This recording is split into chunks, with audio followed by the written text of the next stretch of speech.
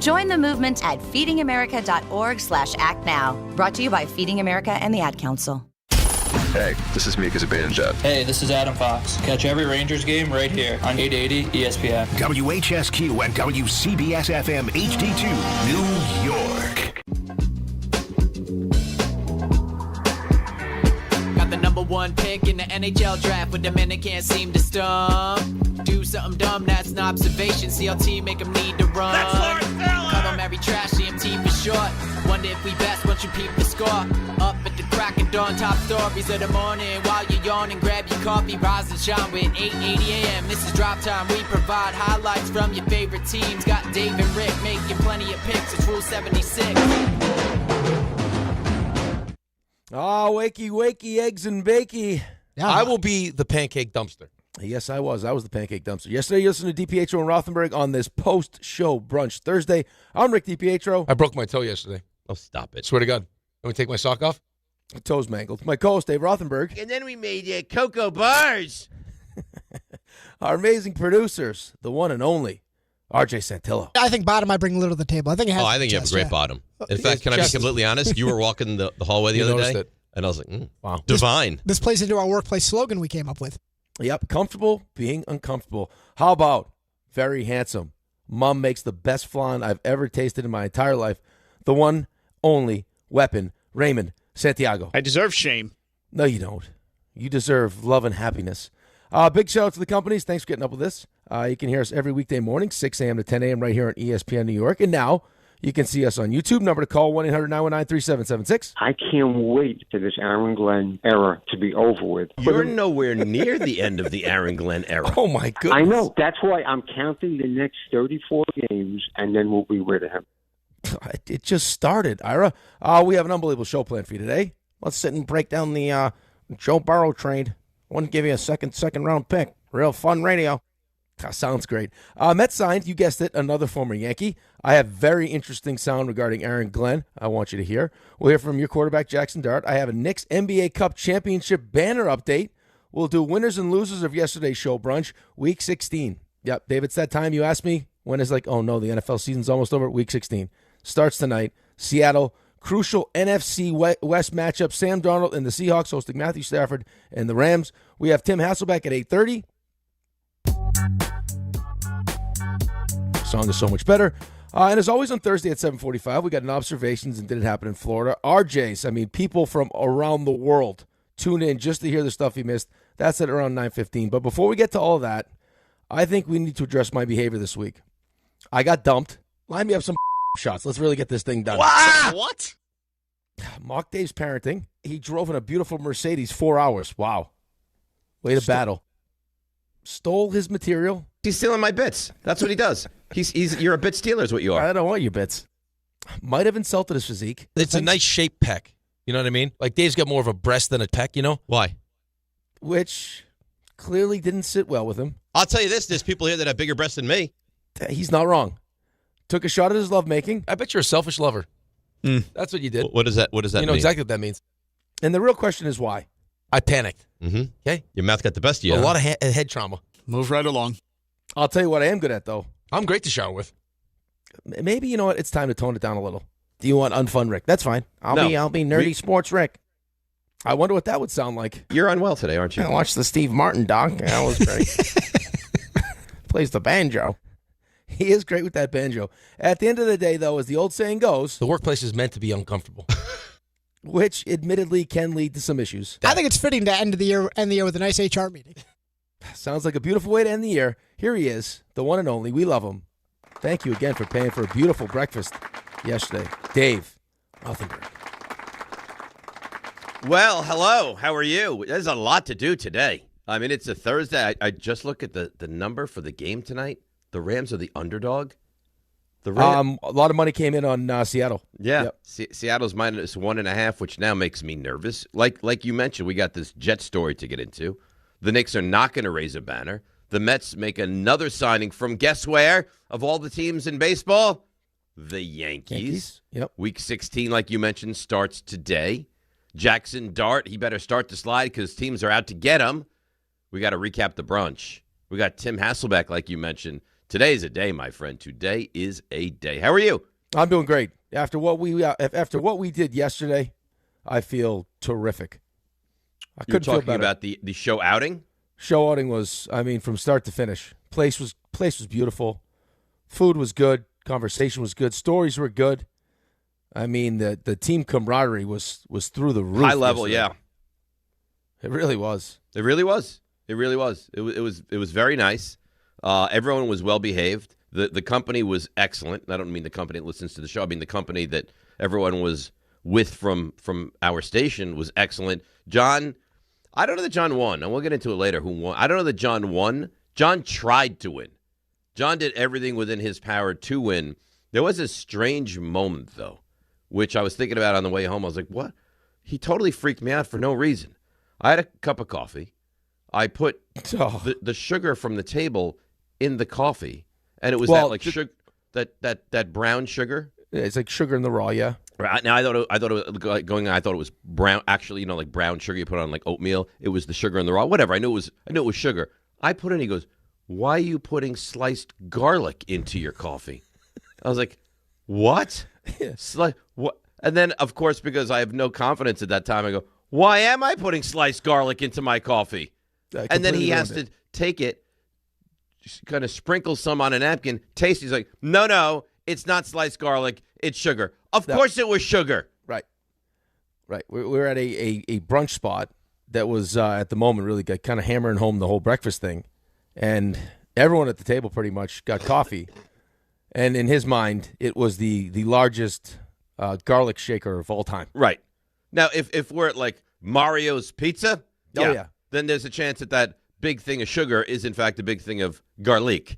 But no, nobody thought for a second that outside of John, and that just goes to show you how warped his brain in fact is. Well, that wasn't really the most warped part of what he did. Was everyone at the table, me, you, well, maybe not you because like you were concerned now, RJ, Ray, and Mike Brownshire, we're all like, John, it's sugar, we promise. He still felt the need to dump it out and taste it. That's right. It's unbelievable. That's right. We did, by the way, and very well played by him. And let's let everybody know. Now, I made sure this was allowed to be mentioned on air. He said, yeah, of course, you can mention this on air. We did get big show news. Big show news. Oh, humongous show news. Big news. Jazz hands. We're having a baby. Yeah, baby. We're having a baby. R.J. Santillo. In mid-June of 2026, little baby girl Santillo will be making her appearance into the world. Congratulations, RJ. Oh, thank you. Yeah, we're running it back.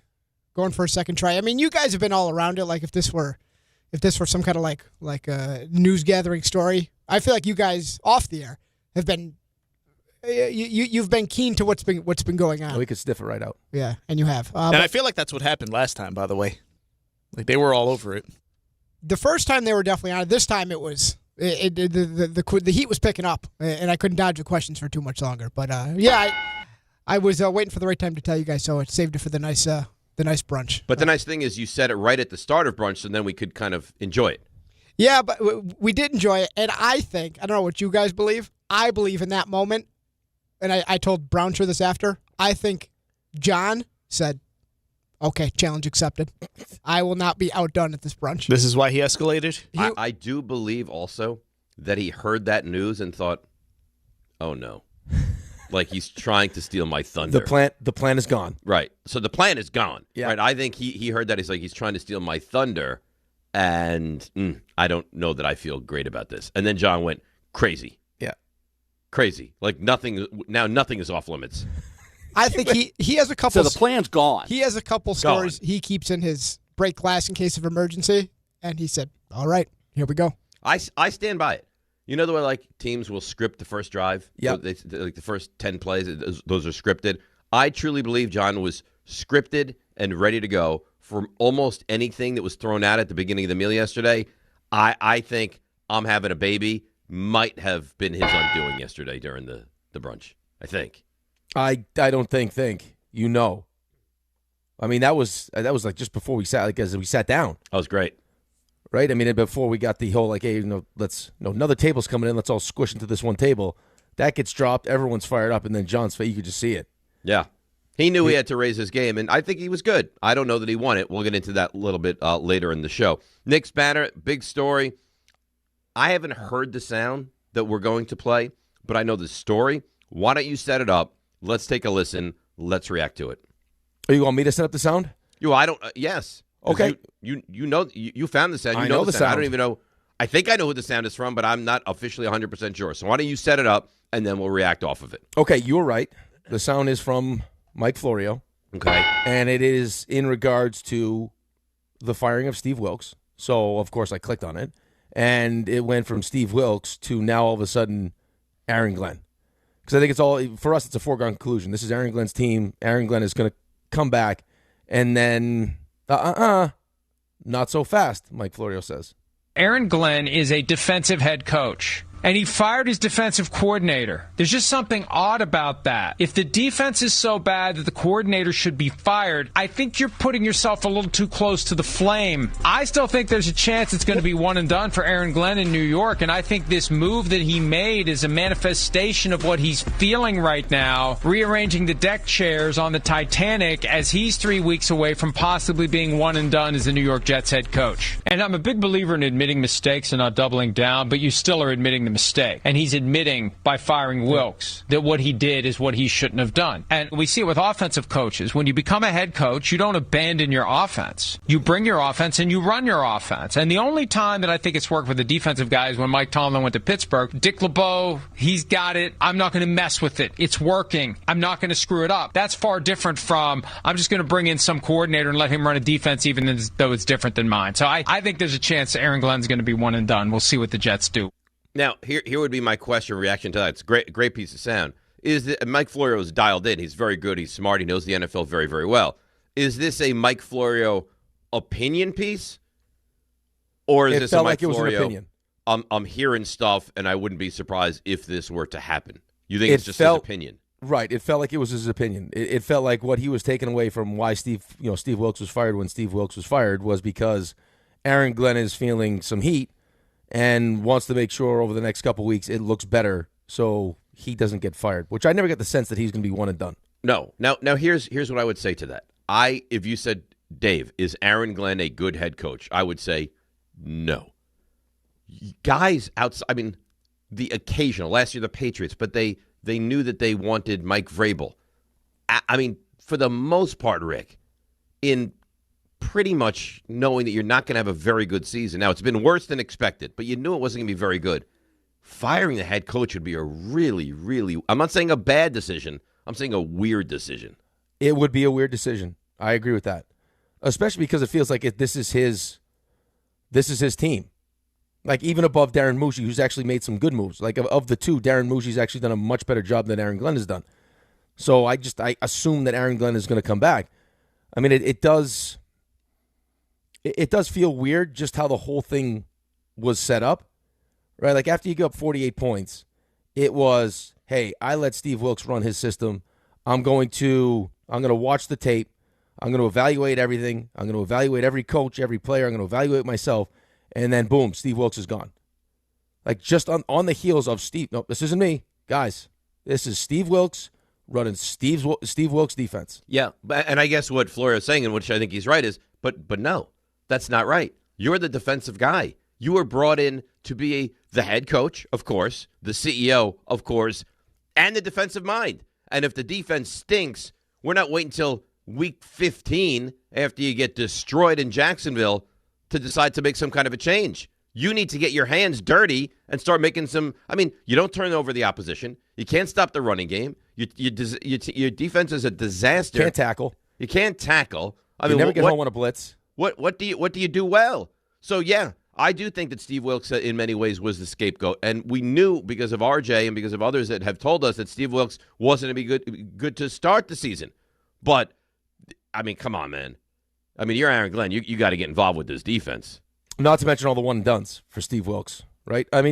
I guess the reason why, if you sit back and in the way you just explained it and think about the decision, season's done, right? Like, the season's over. We don't want to win any more games. Like, in theory, I let Steve Wilkes keep doing what Steve Wilkes is doing because the more games we lose, the better. right? We had our win against Atlanta that everyone felt good about. Yep. And now we're getting our teeth kicked in, but it doesn't matter. I mean, would we like to be more competitive? Yes, but at the end of the day, we want to lose these games. So why make the change now unless you are feeling some heat, unless someone up top told you, hey, you're the defensive guy. Our defense is getting embarrassed 2 weeks in a row. Fix it, because it's not a great look for you. And that's why he fired Steve Wilkes. Right. So, I mean, is it going to look different against Buffalo? Probably not. Is it going to look different against New England? Probably not. Will it look different this week against New Orleans? It better. I mean, that's convenient time to do it. Right. Very convenient time to do it. But, you know, if your job is on the line and you see what's on the way in the following weeks, you better come out and play some better defense this week, or I guess there really could be a chance that Aaron Glenn is out after just one season, which would be bizarre. Well, just be competitive, right? Like, I mean, don't let Miami, walk up and down the field in their first couple possessions so the game's over. Don't let, Jacksonville Miami, who 2 weeks later now is benching their quarterback because he's just no good. Oh, right, they're going with Quinn Ewers. Like, and knowing that they have a $99 million cap hit to move off of Tua, they decided to make the change. Yeah, I would still be shocked if Aaron Glenn is fired after 1 year. And I think the other part of this is just how important the next decision for this team is going to be. Like, Huge. if you have any sense that he's not doing a good job and he's not a good coach, like, you can't double down on the mistake and then all of a sudden now let him draft the quarterback. If he's not good, he's not good, and you hire someone new. Now, I would say this. It would be weird. It would be jarring, and I think I would say concerning, but I mean, it's the Jets. Everything is concerning, and you're worried about everything. Would it even be bad, though? Like if you're Woody Johnson and you're the front office, and you're Darren Mushi, whoever else, and you say, he's not good, okay? He's in an unenviable position where we don't have a lot of talent. We underperformed. The quarterback was worse than we even anticipated, but he's not good. Isn't the right thing to do, being that you have so much draft capital and draft equity and are trying to change the fortune of this team? Wouldn't the right thing to do, even though it's a strange decision, be to move on from Aaron Glenn? Yeah, I mean, there are reasons, like, outside of doing what's in the best interest of the team that could make you want to keep him, right? I mean, that's an expensive mistake you're going to have to eat. Right, it's just not a 1-year deal he's on, so it's going to be an expensive mistake. But and it's an embarrassing mistake. Yeah, I mean, it is. It is for the time being. But what's more embarrassing is if your gut instinct tells you to fire him and moving forward with that guy. Yes, right. And now all of a sudden he takes whoever, or they trade up to take the quarterback that doesn't work out, and he wastes a couple of those first round picks, and now the whole plan is gone essentially. And now you have to do what you felt like you should have done in the first place. So that's the first time I heard that. I know we've kind of talked around it, but I mean, we would always come to kind of the same conclusion: is there's no way that they're going to fire him after one season. I didn't think so. And listen, to be quite honest with you, I still don't think so. But as much as I don't believe it happens, if it were to happen, and I heard that, I don't think it's the worst thing in the world if you're the Jets. No, depending on who you hire, right? Like, I mean, depending on who the next guy ends up being. Right? I mean, do you fire him and bring in Mike McCarthy or someone like that, knowing that you're going to draft the quarterback? I mean, whoever the next coach is, like, the reason why it's worked so well in New England is because we know Mike Vrabel's a great head coach. He brings in a great offensive coordinator. They already have the quarterback, which we don't have. And the whole reason why, Gerard Mayo was hired was because the owner promised him that when Bill Belichick was gone, that he'd be the head coach. Right? We just did a full search. I mean, we're interviewing the coach of Maryland. Like, that's how intense the search for a coach was, and they all settled on, Aaron Glenn's a leader of men. He's been through a rebuild in Detroit. He's a former Jet. He'll get the job done. So it would seem a bit crazy to fire him after 1 year, but if that's what you feel like you should do, right? No, I think if that's what you feel like you should do, then you should do it. I just think it would be a bad look and it would be very strange. The problem is you don't trust the guy that's making the decision in the first place. So you're never going to trust anything then? Until it works. Right, exactly that. If you are a fan of the Jets, you're going to trust nothing until something starts to work. And there you have it. I got a really nice email, and I wanted to read it now because they're listening live. This comes from Danielle Keenan. Good morning, Dave, or good afternoon, Dave. I hope you're well and having a great Hanukkah. My husband Tom and I love your show and listen every morning during our hour-long commute. We usually catch the first hour live, which is right now, then listen to the rest of the podcast later in the day. It would mean so much if you could read this on air as a Christmas present for my husband to show my appreciation and love for everything he does. He's always typically blown away by my sports knowledge, all of which I acquire from you and the show. Thank you so much. I hope everyone on the show has a wonderful holiday season. Best always. So that's nice, right? That's really nice. What a way to start the show. Right?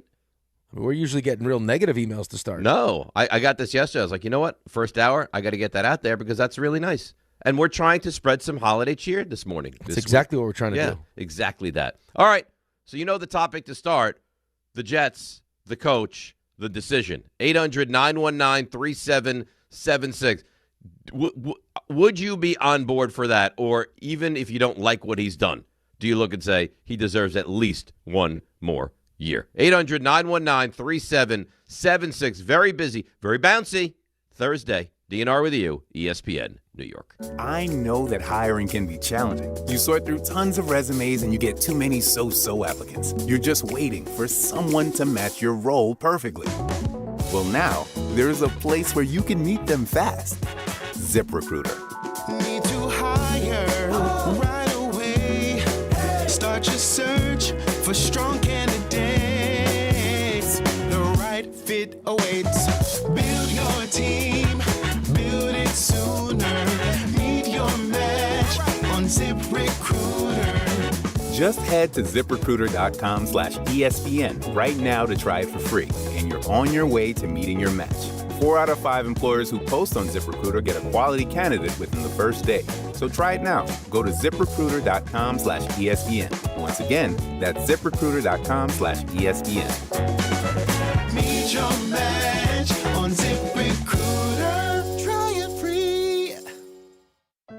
Health surprises can change your life in an instant. You've seen it happen to others, but it doesn't have to be your story. At Princeton Longevity Center, we customize actionable and proactive health plans to maximize your lifespan and take control of your health. Our Cancer Check program combines cutting-edge technology with top medical expertise to keep you ahead of potential risks. With advanced full-body imaging, genetic testing, and multi-cancer detection blood tests, we look for even the earliest signs of problems. Results are analyzed by expert physicians who craft a personalized plan to safeguard your future. You're not just a patient, you're a partner in your health journey, backed by a team committed to helping you live longer, healthier, and more vibrantly. Our programs have saved hundreds of lives and empowered countless others to take control of their health. Be proactive with your health for the ultimate peace of mind. Call 888-8000-PLC or visit PrincetonLongevityCenter.com.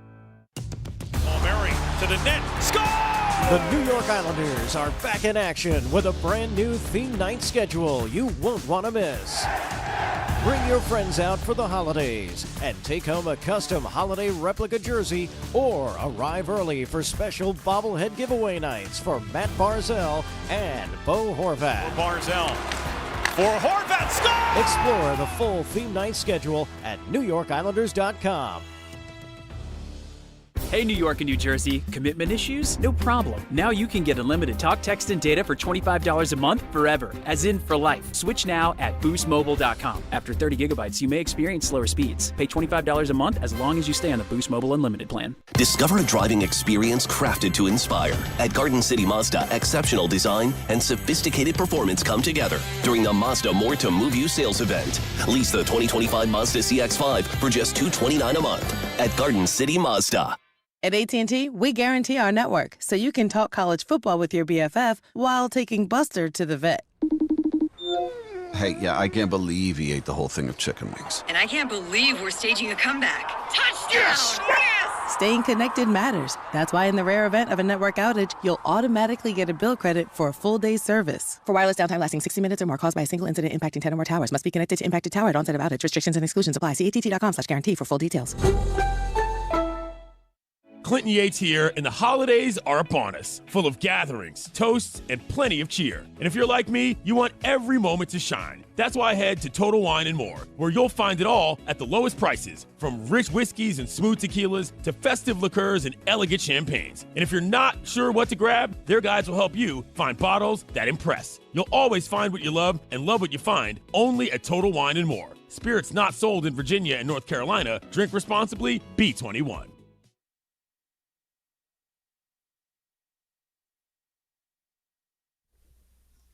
All right, DNR with you, ESPN New York. Jefferson is running point on the YouTube. Oh, great. You can get involved in the YouTube chat. Ugh. Yeah, I know why you would have that reaction. A filthy Jaguars he fan. wrote not someone listening, watching that he wrote on behalf of. He wrote on behalf of himself. He said, I'm surprised there's any word about Aaron Glenn getting replaced after 1 year. That defense looked really, really good against the Jaguars. Of course. He's not a great guy. Did he write that in his Tony Baselli jersey that he was wearing? I don't know. I don't know that he wears the Baselli jersey. I think he just travels with the Baselli jersey. Which is even worse. Yeah. I mean, would you travel with the Giants jersey that you're not wearing? No. Like, do you have your Darren Waller jersey in your bag? No. Right. I wouldn't show up to work and then if someone says something negative or nasty about my team, be like, oh yeah, well look at this jersey Yeah, that look, I travel with. I'm gonna just hang this right here. No. I mean, if you're gonna wear it, wear it. Right, don't hide it. Like represent your team. Own it. Wear the jersey. That's fine. And then you can stand in the studio. You don't have to just like, oh hey, I had this hidden in my desk just in case, and I'm gonna hang it over here by RJ. Right. He has that as a prop just in case. He's a coward, is what he is. You think? He's a tall, lanky coward. I wouldn't go as far as saying coward. With Tall, with a creepy mustache. I would agree that the mustache, it's not a great look. But here's what I would say: it works for him. It works for him. Listen, if you consider what's happening with him working, then yes. Yeah. I mean, he has a nice girlfriend, right? I think. He's employed at numerous different spots. For now. He seems to be living a good, solid life. Right? Yeah. He's a I social feel like he's guy. Right, but Dave, I think we could both agree, he's kind of taken all of his eggs and thrown them right in this basket. Of this lady friend? Yeah, because, I mean, the whole multiple jobs thing that could turn in a second. In a second. Well, it's because she's his boss at the other job. Right. I mean, talk about just not, doing where you eat. Yeah, I'm trying to clean it up, but it's like not even where you eat. It's on the plate. Yeah, that's directly on the plate. I would agree with that. Yeah, but you know what? It's living. Oh, it's like living. That's living. Like you talk to your parents back in wherever you're from. Was he from South Carolina, maybe? And it's from money. He's from money. Oh yeah, definitely. Yeah, and not just like new money. He's generational wealth. Yeah, he is blue blood, old school money. Yeah. And I'm getting word that he just moved into a very fancy New York City apartment. Shocking. Right. So he's definitely for money. But I mean, think about what this guy's done. You talk to like the folk back home, and like they probably look at New York as like, oh God, Howard Jefferson has moved to New York. Jefferson, how are you doing? I'm dominating New York. Yeah. All right. I have 2 jobs. I'm bartending. I've taken on a girlfriend, and she's my boss at job number 2. How am I doing? I'm dominating New York. Right. And I'm going to run a half marathon in Canada. And that's right. And I'm doing this all with a ridiculous-looking mustache. Right. I didn't put I don't know if he wants this out there, but he told me. I'm going to pass it along because I think it lends itself to the story. So he went out to a big, fancy dinner last night. With the girlfriend? That's right. Mm-hmm. Just the 2 of them? Yep. Mm-hmm. And so he's telling me about the dry wine he consumed. And so he gets the bill. I don't even know what that means. It was a wine that was on the drier side. Oh, okay. So he gets the bill and the gratuity included. What's he going to do? For a table of 2, they included the gratuity? He added his own gratuity on top of the included gratuity? Not only did he add, slapped another 25% on top. Oh, look at this guy. Look at this guy. Well, he doesn't know what to do with all his money. Therein lies the problem. Wait, is he bragging to you about this stuff? Because that's how does that come about? I was asking about because he went out in a town I used to live in, so I was asking where he went. And, okay. And he had himself a time. I was like, oh, because you're in the industry, the restaurateur industry, I know you guys like to take care of your own. He goes, not only did I take care of, bang, on top of gratuity. Is he in the restaurant industry though, RJ? He's really? a bartender, RJ. Right. That's like they'd be like the sound guy on a porn set. I mean, you're involved. Wait, I'm also a porn star. No, you're not. You're the guy that holds the boom mic. Right. You're Mr. Parabolic. Yeah, I don't know. But I think doing it is fine. Even commendable. Yeah, but telling people about bragging it, that's the about problem. it is where you have the disconnect for me. Right. Right? Like how does that come about? So we're out, and why can't you mention the name of the city that this was in? Well, it was in Hoboken. Okay, yeah, but why we like the place that I used to live? Like, Well, that's why I was asking more questions. Because RJ's got skellies over there. He doesn't want to. He doesn't want to let people know. Well- do you? Like you walk down the streets of Hoboken, and are people going to come running out of their buildings? Like, you owe me money. Maybe once upon a time. RJ, this is your child. Listen, I've lived there a decade. I don't know what's happened anymore. But I think what happened was he didn't realize upon putting the bill back to the server. Oh, that he already had the gratuity in there? And then he's like, you know what? I'm just going So to did the server come over and like, excuse me, sir, like this is greatly appreciated, but you're tipping on top of tipping? And then I think he realized, you know what? We're just going to roll with it. Right. He doesn't want to look cheap in front of his girl. Do you believe that he made sure that the boss/girlfriend knew that he left an additional 25% tip? It definitely made a big deal. Yeah. Oh, I didn't even notice that the gratuity was already. Right. But you know what? I'm fine with it. I'm so generous by nature that you know what? Take and keep the extra 25%. And then as soon as he got back, he probably excused himself, called his credit card company. He's like, "Hey, my credit card was stolen." I lead with generosity is what I do. Yeah, I'll return that charge. That stay on the additional charge. What idiot would leave an extra 25%? 25%. I have so many more things to buy at the Ryder Cup store. I put on layaway since the last time I was there and spent $900. Wait, is this Mr. Gibson that spent $900 at the Ryder Cup? Yeah, that's me. And now you want to leave a 25% tip on top of a tip? I mean, You're a crazy man, Mr. Gibson. He went wild. The He Savage went wild. I feel like Jefferson and I could have a real good time. I think younger Dave and Jefferson would have really. Younger Dave and Jefferson would have been a real problem. I think, no joke, I think little docuseries on Jefferson's life. I think you get your people, and you get them to follow him around a little bit. Like a day in the life of Jefferson? Yeah. I think, if Jake was Here smart. it is. Ready? Yep. Here's the title. Think about this. Up on the marquee. Jefferson takes Manhattan. Or Jefferson moving on up. Yeah. That'd be nice. I like it. And then you go into his big swanky apartment. Like you see where, and then he's got this beautiful apartment. Like, where's Jefferson getting all this money? And then you go back to like the family history of wealth. Yeah. Well, where does he get the money? His parents. It's family money. It's generational wealth. Right. And then we see him doing puppy yoga. There's a trust fund somewhere set up. Oh, 100%. I mean, he's at Williams-Sonoma buying beautiful blenders for her. I mean, this guy, he doesn't spare an expense. No, because why should he? When you have the wealth that Jefferson has, why should you spare an expense? It's only money. It's only money, exactly. Let's go to some of the only calls. 800-919-3776. By the way, no, I'm not going to say it. Say it. I was going to say only money. Rick, big fan of OnlyFans. Yeah. Yeah. Not me. Mm-hmm. I'm surprised you left that alone for so long, to be honest with you. I had to, right? Some former coaches of Michigan, big fans of OnlyFans. Yes. That's a sad story. It's an awful It's a sad story, but some of the details of that story are crazy. I know. Find me on OnlyFans. It sounds like we're only like scratching the surface of how deep that story's going to go, too. But that was like, this thing all goes down, and he's already DMing OnlyFans models. Like, he got a real problem. Real problem. Well, yeah, think about the story. Real problem, yes. Yeah. Let's go to some of the by the way, do you understand the magnitude of this sports weekend? Yeah, I do.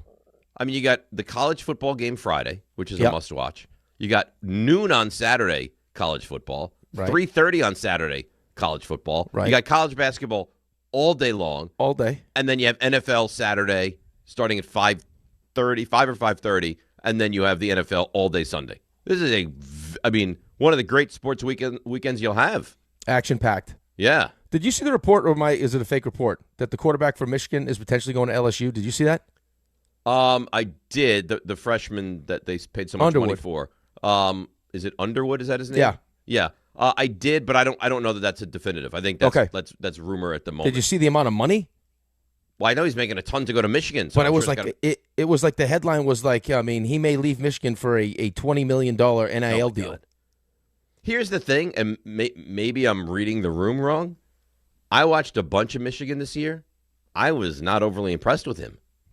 No, freshman, I mean, but you see... I get it. Listen, not like a great offense, not a ton of talent, freshman year, all those things I understand to take into account. Maybe I'm wrong. Maybe I'm missing Lane Kiffin, his offense, $20 million bucks. Mm-hmm. I mean, dude, if I was making that kind of money at college, I'd be a why doctor. Would you ever leave for the NFL? I'd be like Chris Wenke. Here's Rick DiPietro in his first year in the NFL at 32. I mean, are you serious? Yeah, you go into the NFL with $50 million in the bank. It's a crazy thought. Couple kids, married, you're 27. What a life. Yeah. ESPN, by the way, is your home for the college football playoff this weekend. Tomorrow night, Alabama, Oklahoma.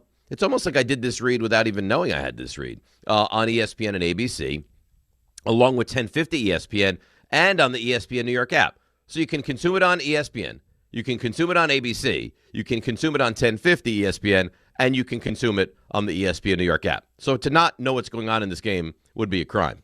Then Saturday, Miami plays Texas A&M at noon on ESPN and ABC, along with 1050, and you guessed it, the ESPN New York app. Followed by Ole Miss and Tulane, along with Oregon and James Madison at night. Both of those games are on 880 ESPN, and you guessed it, the ESPN New York app. All right, now that we've done that, let's take a break, come back. I know you're waiting on the line to get into the Jets. We will do that next with you guys. DNR with you, ESPN New York. New York Lottery's holiday scratch-off games are the perfect gift for everyone on your list. Like me, your Aunt Jules. I told you I didn't need a gift this year, but I secretly really want one. Or me, your neighbor Frank. I hope you didn't forget I'm coming to your holiday party tonight. Or me. Why does no one ever think of the voiceover guy? Anyway, New York Lottery's holiday scratch-off games have more winners and top prizes up to $5,000. Please play responsibly. Must be 18 plus. Gambling problem? Call 1-877-HOPE-NY or text HOPE-NY. This is Rick Brunson, the assistant coach from the New York Knicks. I'll be driving to our games this season in style in my new Jeep Gladiator from Princeton Jeep. My friends at Princeton Jeep gave me all-star treatment, and you can expect the same thing. Just mention I sent you, and they'll treat you like family. Princeton Jeep has tons of inventory and great deals on new vehicles. Visit Princeton Jeep at 1045 State Road in Princeton, New Jersey, or online at PrincetonJeeps.com and tell them Rick Brunson sent you. Hey, it's Michael Kay, talking to you about my friends at PC Richard & Son. They're local, family-owned, and I trust them, and you can too. Right now, save on all holiday gifts for everyone on your list.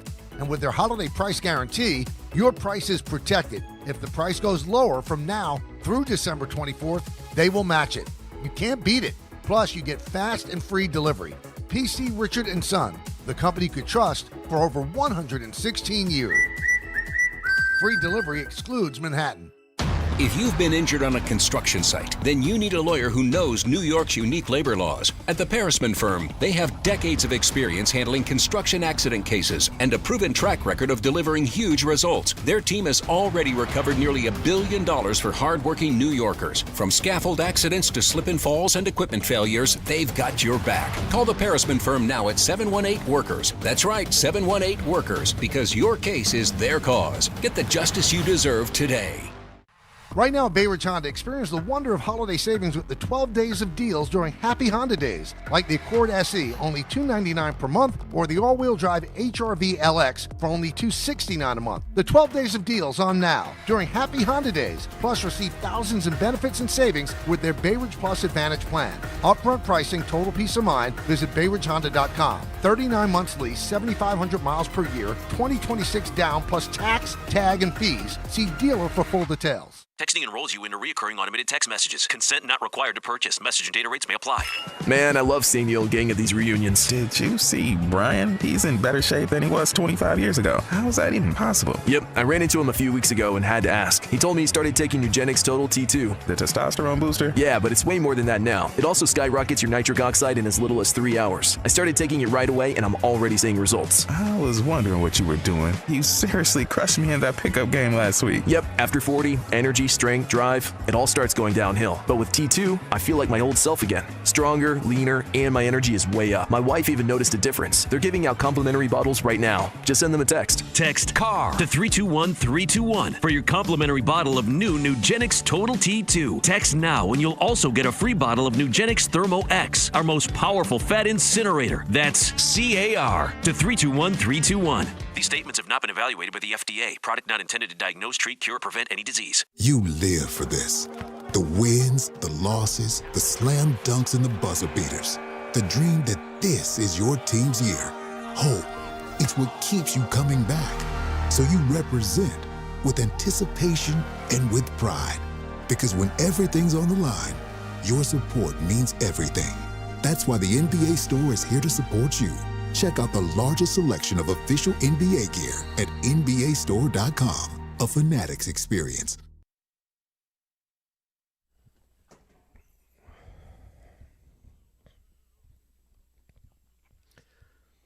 Don't you think they had a misstep in that song? Why? What's the misstep? You may not have the dash? No. You may not have the cash. Take it up with Seth MacFarlane. Yeah, I mean, I find like there are some songs that I listen to that also have missed opportunities. I mean, you may not have the girl. You may not have the dash. What the hell does that even mean? You may not have the... Well, what's the term? Dashing? Yeah, but dash. Play it again. Ray, play it again from the top. Right. Yeah. No. You may not have the looks. You may not have the cash. And then you get into the mustache. It's a misstep. It is a misstep, but... Yeah, it could be. But I think that's about like the... Yeah, right. Like, I mean, you don't have the looks, you don't have the cash, so really, what do you have going for you? I got the mustache. Exactly. Yeah, I'm with you. Right. I mean, have you ever walked into a room and be like, oh, my God, that guy has tremendous dash? No, I don't know if I don't think they'd say it that way. They say that guy is dashing. Riz. Yeah, he doesn't have the... Like, you'd say Riz now. Mm-hmm. Riz, there you go. There you go. That's a good comp. Right. Okay. All right. Well, I'm just trying to add to the song. Luckily for Jefferson, he also has the cash.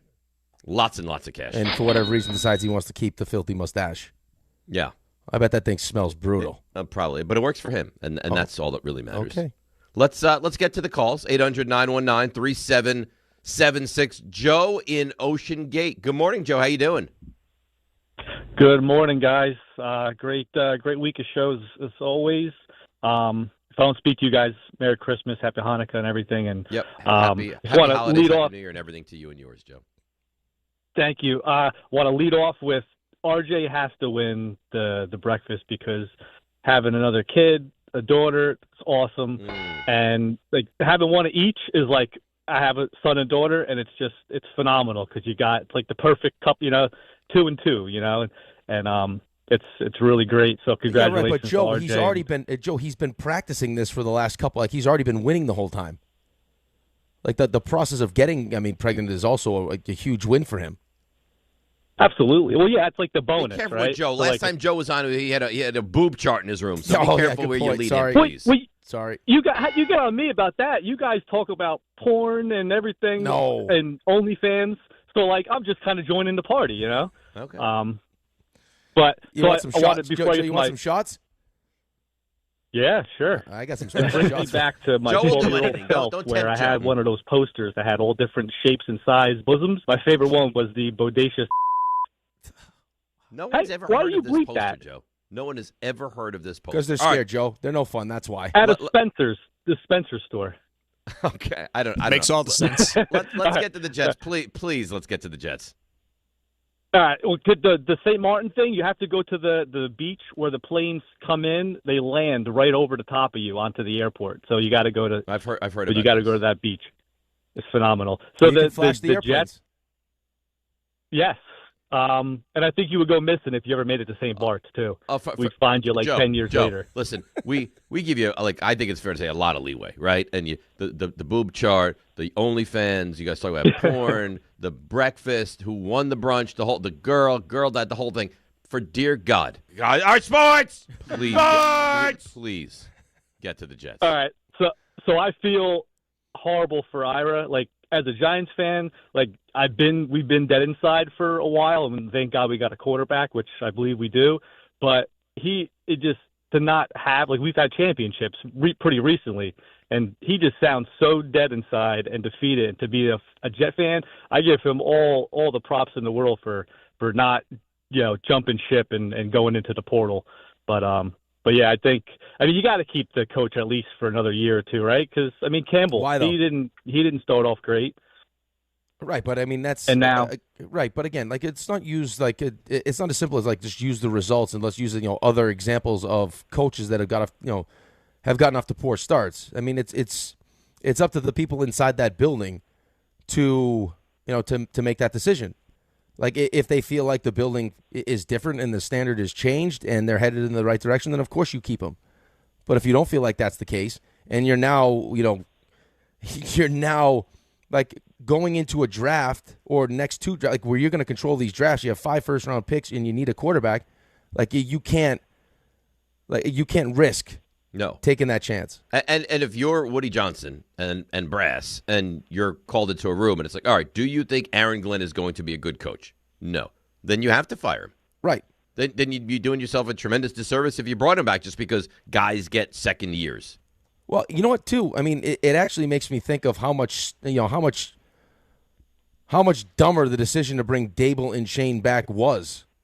Now, luckily for you, it worked out because Dable is smart enough to recognize, or one of the things one of his strengths is he can recognize a quarterback. Yes, right. But like, if all these things are happening behind all the things that came out once he was fired were happening the entire time behind closed doors, and Abdul Carter was late, and all these different things were allowed to happen, why would you bring him back?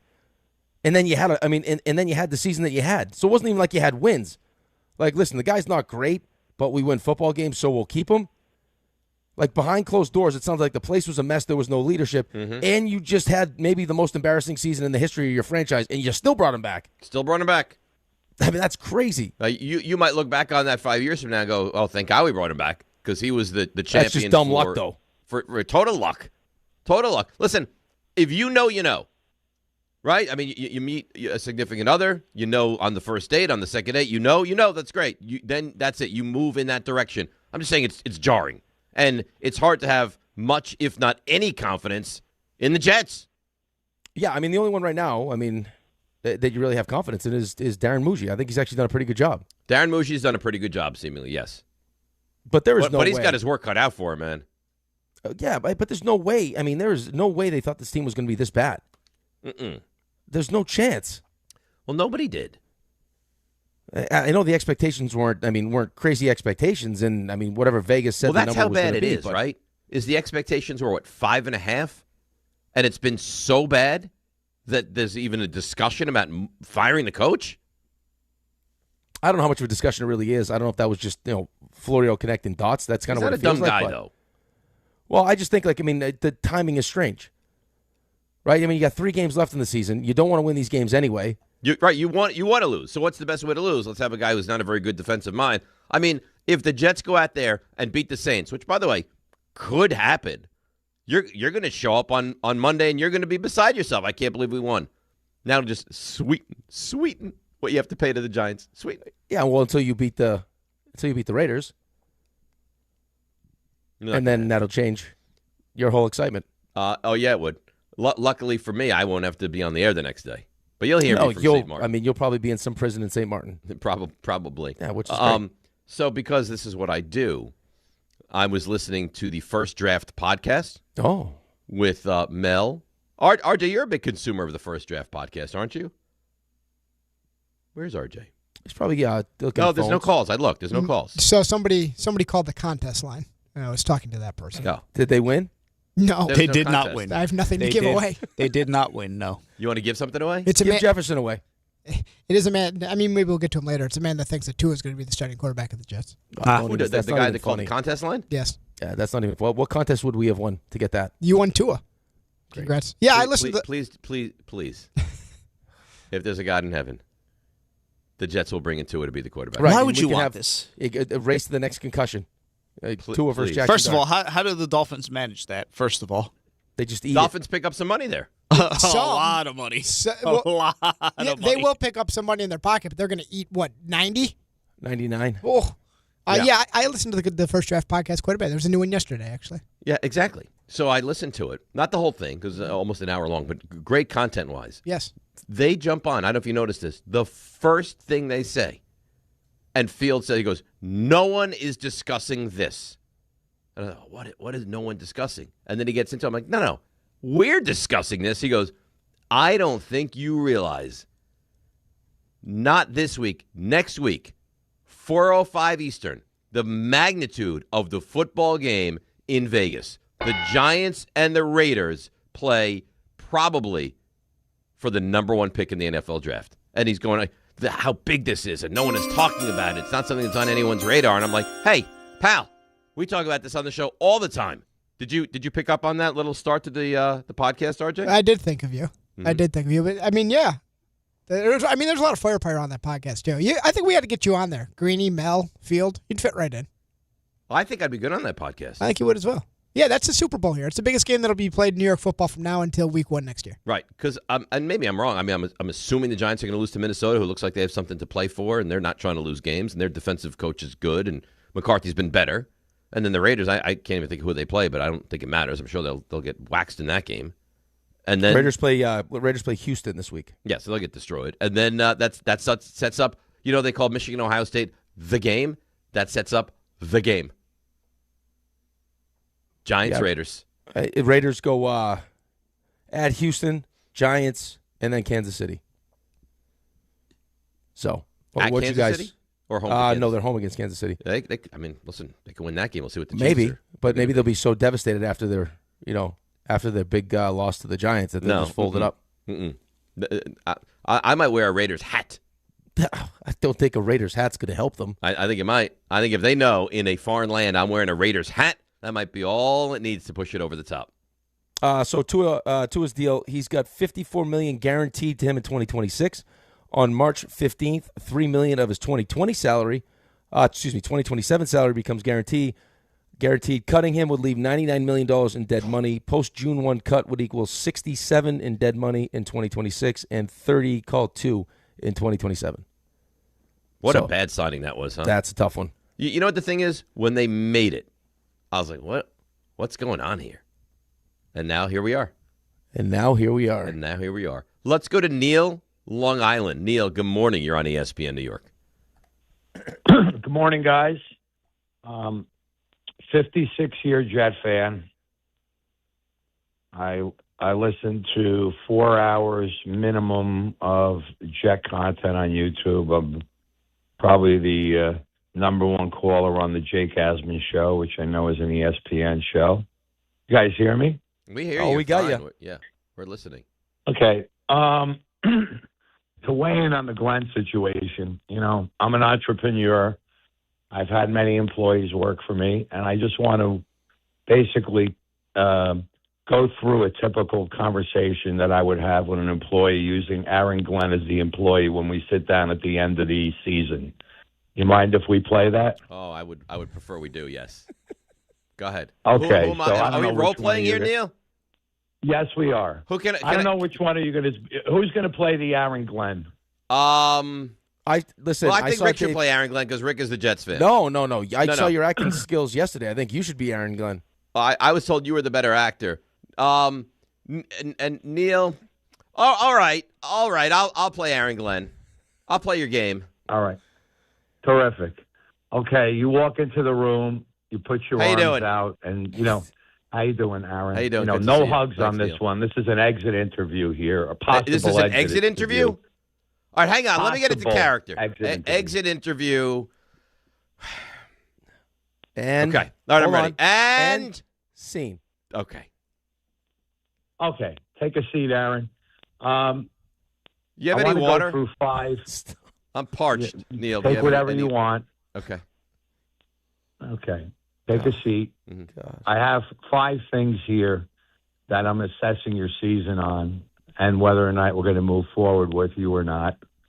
And the first thing I want to discuss is the start of your tenure.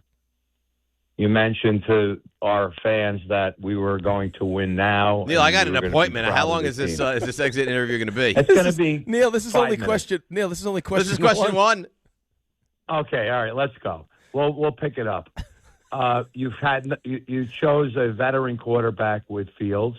You really liked him. Darren Mucci didn't like him as much as you did. You made me open my checkbook for a huge contract, and you gave him no veteran competition. What grade do you give yourself for number one? I would say a C. I mean, it wasn't a great move. We were in a position where we didn't have a lot of options, right? I mean, to just snag a quarterback in the 11th by the way, hour. you did, Hang on Aaron, now, let me Neil. I'm in the interrupt middle you. of saying something, all right? I think it wasn't a great position we were put in. Also, here's the thing. He's a loser, okay? I didn't realize how bad Justin Fields, in fact, was. He's mentally weak, and he's not capable of succeeding in this market. And it was partly my mistake, but more the fact that now I know exactly what kind of a quarterback he is. So I'd give myself a C. Number two, you're keeping players. We're going to go through 5 things? Just try. Well, we'll speed it up. Keeping players that clearly have not performed. Clemens, Adams. RJ, hang on. Cut. RJ. Yes. What do I do? Parachute. Anything else? Jump out. Anything else? I think we wrap it up. Neil, I don't want to work at your company anymore. I'm out. I'm out. The production costs for this movie, we're way over budget. I mean, that was supposed to be a quick exit interview. That thing was going on forever. I mean, and you wonder why movies today are 3 hours. If we just let that continue, RJ, at what point do you think we finish the exit interview? 7:30. Yeah, we lose 2 breaks at least. A minimum. Well, legal ID, the whole thing. Well, I mean, right out the window. The good news is I was contemplating how long could we walk away from and then come back and he'd still be going. Yeah. Hey, you shut your mouth. I'm answering the question now. Well, I mean, if you want to give me the floor, then give me the floor. Yeah. You have to ask for water? I mean, come on. I'm just parched. sat down. What a pain in the ass you were. Like, I just let him ask the questions. How am I a pain in the ass? He calls me in for an exit interview. He demands I sit in his office, and he doesn't even offer me a water? A diet soda, something? It was an exit interview. It's not meant to be a protein bar? You know, you're hungry? Who knows? Think about the length that thing was going to go to. You would have needed multiple meals. Right? I mean, a menu? Oh, could you imagine? He's an entrepreneur. Yeah. Could you imagine? Could you imagine those exit interviews? No. He's probably got a PowerPoint slide for you. He's also the number one caller to the Jake Assman show. Oh yeah. At that pace, he's probably the only caller to the Jake Assman show. No wonder the show is 4 hours. It's got to be. By the time and that wraps up the podcast for today. That's right. So what do we have on the docket today? Neil. The best is let's speed this up. Hey, we're still in question 1. We're still in question 1. That was phenomenal. All right, let's take a break. We'll get to. I didn't realize. Does RJ get any of the blame for that? No. For putting me into an exit interview with Neil? I think RJ's immune from blame today, given the news. Maybe that's true. All right, let's take a break. Come back. We'll get to your calls a little more rapidly than we've done. DNR with you, ESPN New York. All right, let's see what's happening on the roads today. Here is Debbie Duhame. Hi, Dave, Rick, Ray, and RJ. Hey, RJ, congratulations on baby Santillo number 2 on the way. So happy for you. Guys, let's see what's happening. You're not going to be happy at all at the Queens Midtown Tunnel right now. Over on the LIE westbound, bumper to bumper into the Queens Midtown Tunnel. Only one lane getting by because of a broken water main in Long Island City on 50th at 11th. That's causing problems at the Queens Midtown Tunnel. Watch for slowdowns on the thruway south exit 14 into Spring Valley and on the Hutch South getting into Eastchester. A collision sponsored by Unbound.org. Right now, there are young people across the world facing a tough choice. Continue their dream of education or drop out to help their family put food on the table. You can help change their future in a single moment. See how far your support can go at Unbound.org. I'm Debbie Duhame on 880 ESPN New York. For over 100 years, Slomin's has been your trusted partner in comfort. When it comes to home heating oil, we deliver more than just quality fuel. We deliver peace of mind. With price protection, automatic deliveries, 24/7 service, and up to 30 days to pay your invoice. Our dedicated team is just a call away, ensuring you stay warm and comfortable all winter long. Slomin's, New York and New Jersey's largest heating oil provider, proudly serving our community for generations. Give us a call today at 866-GET-HEAT or visit oil.slomins.com. Good Karma Brands is proud to be an equal opportunity employer, providing equal employment, development, and advancement opportunities to all teammates and applicants.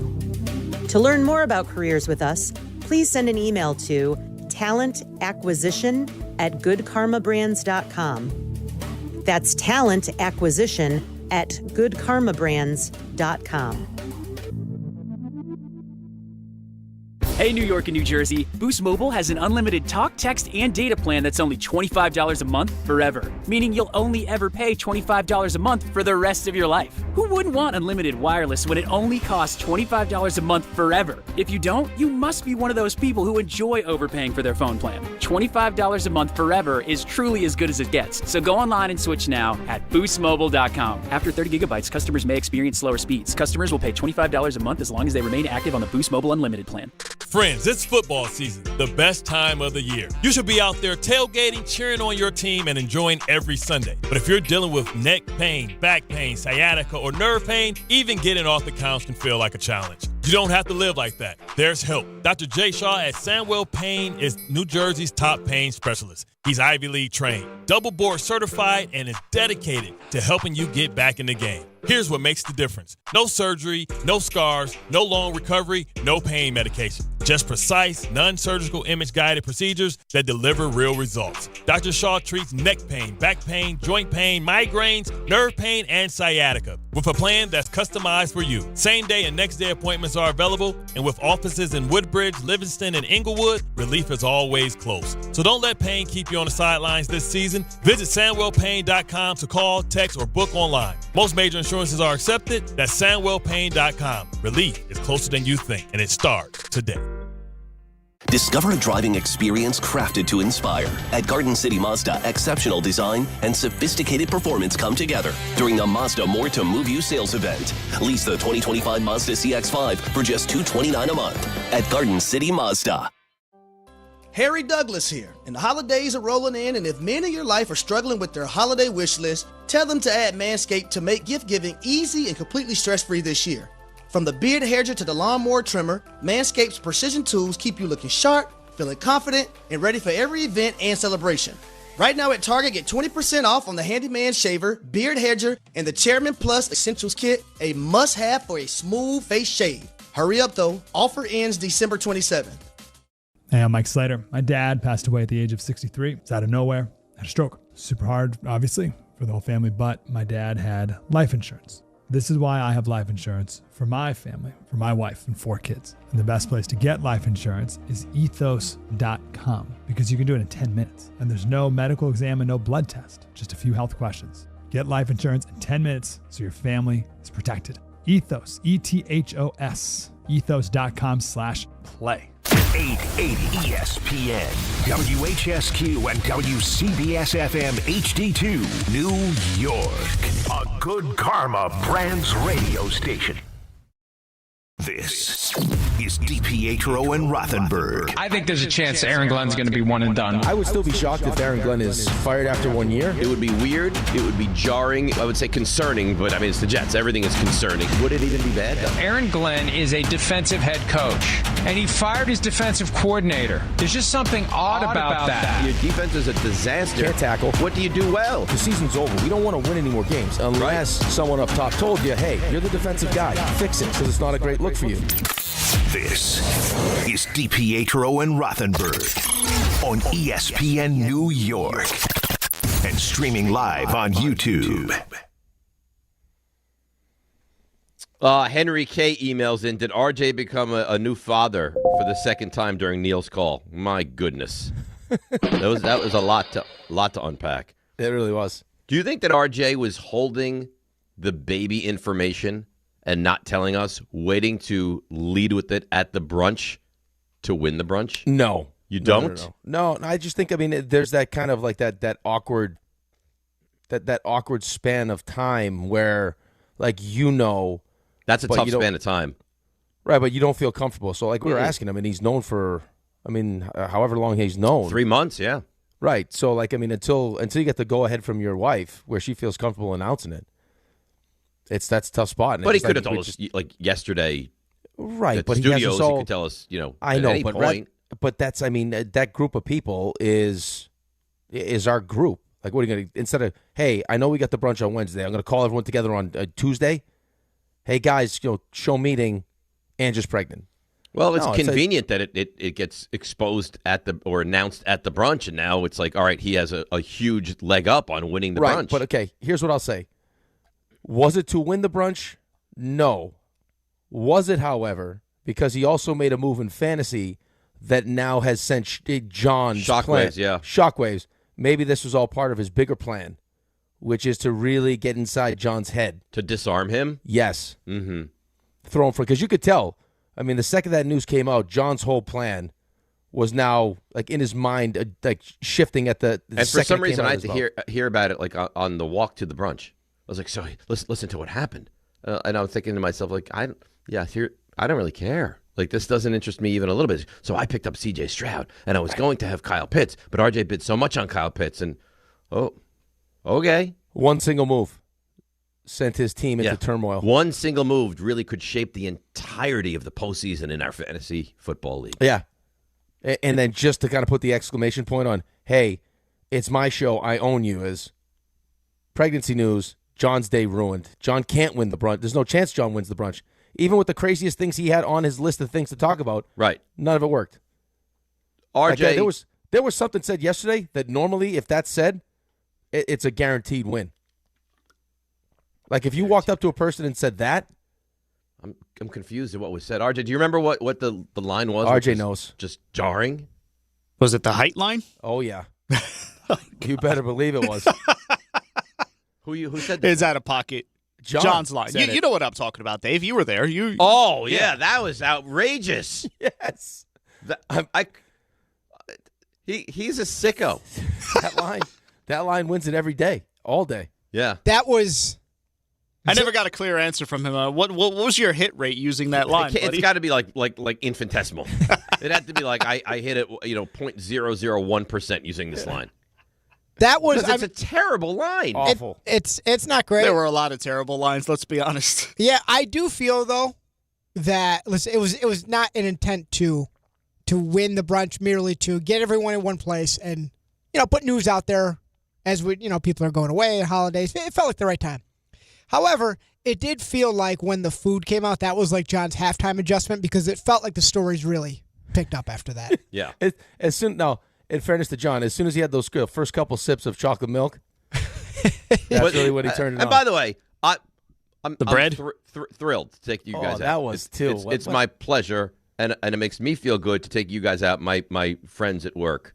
Better eat that bread. But the guy, I've never seen anybody order a stack of pancakes with a side of toast. Well, he boomerang ordered too. And then he goes, because I needed the texture. And then, by the way, didn't finish. No.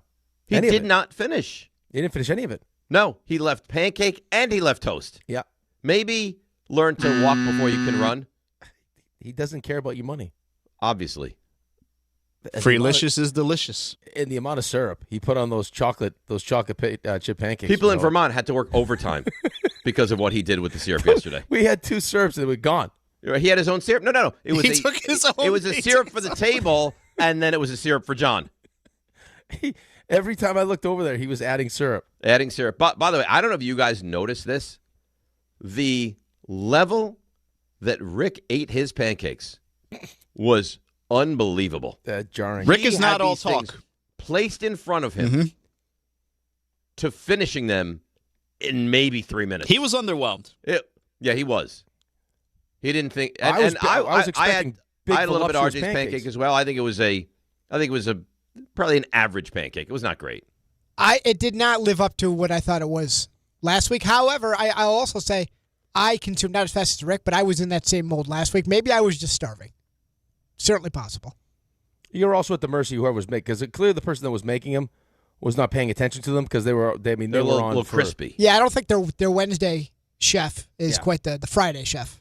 Right, especially timing wise. Maybe we got like the C team, like the one stripper that comes I like out the place. The place was good. Her high heel breaks. Place is gorgeous.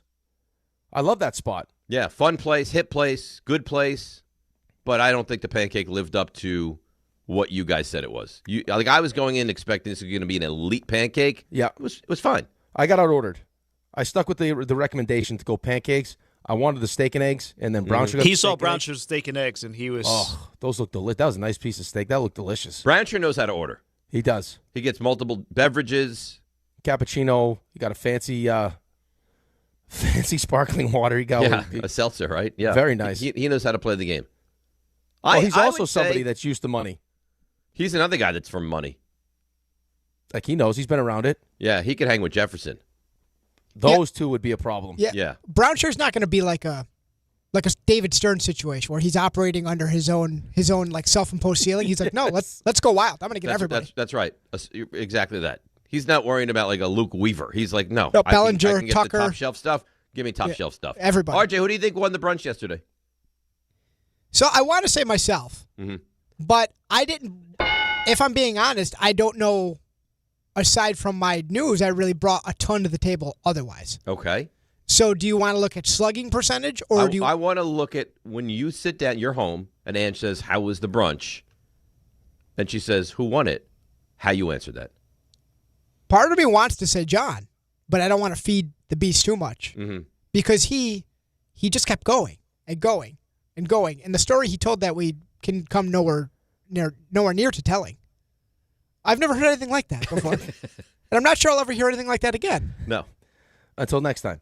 His mind works, right, the next brunch, be it March, summer, or 1 year from now, he'll have more of those. Now, this is the beauty of John. Which story are we talking about exactly? The height story. Yeah. Well, because that wasn't even the most jarring story, though. There was another jarring story? Yeah, there was something John said that was... What was the other jarring story? We'll tell you off air. Yeah, I can't even... You can't even lead me there without telling me? I think you've pushed it out of your mind because it was that jarring. I believe you the hair story? I believe you. Yes. No, you. The had hair a very... story was also jarring. It felt like, I don't know how you guys reacted. It felt like these were the stories, though. Like, this is the top shelf. There's only a couple up there. And he dusted off a couple of bottles for us. Like, I don't know how many more he has of that ilk. I don't know, man. You think there's more like that? Yeah. Every time you think that there's no more, he's got more. He reaches into his bag of tricks and he pulls out the hair story. It's like he pulls Felix out the the height cat. story. He's got wild stuff in there. He's like a wizard. RJ, I think all he has is top shelf. I don't know. I don't think he dabbles in the other stuff. The thing is, it's insane stuff. Maybe he needs to dabble with other stuff. Maybe. I don't think he needs more of these stories. It's not normal stuff, though. But he says it like it's normal. Like, for him, it's not even a big deal. Right. He's like, well, what? I like what I like. Right. This is how it's going to be. This is how it's going to be. And the whole power struggle thing was also jarring. I think now we know because he made his name coming up with, like, he was Stephen A's right-hand man. Right. I think at some point this is why we realize Stephen A had a high level of respect and still does. He starts breaking these stories out, Stephen A's. You think he tells Stephen A these stories? Yeah. I think as he gets, as he goes from like, hey, go get my car and pay for it to like, now like confidant. That's where the stories probably come out. He breaks out the height stories. Stephen A's probably like, wow, good idea. Wow. I'm gonna try that. Stephen A's like, someone of your ilk, you can no longer fetch vehicles. No. Let's give that to now go get my dry cleaning and let's and some ketchup. tell me about the height story. And get me some ketchup. No, I'm the ketchup guy. Oh, sorry, you're the ketchup guy. Yeah. You were assigned Stephen A's ketchup? Once upon a time. Mm-hmm. Yeah. Where did you have to like run around the facility looking for ketchup? Well, I did, but then I ended up going across the street. There was a bodega across the street. You went across the street. Yeah, to you get left ketchup. the building and went to get him ketchup? Oh yeah, I've gotten his. I knew his tea order at one point. Yeah, I knew all of it. What a guy you are. Well, he just knew that when John was gone. Did he know your name? Hmm. Did he call you anything? He just, hey, bro. So he would come in. John wouldn't be there. He'd be like, hey, listen, man, can you get me some tea and ketchup? Yeah. So here's the hard part. And an And egg you're like, sandwich? yes, sir. And you would just go running the streets of Manhattan looking for ketchup? No, I knew where to go. So here's the thing, though. He'd walk in. You remember our old building? It was very wide open. There were a lot of people on that floor. Stephen A. would walk in. And, you know, when Stephen A. walks into a room, people notice. And he'd walk right up. He's a bad man. And he would walk, and as other people notice, like important people, he'd walk right up to me. And when John was out. And no one knew what he was saying to me. No one knew it. He was literally just putting in like a food order. For all people knew, he was telling me. But it made you look important. Yeah. So I was like, you got it. And it'd be a quick conversation. Somebody'd be like, what was that about? I'll tell you later. None of your business. Yeah. Right. High level It's stuff. secret stuff. High level stuff here. Now people know ketchup. Ketchup. And tea, 2.5 sugars. Now, were you concerned that you had to get him like the Heinz ketchup packs, or were you like, any ketchup will do? Yeah, I would search out the Did it have? You had to go top shelf. highest level ketchup I could find, yeah. Yeah, good stuff. And this guy whose name is spelt like lasagna?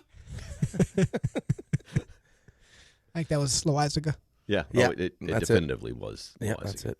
All right, we'll get back to the brunch later. Let's get to Rob in Monmouth. Rob, good morning. You're on ESPN New York.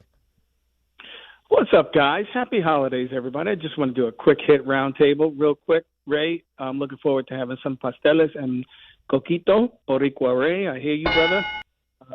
Ray, RJ, congratulations on the baby. I think RJ and Ange are like the Patriots. They went from Tom Brady and roll him right into Drake May. Just the franchise continues. Dave, yeah. If that last caller was a movie, that would be Waterworld. And as a professional actor, I'm going to tell you, you should have thrown the script out. How come everybody else gets nice comments and I get that? Yeah, I saying, don't think that was for you, though. I'm saying that last caller was Waterworld, not right. you. I know, but it's like RJ, the baby, you're so great. Raymond, you're coquito, and me, I get that was awful. That's what Ben Affleck should have done when he got the script for Gigli. Yeah. You know, Thank you. Thank you. And as a professional actor, I would have thrown that script out. Okay. I'd have been like, nope, gotta go. That's it. Can't do it no more. Jets point. How about Rick? No. No. You go on the round table. How about Rick? There's nothing to say to Rick. What am I going to say to Rick? I don't know. You said I'm going to go on a round table. Yeah, just around to you guys. Rick now I'm a Jets fan. What do you want me to say? Rick is arguably my favorite because him and I have the same mindset. Like you can't let something go by without saying that's what she said. Right, really, so you're a sicko then, is what you're telling us.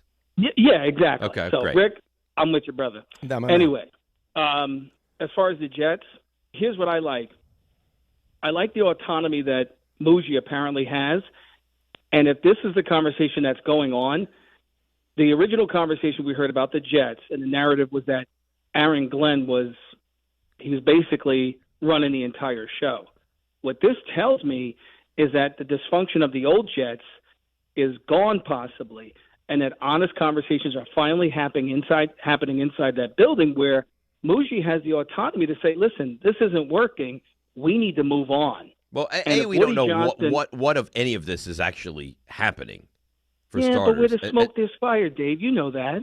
But you don't know that this is true. This could be just one man's opinion completely off the grid. You don't know that this is true. Yeah, but is Mike Florio the type to to fire say off the they've handle been like that? awful in a dumpster fire, now it feels like there's some moving in the right direction. I wouldn't go there either, Rob. No, I think it is.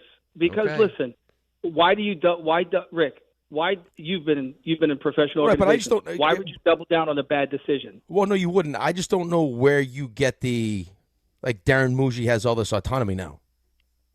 Well, because of the draft, the players, the trades he's made. Right, those are the trades he's made, though. But I don't. Show. Right, see, I don't get the sense that he's running the show. I get the sense that Aaron, he's the one that's doing the deals, but I get the sense that Aaron Glenn runs the Jets right now. I trust Darren Muji more than I trust Aaron Glenn, but I think it's Aaron Glenn's team. I think he's running the team as far as the locker room is concerned, but I think in terms of overall decisions, I think Muji has authority to make and the autonomy to So make you those think that decisions, and Muji can fire Aaron Glenn? Absolutely, I think he can. I don't think so. Rob, appreciate the phone call. I don't think so at all. No, I think we asked Rich too. I don't know because I'm not in the building, but I think we asked Rich that question. Whose team is this? And he's like, this is Aaron Glenn's team. Yeah. I don't think Muji can fire him. This is going to be a Woody Johnson decision. Right, but Aaron Glenn can't handle being the head coach and helping out the defense. I mean, you think of course Darren Muji's going to have to make the trades and make those moves. So Aaron Glenn can focus on whatever the hell he's focusing on, because right now it clearly wasn't the defense, because that's been a disaster. Right. Well, he doesn't have the time for the defense, along with all the other things he's managing. He's just focused. We'll find out now that he'll I've really spent most of my time with the special teams. Right. That's really he'll where link up to that because it's been the one successful piece. Yeah, that's what I've really been focused on. You better hope that Tyler Shuck doesn't just up and, or maybe you want them to. I don't know. If there's any actual validity to this, maybe you want it to reach rock bottom quickly. No, I would actually want Tyler Shuck to play really well. That's what I'm saying. Maybe Shuck goes out there. He's awesome. They put up 34 points. You're like, now you have to get rid of this guy. Well, no, but not even for that reason. Like, I'm trying to eliminate as many teams taking a quarterback as possible. Right, but there's two ways to lose. There's the, hey, we lost 19-16. We competed, we fought, and we looked okay, and we lost. Or there's, we lost 48-20, and we were a dumpster fire. I think if you'd want Aaron Glenn to stay, you'd want to lose a competitive, tightly contested game. Well, no, listen, I couldn't care less. I don't think at the moment Aaron Glenn is a good head coach, and I have my reservations about him figuring it out. Okay, so then wouldn't you hope that it's just awful? I want Tyler Shuck to go wild. And whatever that means for Aaron Glenn, that means for Aaron Glenn. I want New Orleans to be convinced that Tyler Shuck is their quarterback moving forward. You want to take them out of the equation, huh? Yes, I need teams to not want to take a quarterback right now. Because I got to worry about them. I got to worry about the Raiders. I got to worry about probably Cleveland. And some other team that could just swoop up and jump in for the quarterback. Right. So, I mean, the better Tyler Shuck plays, the better it is for me. Absolutely. What is Arizona going to do a quarterback? Right? They could fire their coach and move on from Kyler Murray. They'll need a quarterback. They're in like every game too. It's weird. Well, listen, I mean, Jacoby Brissett's not a bad quarterback. So of the top teams around the NFL, Giants right now don't need a quarterback. I'm talking about the top picks. Don't need a quarterback. Raiders do as 1. Tennessee, no. Cleveland is 2. Jets obviously need, but we're talking about the Jets, around the Jets. Arizona, I think they do. I'm not sure what they'll do. That's 3. New Orleans, I don't know. Washington, no. Cincinnati, no. Atlanta, no. Miami, maybe. Yeah, but Miami right now picks 11. Yeah, but they may. I mean, if they move on from, if someone wants Tua, they're going to need a young, cheap quarterback. Oh man, I hope the Jets bring in Tua. Or not. Don't even say that. It's not even funny. Year. Oh, why would you do that? What do you mean? You said you're highly rooting for the Giants to beat the Raiders. Yeah, right. This is my response. Oh, so now you want me to sign Tua? Yeah, sign Tua. Long-term extension. And you wonder why I lash out sometimes. Well, you know what? Let's just be nice then. I've dealt with so much pain with this team. You really have. And you just want to take every opportunity to just push the knife in a little bit deeper. I think I'm pushed into a corner, and this is the way I respond. No, you're like the person that dry needled T.J. Watt. You can't just stop with the needle. Like, you just keep pushing the needle until there goes my lung. That to me is very strange. You've had dry needling. I've had acupuncture. Go into the lung? Well, you also probably have more stuff to get through, you know? No, into the lung is It's a deep needle. It must have. I wondered if it's like see right here, like the rib cartilage and stuff you got in here. Yeah. If he was getting some treatment in there, and it's just probably, and then right through there. Probably. All right, let's take a break. We'll come back. We'll do more Jets, but we got to get into the Knicks. This is the right and, in my mind, only decision to make, and good on them. We'll get to that next. DNR with you, ESPN New York. Hi, it's Chuck Devine with SnowCountry.com. Check off the wish list with instant savings and free battery offers on select steel tools. Shop online or in-store. One of the best starts to a ski season you could ever have. You had to expect a warm-up sooner or later, but with all the snowmaking during December, the ski trails will hold up just fine. Shawnee's on 10 trails in the Poconos, while Camelback and Mountain Creek both around 20, and Camelback has snow tubing. Mount Peter's on 9 trails in southern New York. Bel Air is 95%, and Wyndham with a couple dozen slopes. Gore and Whiteface both around 15 miles of trails in the Adirondacks. Southington with a dozen trails in Connecticut, and Mohawk on 8 slopes. Butternut and Jiminy both around 50% of their terrain in the Berkshires. Stratton up to more than 60 trails in Vermont. Killington, 100 trails cover 50 miles. Pico's on most of their terrain, and Smuggler's Notch on 3 dozen pack powder trails. You don't just ski or ride, you dominate. At Killington, we fuel your adventure. Be the beast. Ski and ride Killington. At Uline, they know firsthand the road to success is an uphill climb. Uline started in the family basement, and through hard work is now North America's most trusted shipping and industrial supplier. They get what it means to have the support of reliable, hardworking partners. So they keep 41,000 items ready to ship. Whether your company is still in a basement office or expanding cross-country, Uline will be there on your road to success. Visit uline.com. The Winter Savings Event is right now at Bay Ridge Mazda. Lease the 2025 Mazda CX-30S for as low as $169 per month or the 2025 Mazda CX-5. Select for as low as $229 per month and get as low as 0.9% APR financing rates on select model. Plus, enjoy 1 year complimentary of Bay Ridge Plus benefits like ding and dent coverage, key replacement, windshield protection, and roadside assistance. Visit them in Brooklyn or online at BayRidgeMazda.com. Bay Ridge Mazda, where confidence comes standard. See dealer for details. Getting more as a MyLowe's Pro Rewards member is easier than ever with the Lowe's app. Download it today and earn 500 points the first time you log in. Plus, your digital wallet helps you scan, save, earn, and access what you need to manage it all in one place. Download the Lowe's app and take advantage of your Pro benefits today. Lowe's, we help, you save. Valid 12/1/25 through 1/7/26. Offer valid for first login per organization only. Loyalty program subject to terms and conditions. Additional restrictions apply. Visit Lowe's.com/terms for more details. Subject to change. This college football season, show your school spirit every time you pay. Introducing college-branded Venmo debit cards. Rep your team on and off the field with custom designs that let everyone know who you're rooting for. Whether you're tailgating, grabbing snacks for the watch party, or celebrating a win, you can unlock 15% cash back at ESPN, 1 free year of Perplexity Pro, and more. This college football season, score more with the Venmo debit card. Get yours now in the Venmo app. Learn more at Venmo.com/collegecard. Max cashback varies. Terms apply. The Venmo MasterCard is issued by the Bancorp Bank N.A. Hey, fans! Welcome back to Fansville's Cheers and Tears. Oh. Okay, so everybody deals with losing, right? To a rival on a last-second field goal. Whatever, it's fine. I'm totally fine. But I cope with losing with an ice-cold Dr. Pepper. Those 23 flavors are so delicious. They totally wash away the pain of your college football team taking a big fat L. College football. It's a pepper thing. Some people just know you can save money on car insurance by checking Allstate first. To check if they're going for it on 4th down, before going to the concession stand. Yeah, give me 3 hot dogs, 2 jumbo Touchdown, baby! What? Hey, buddy, you want cheese with those? Yeah, checking first is smart. No. So check Allstate first and see what you could save. You're in good hands with Allstate. Potential savings vary, including based on how you buy, subject to terms, conditions, and availability. Allstate North American Insurance Company and affiliates, Northbrook, Illinois.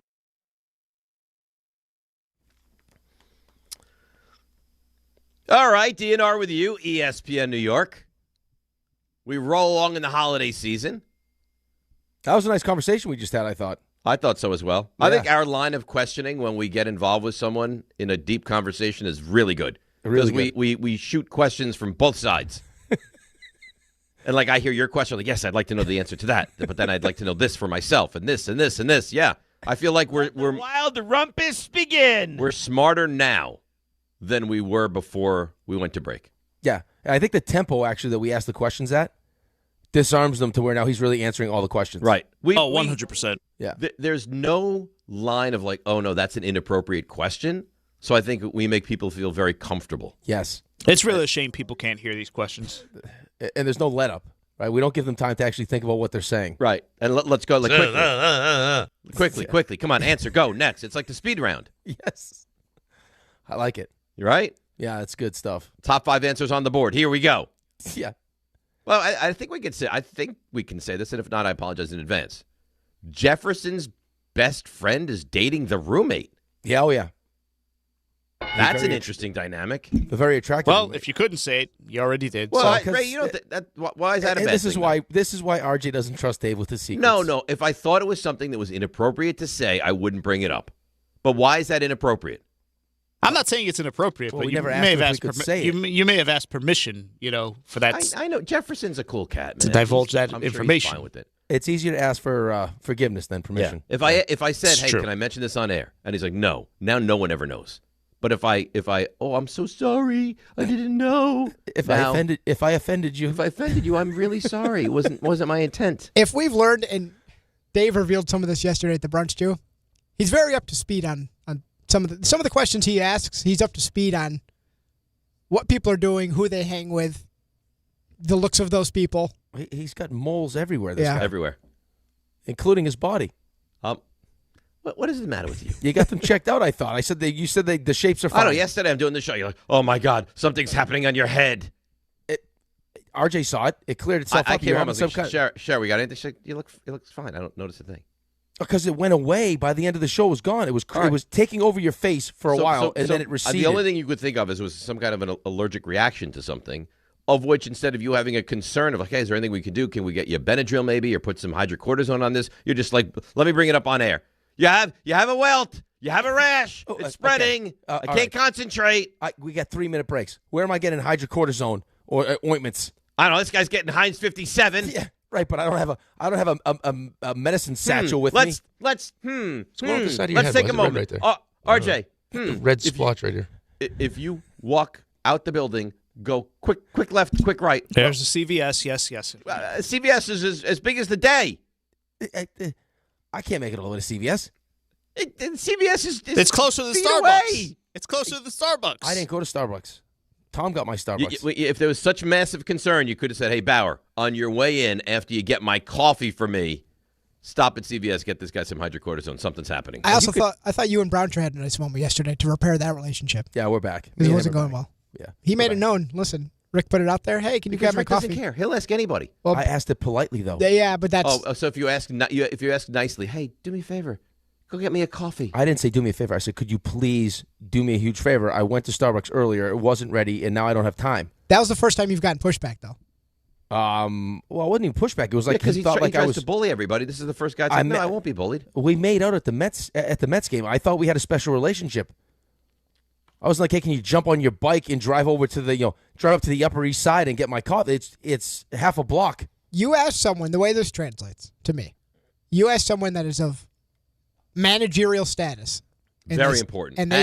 And more longevity at the station than you. And he said, essentially, without saying it, I'm not the right person to ask this to. Right. That's exactly He basically said, bleep you. Yeah. How dare you? This man's never paid for one meal. You know what? They should do a documentary on him. Yeah, right. Or a drink. The amount of money I spent on him at the Mets game. Simple ask. He has been in one of the palatial estates, staying as a guest for a vacation of an NFL owner. It's wild. He not only does he believe it, he is of a certain stature. He's like a Kennedy. And his message to Rick: how dare you even think about asking? Yeah, that's really how his response was, RJ. I'm surprised he didn't turn to you and go, listen, how about you go get me coffee? Right. He was offended that I asked him. Yeah, I understand. He comes from a certain, a certain level of wealth and entitlement that he doesn't get the coffee. No, it's more like he partakes in other people's wealth, but yeah, I guess. But that's brilliant. In fairness to him, though, it could have been in the midst of like one of his 12-day fasts when he doesn't eat, so he could have been a little bit, Well, fortunately for my wallet, he ate yesterday. he ate well. Yeah, oh yeah. Let me get a coffee and a bottled seltzer. Then let me get the most expensive thing. Let me get the steak and eggs. But it doesn't matter though, because your best friend got pancakes and toast, which makes no sense. None. And then pancakes to really piss me off, didn't finish either. And you said you better eat that bread. That's what you said to him. Yeah. Well, I stand by that. If you're gonna be as aggressive and order all of it, then you better eat it. And he didn't eat it. No, because he doesn't care. No, he doesn't care. No. All right. So Raymond brought this to our attention right after the show brunch yesterday. The Knicks will not raise the banner. I love this. I love it. And we talked about how they were gonna be forced into doing it, and the NBA was gonna make them. And the Knicks, I don't know if the NBA pushes it, wants it, suggests it, but the Knicks said no. We're not about a banner. I heard Don about this yesterday. He thinks it's ridiculous to not raise the banner. But I am more than fine not raising a banner for this. I don't think it matters either way. Right? I don't know how much of this was response. So what would you choose? What would I choose? Yeah. I agree with you. It's not a huge deal either way, but what would you choose? Well, the team did it. They accomplished it. Maybe for the season, celebrate it. You won it. They gave you a trophy. You made over $500,000. We had the confetti and everything else. So it's positioned as a championship. I know it doesn't mean anything for the regular season as far as a win or a loss, but this is a league thing. You did it. You had to play it. You won it, so you might as well celebrate it. No one's saying it takes the place of an actual NBA championship banner. It's like a small accomplishment, so it doesn't have to be a big giant banner. It definitively is an accomplishment, but you would think like a banner should be a big accomplishment. No, if you would have said to me, and again, I agree with you. I mean, Harry Styles has a banner in there. Like, I mean, who cares? What's his banner about? Like a certain number of shows? Yeah. Like 12 straight sold out days or something? Shows at the Garden. Yeah, it's like the Billy Joel banner. Right. Oh, listen, your team did it. I would prefer not to do it. Right, listen, your team did it. Very you know what? Here's what I would do. We're not doing a banner. Okay, here's what I would do. All right? I would ask the team what they want to do. Well, the team didn't want the banner. Okay, but I would ask the guys on the team, what would you like to do? I would have a meeting. We can either hang a banner to celebrate your accomplishment, or we could not. Right. You guys tell us. I don't know this. This doesn't come from me. But Alan, who's obviously very close to the team, said that Mike Brown wanted the banner, and Jalen Brunson was like, no. Good. We don't want to do a banner. Okay, perfect. That's exactly how I would have done it. I mean, that's kind of what you'd want your team to do anyway. Is, hey, this is good, but this isn't the goal. The goal is the champion. It's like when guys don't touch the Eastern Conference trophy, right? Right. It could be the only time you ever win it. Like, there's no guarantee that you're back. No, odds are they you don't won't even be back. celebrate it. As opposed to baseball, where you win. I mean, you qualify for the playoffs, you're spraying champagne. You win a round, you're spraying champagne. It's just a mindset. You know what it is? You realize also, and it's why guys. And it's why everyone loves Jalen Brunson, though. Well, he's hard not to like.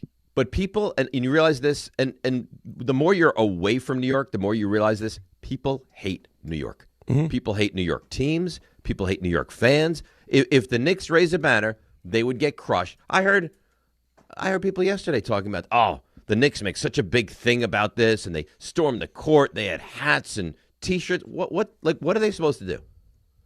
I don't think they handled themselves incorrectly any step of the way. What are they supposed to do? Outside of Josh Hart doing whatever he did to Jalen Brunson's bum. That's just like close friends. Yeah, messing around. I got a text message from Alan. You were Josh Hart. That's what he said. I don't think anyone disputes that. Yeah. Well, here's the thing. I don't know why. I could guess why people don't like New York and the. I think there's an fans. envy of New York. I don't know if it's an envy in New York. And I think that we think we're the best, and people are turned off by that. Right, but New York, and we love basketball. We're gonna take it all, because we're the New York Knicks. I think you hit it. I think we have the tendency to overhype what we are. We believe in our mind, and I think part of this is true, that we are the center of the universe. That it's the yeah, I don't think you're wrong. So even after winning playoff games, the celebration that's going on outside the Garden, it gets mocked. But I mean, if you're a fan, you're paying money to go to the game, and you want to celebrate your team's win. I think we all can. We're all smart enough to recognize that this is not this isn't the ultimate goal. But why wouldn't you enjoy the moment? I think it's great. I don't know why we want to poo-poo this whole thing. And then you have the old adage, well, act like you've been there before. But most of these people haven't been there before. We haven't. Right? This team has been dysfunctional for how long? Right? Who remember? I don't remember 1973. Do you? No? How would I? I wasn't born. Does anybody that we work with remember the Knicks winning the championship in 1973? The answer is definitively no, we do not. No, I have no idea what it's like. So, I mean, look at the teams I root for. The closest I've been is with the Mets. Yep, you saw the Mets in the World Series. Is that it? That's it. Right, because you were not a Knicks fan in '99, so you don't remember that. Well, you remember you didn't feel right. You didn't emote that year. Jets, no championship games. That's it. I had the Eastern Conference Finals for the Islanders a couple times. Mm-hmm. The year we lost. Yeah, that Game Tampa. 7 for the Islanders against Tampa. That was the window. That was probably the closest you ever got. Right, because we would have beat Montreal. We would have beat Montreal. But yeah, I mean, you're also talking to the same person that when we finally won the playoff series against Florida in Brooklyn, I was covering the game. I jumped into the arms of a security guard that I never met before. Right, I had nothing to do with the game, and I was so happy that they won that I jumped into a security guard's arms. It's just that's why you go to the games, though. I get it. With how the amount of money and time and what a pain in the ass it is to go to these games. At the very least, you should be able to celebrate the way you want to celebrate. That's why you go. I mean, you don't have to convince me, man. I couldn't agree with you more. I don't like that whole idea. It'd be a disgrace to put the banner up. Why? We've never won anything. The guys accomplished something. Celebrate the accomplishment. Well, no one's saying that at the end of the season, if they don't win an NBA championship or they lose in the Eastern Conference Finals, that we're going to still celebrate the team and be like, hey, you know what? Still a great season because you won the NBA Cup. No one gives a rat's ass about that. You want to hear from Ian Begler? Does it say Begler on the system? Yeah. Ian Begler on the putback. You're not a good guy. What do you mean? I didn't even notice that. You are such a bad guy. How am I a bad guy? You are such a bad guy. Explain, please. Listen, of all the words that need typing, I give you credit. You will find the one. Because there's usually just one between the rundown, the look at. I mean, the look at you don't read. So wait, is this Ian Begley? You mean? I don't know. I think this is this. This is. I thought it was Ian Begler. Listen, Rick is lashing out at you. You're lashing out at me. I understand what's happening here. Well, anyway, Ian Begler was on the putback, and he explained why the Knicks did not and will not raise the banner. What was said to me was a source said they're focused on bigger goals. They're focused on June, winning then. And they don't want to diminish the title. They respect the title. They're going to celebrate the title on Friday when the Knicks come back home. And they're going to give the fans a chance to celebrate the players. They're proud of the players, but they see it as not something that's their primary focus right now. And at the end of the day, I mean, nobody said this, but it's not worthy of a banner in those rafters. That's the conclusion that they obviously came to. I agree with Begler. I think that is spot on. Spot on. I'm being serious. Like, I think what he said is exactly right. I think the Knicks have handled this perfectly. Yeah, right. But I mean, it's exactly how I would have done it. Now, I don't know if that makes it perfect, but I mean, that's coach wants it. Hey, what do you guys want? It's your accomplishment. Do you want to celebrate it? Do you want to put up a banner? It's up to you guys. And then have the team come together, the captain of the team say, no, this is great. The money's great. We had our little celebration in Vegas, but this is just the beginning. There's one banner we want to hang. That's it. I love that. And that's what we'll hold that hope for. I like it. All right, let's break, come back. You know what else I like? Knobservations. But did it happen in Florida? Right, but don't pretend like, and this is probably why people hate. Don't pretend like you're too good to hang a banner that's not an NBA championship banner. We're not. We're not above that. Well, they're saying they didn't want to do it. Like Lakers, I could understand. We're not. I mean, but it's a made up thing. They don't want it. I'm for it. I'm for not hanging the banner. So you would hang the banner? No, I'm not saying the players. I'm just saying the people that are like, oh, it's a disgrace. What?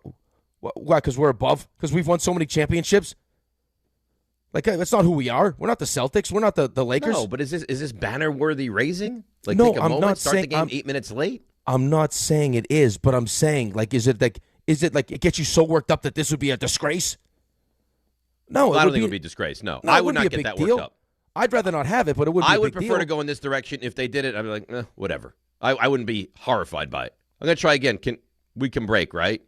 Hold on, let me check the clock. Yep, we can break. Great. Let's do that. Come back. Knobservations DIHIF, Tim Hasselbeck as well. DNR with you, ESPN New York.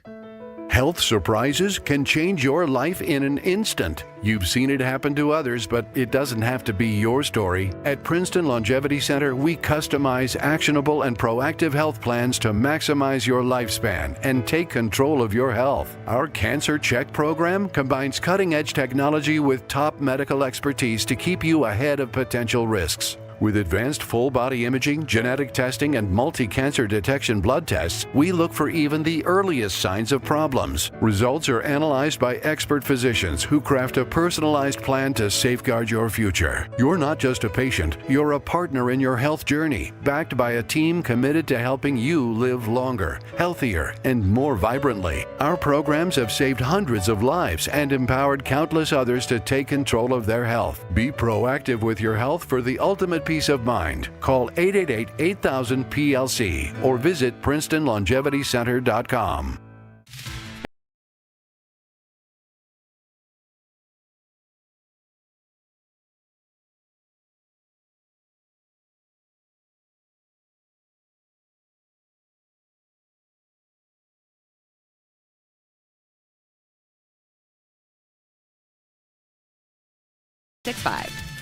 Gambling problem? Call 1-800-GAMBLER. 21 plus only. Must be physically located in New Jersey. T&Cs apply. Looking for a fantastic holiday deal? Stop by Boost Mobile tomorrow, Friday, December 19th from 2 to 6 p.m. at 356 West 145th Street in New York for their special holiday event. Free gifts to the first 50 kids and free photos with Santa. Bring the whole family, and while you're there, check out their amazing deal. Unlimited talk, text, and data for $25 a month. Forever, as in for life. Make the move and watch your savings stack up. Switch now at boostmobile.com. After 30 gigs, you may experience slower speeds. Pay $25 a month as long as you stay on the Boost Unlimited plan. Texting enrolls you into recurring automated text messages. Consent not required to purchase. Message and data rates may apply. Man, I love seeing the old gang at these reunions. Did you see Brian? He's in better shape than he was 25 years ago. How is that even possible? Yep, I ran into him a few weeks ago and had to ask. He told me he started taking Nugenix Total T2. The testosterone booster? Yeah, but it's way more than that now. It also skyrockets your nitric oxide in as little as 3 hours. I started taking it right away and I'm already seeing results. I was wondering what you were doing. You seriously crushed me in that pickup game last week. Yep, after 40, energy, strength, drive, it all starts going downhill. But with T2, I feel like my old self again. Stronger, leaner, and my energy is way up. My wife even noticed a difference. They're giving out complimentary bottles right now. Just send them a text. Text CAR to 321-321 for your complimentary bottle of new Nugenix Total T2. Text now and you'll also get a free bottle of Nugenix Thermo X, our most powerful fat incinerator. That's CAR to 321-321. These statements have not been evaluated by the FDA. Product not intended to diagnose, treat, cure, or prevent any disease.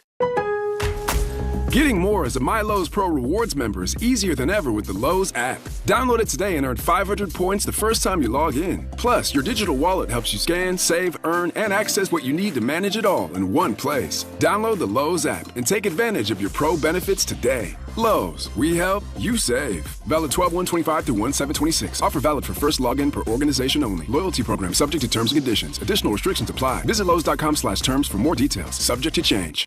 My name is Whitney Allen. I am a widow. My husband Ryan died. We never thought in a million years we'd have to use life insurance. The unexpected happened. With Ethos, it is so fast and easy. It's 100% online. You can get a quote in seconds, apply in minutes, and get same-day coverage. No medical exams, and you can get up to $3 million worth of coverage through Ethos. Get your free quote at ethos.com/game. That's ETHOS.com/game. Time spent on application may vary. Online health questions required. From the regular season to the Super Bowl, ESPN New York is your destination for football. We've got crazy fans. If the Giants somehow beat the Cowboys, I'm going to take a dump on your head. You can feel good because you're a damn football team. Expert analysis. Marcus Spears joins us now. ESPN NFL analyst Damian Woody. Mel Kiper Jr. The Hall of Famer Steve Young. He's kind of our resident general manager, Louis Riddick. We got Mike Tannenbaum right now. And all your fantasy and wagering needs. This is ESPN New York. We are football. All right, DNR with you, ESPN New York. Game Time brought to you by Tullamore Dew Irish Whiskey. When it's game time, that's when it's Tully time.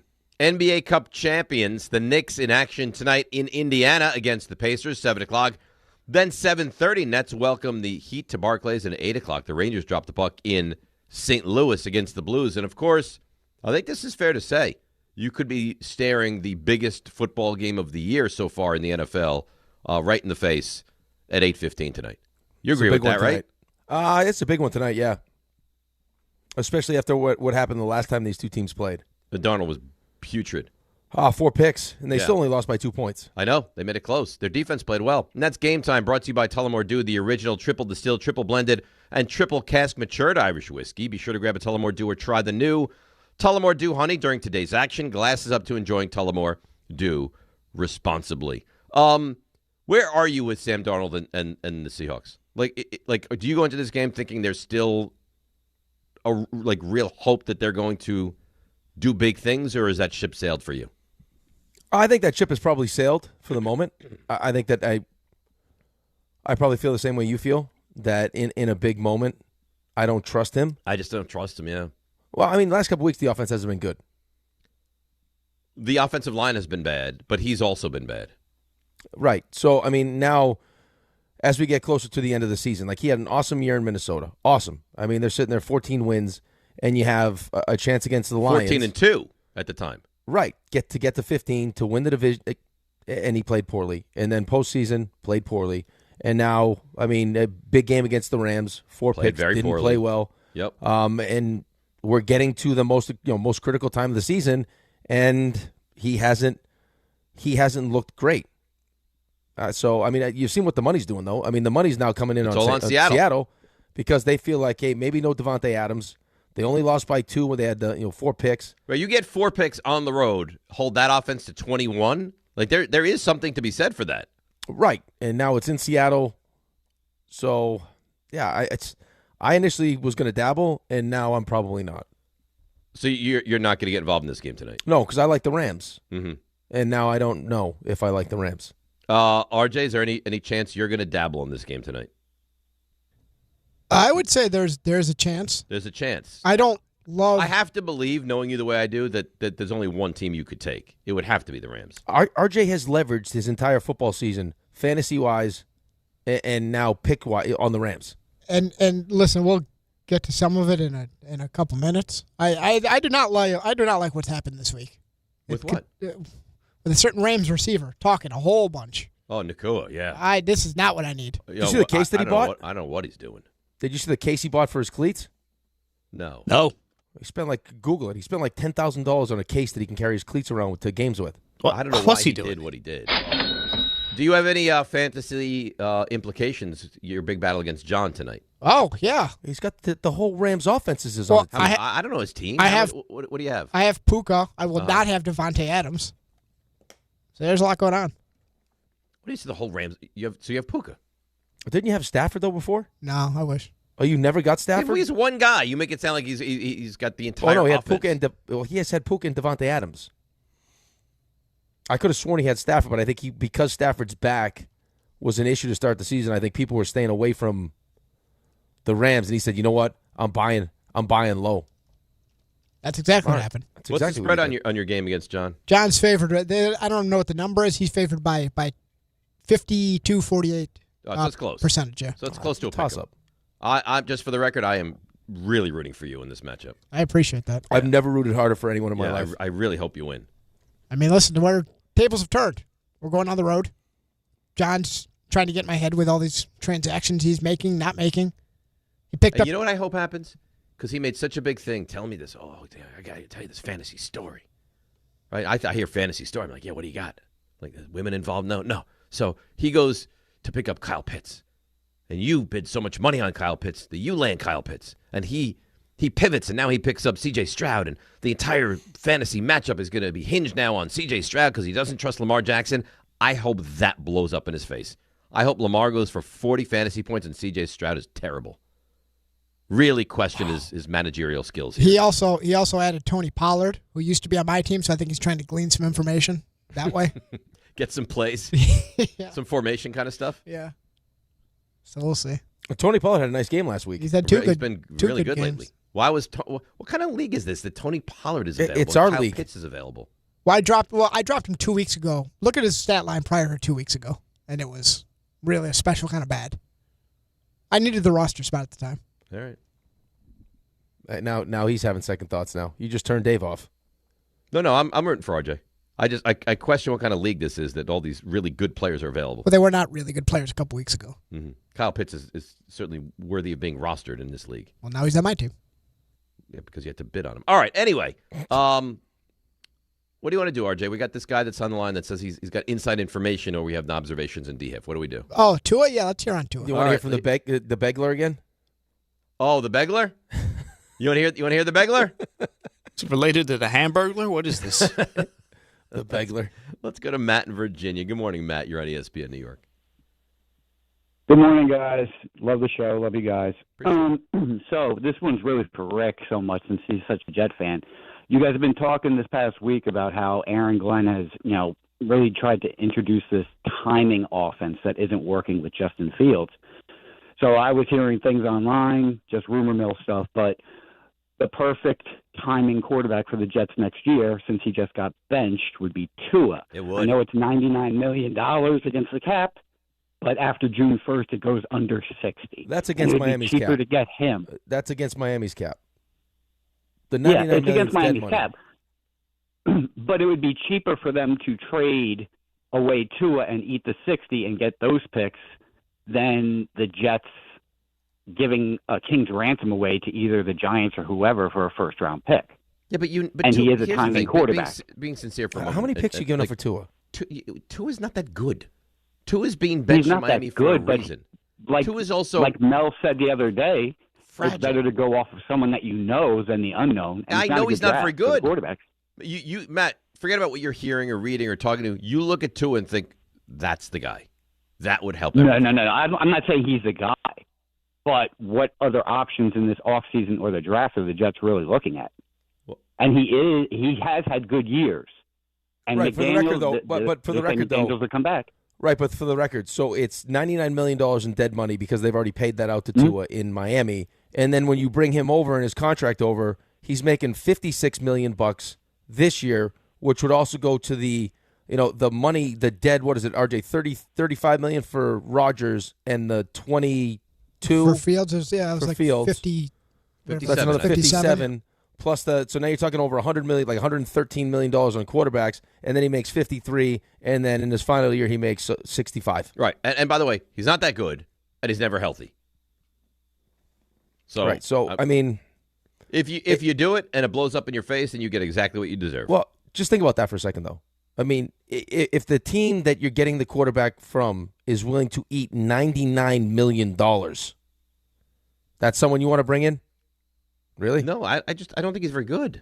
I wouldn't want to do that. Tua's fine, but it's not. If you told me I could bring him in for nothing, then I would consider it.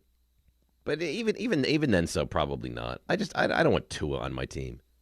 You want to pay him $50 million? I don't want to pay him, and he's never healthy, and he's not very good, and he's awful in cold weather. I don't want Tua on my team.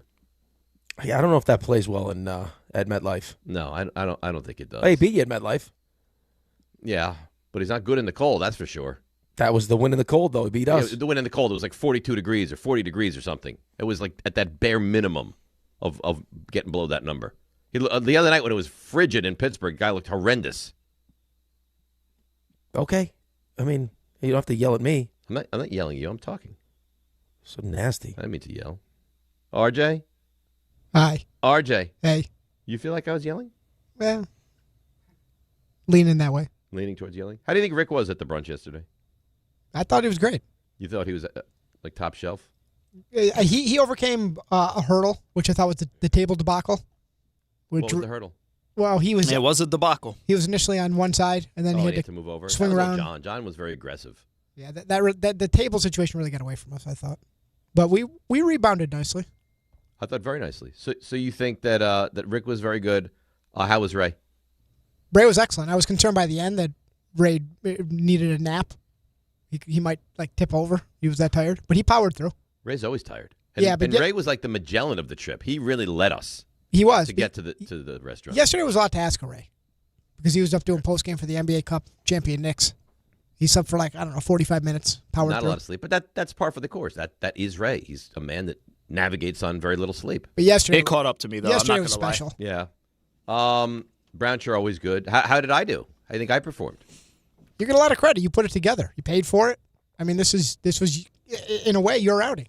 Yeah, but I don't want to know. I don't want to be thankful. I thought you really took a back seat yesterday. I thought that but I mean, you let us know going in that there was no real intent to win the day. I wasn't trying to win, but right. I thought I had some winning lines. They had some great lines, but there was kind of like this more, hey, I'm going to sit back. I'll watch these guys go at it. Yep. And I'm going to enjoy my breakfast. I'm going to pay for the whole thing.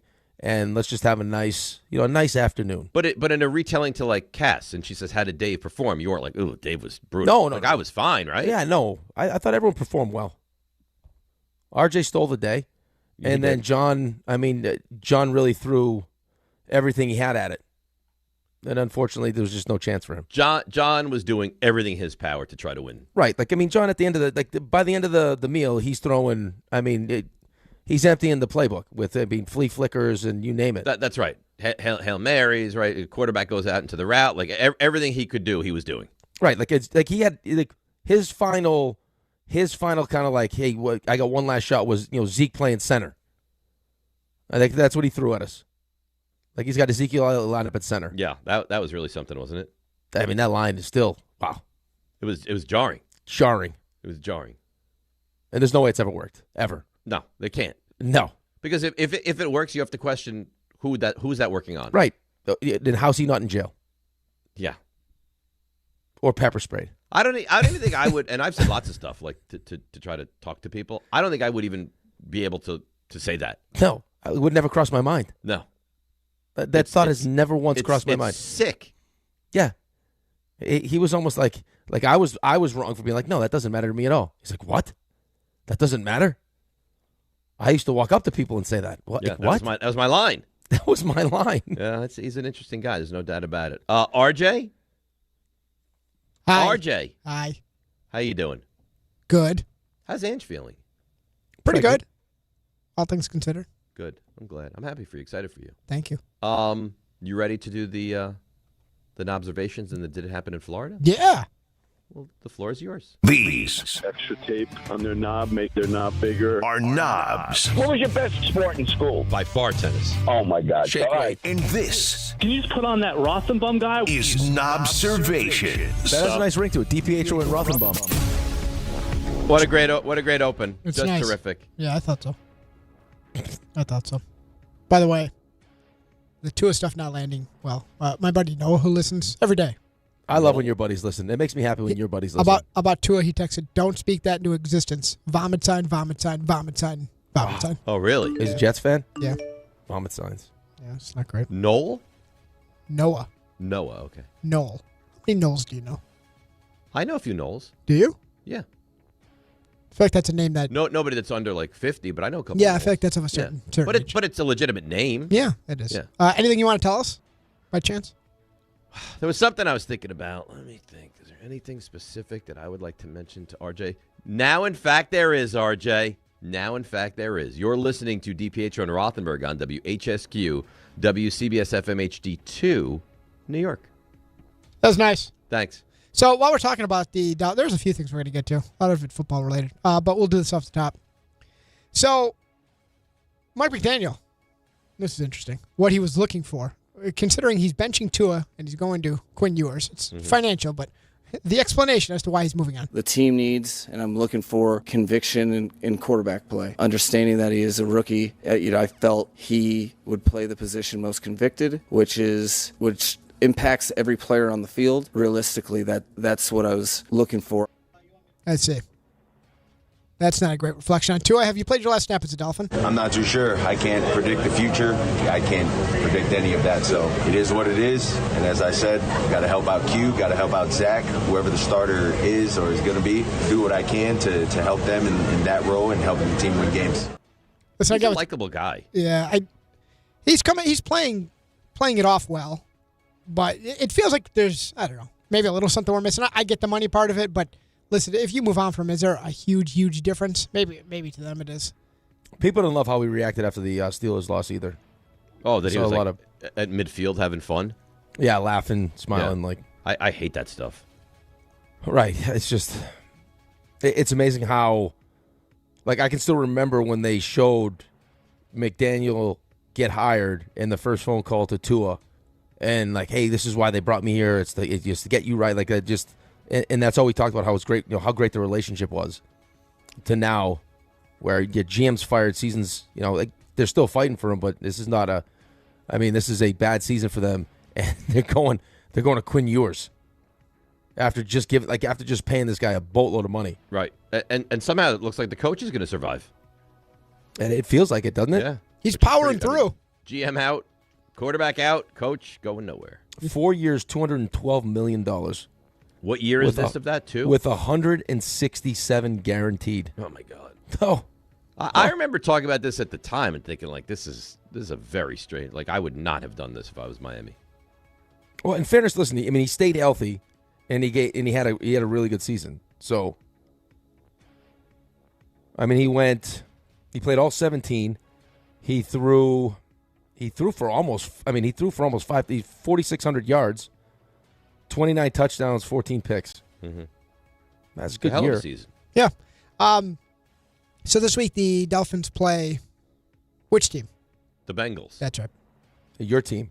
You're taking the Bengals. Why are you fighting it? Just say it. You're taking. We're the Bengals going through some things. No, you're not. You're taking the Bengals. Well, this is why, because Joe Burrow has every opportunity to go to the podium and say, you know what? Listen, I was in a way. I'm a Bengal. We're going to get this right. Instead, is there any world in your mind where you're not the quarterback of the Bengals next year? I can't see that, no. Have you ever thought about the possibility of not being the quarterback here during your career? You think about a lot of things. And when you look at quarterbacks over the course of their time, great ones, Peyton, Brady, you kind of have to understand that you never know what this league will bring. And what did you learn from watching how their careers unfolded? Yeah, a lot of crazy things happen every year. Micah Parsons got traded. That is something I hadn't seen in a long time in the NFL, so crazy things can happen. Crazy things can happen. I got to tell you. Is there like a stenographer there typing that? Yeah, it is Yes. loud. Oh, my God. A lot of transcriptions. I got to tell you, if somebody were to ask you how your marriage is going, and it ended with, listen, crazy things happen. Yeah. It's over. Oh. He could have squashed this, and he did not. Not wrong, just early. He's probably interested to see what the options are. I'd be. Well, would you want to go back to Cincinnati? No, of course not. Who'd want to go to Cincinnati? I mean, listen, he's got Jamar Chase, he's got T. Higgins. Like, I mean, they did bring, they did pay his receivers, but no, I mean, he should have been the MVP last year. I mean, you had the guy who led the league in sacks, you had a receiver win the Triple Crown, and you had Joe Burrow, who, I mean, statistically had the best season for a quarterback, and they didn't make the playoffs. And, oh, by the way, my owner's selling TVs out of the facility. Yeah, of course you don't want to be in Cincinnati. Right. I hope he's driving. I think they also was ever able to get Cincinnati to that level. I think they also have the fewest people employed on their staff in the NFL. Not shoveling out the stadium. Sure. It's all great. They shovel out the stadium, and you have to walk across the street, like a highway to get into the practice facility. You literally put your life in danger just going to practice. Could you imagine you're driving through and it's one of those yield for pedestrians, and it's just like it's a Bengal sign. Players. Oh, look, Please. Oh, look, it's Joe and Jamar. Please do not turn Jamar Chase into a speed bump. Like, you know how there's that guy on the crosswalk when it turns white? It's an actual Bengal head. Players are coming. Our gym in Syosset used to be in a trail, like a trailer. Have you seen when they I believe I've that seen it on the West Side Highway when they have like a group of little kids and they tie them together? Have you seen that? Yeah, that happens in the city. I see it all the time. That's the West Side Highway. So I'm saying maybe they do that with the Bengals. Maybe it's like Jamar and Joe. You stay together. You guys are tied together. Buddy system. Yeah, exactly. I like. Uh-oh. What? I got some interesting news here. Big news? Oh boy. Interesting news. Is this like station news or is this like real big sports news? No, this is big. This is big show news. Big show news. So I just got a text message from my wife. Uh-huh. My brother-in-law works for BMW. He said he heard the show yesterday and is willing to offer up me and you going down to the BMW performance track and having a real race. Oh, really? Where would that be? Oh, that's on to something. That's down in down in South Carolina. Oh, yeah, sure. Oh, it's a quick trip. Oh, yeah. It's a quick trip. Why are we going to spend any time on this? How fun would that be? And by the way, I never said that as far as a race that you wouldn't win a race. I said I'm a better driver than you. You're not a better driver than me, though. Definitively. You kill animals for sport.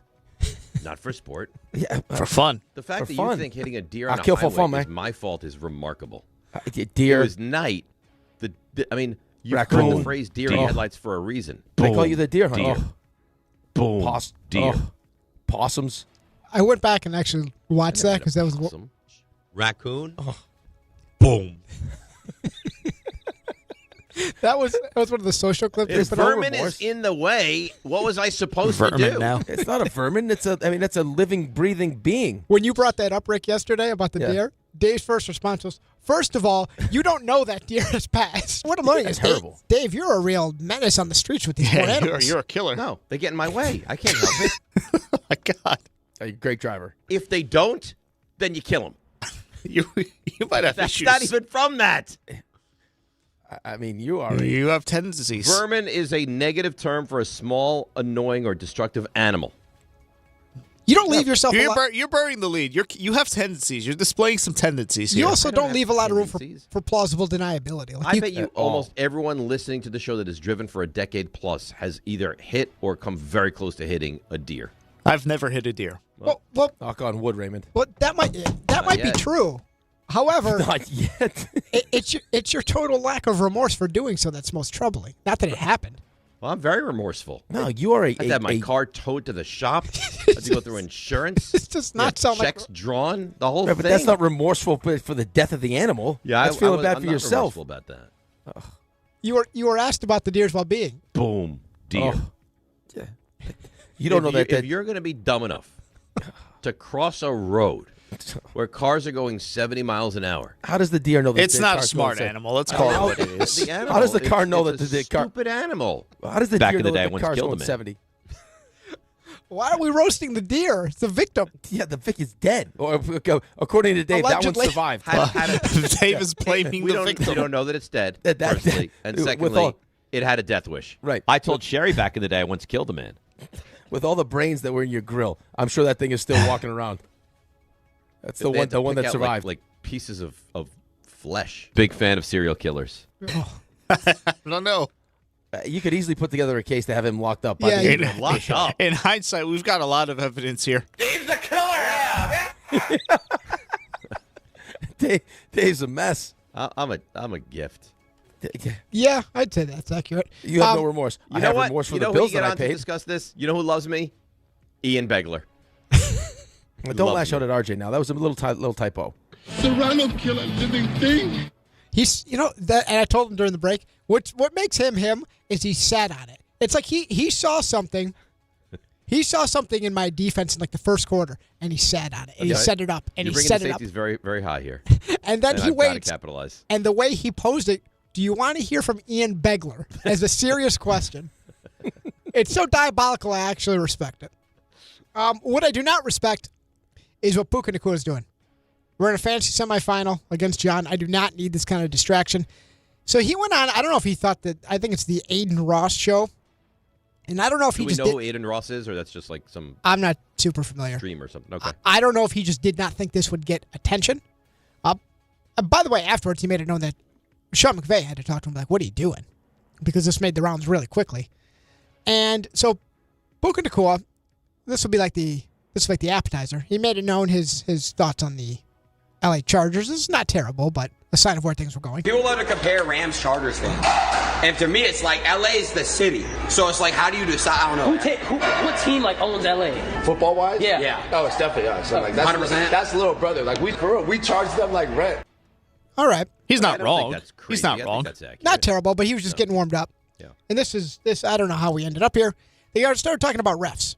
And here's Puka talking about the refereeing in the NFL. You think the refs be sometimes? Oh, 100%. I'm like, yes, the refs are the worst because there's just some of the rules aren't. And like these guys are lawyers and like they want to be on TV too, bro. Like I think he's texting his friends in the group chat like, yo, you guys just saw me Sunday Night Football. Like that was No way. Like that wasn't PI. Like, but I called it. I was like, Seriously, they do that? I mean, these guys are normal human beings too, bro. Like Cheaters, bro. I don't care. Oh, no. That's really bad. His wallet's going to be light this week. That's not good. What are we doing, guys?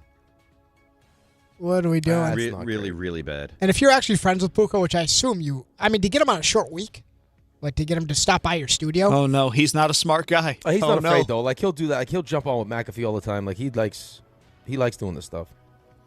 He gets real comfortable, too, by the way.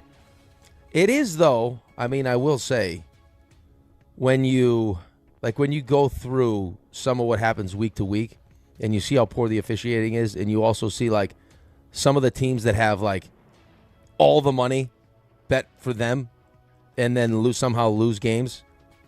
Like, I think all three from last week that had the most money bet all lost. Mm-hmm. And then also realized, like, that the NFL does partake in the money that's made through the gambling with all the other with the companies they're in bed with. Kind of leaves themselves open for this stuff. Yeah, but to say that the referees are awful and they're just lawyers and it's not a good look for a star receiver to be doing that. Well, no, but it's not going to be. It does no better. They talk too, right? Like, so I mean, this is nothing. This is going to hurt him in the long run. Yeah, it's just not a good look. By the way, the people defending me on the emails, incredible. They're probably also like sociopaths like you. Maybe. Steve Z, I nailed a deer driving in Idaho. It flew 10 feet in the air. Only remorse was dealing with the rental car company. Oh, my goodness. It's unbelievable. Tom D, I drive all day for work, and you're totally correct. Sometimes animals get in the way. Some sort of goose or duck decided to end its life by walking in front of my car the other day. The explosion of feathers was wild. So I'm not alone here. Yeah. Yeah, but is this a group of people that you want to be in with? Yeah, absolutely. Steve Bowes, why the bleep are they blaming you for hitting animals when you're driving? Not like animals run in front of you. You're going 60 miles an hour. They want you to smash the brakes.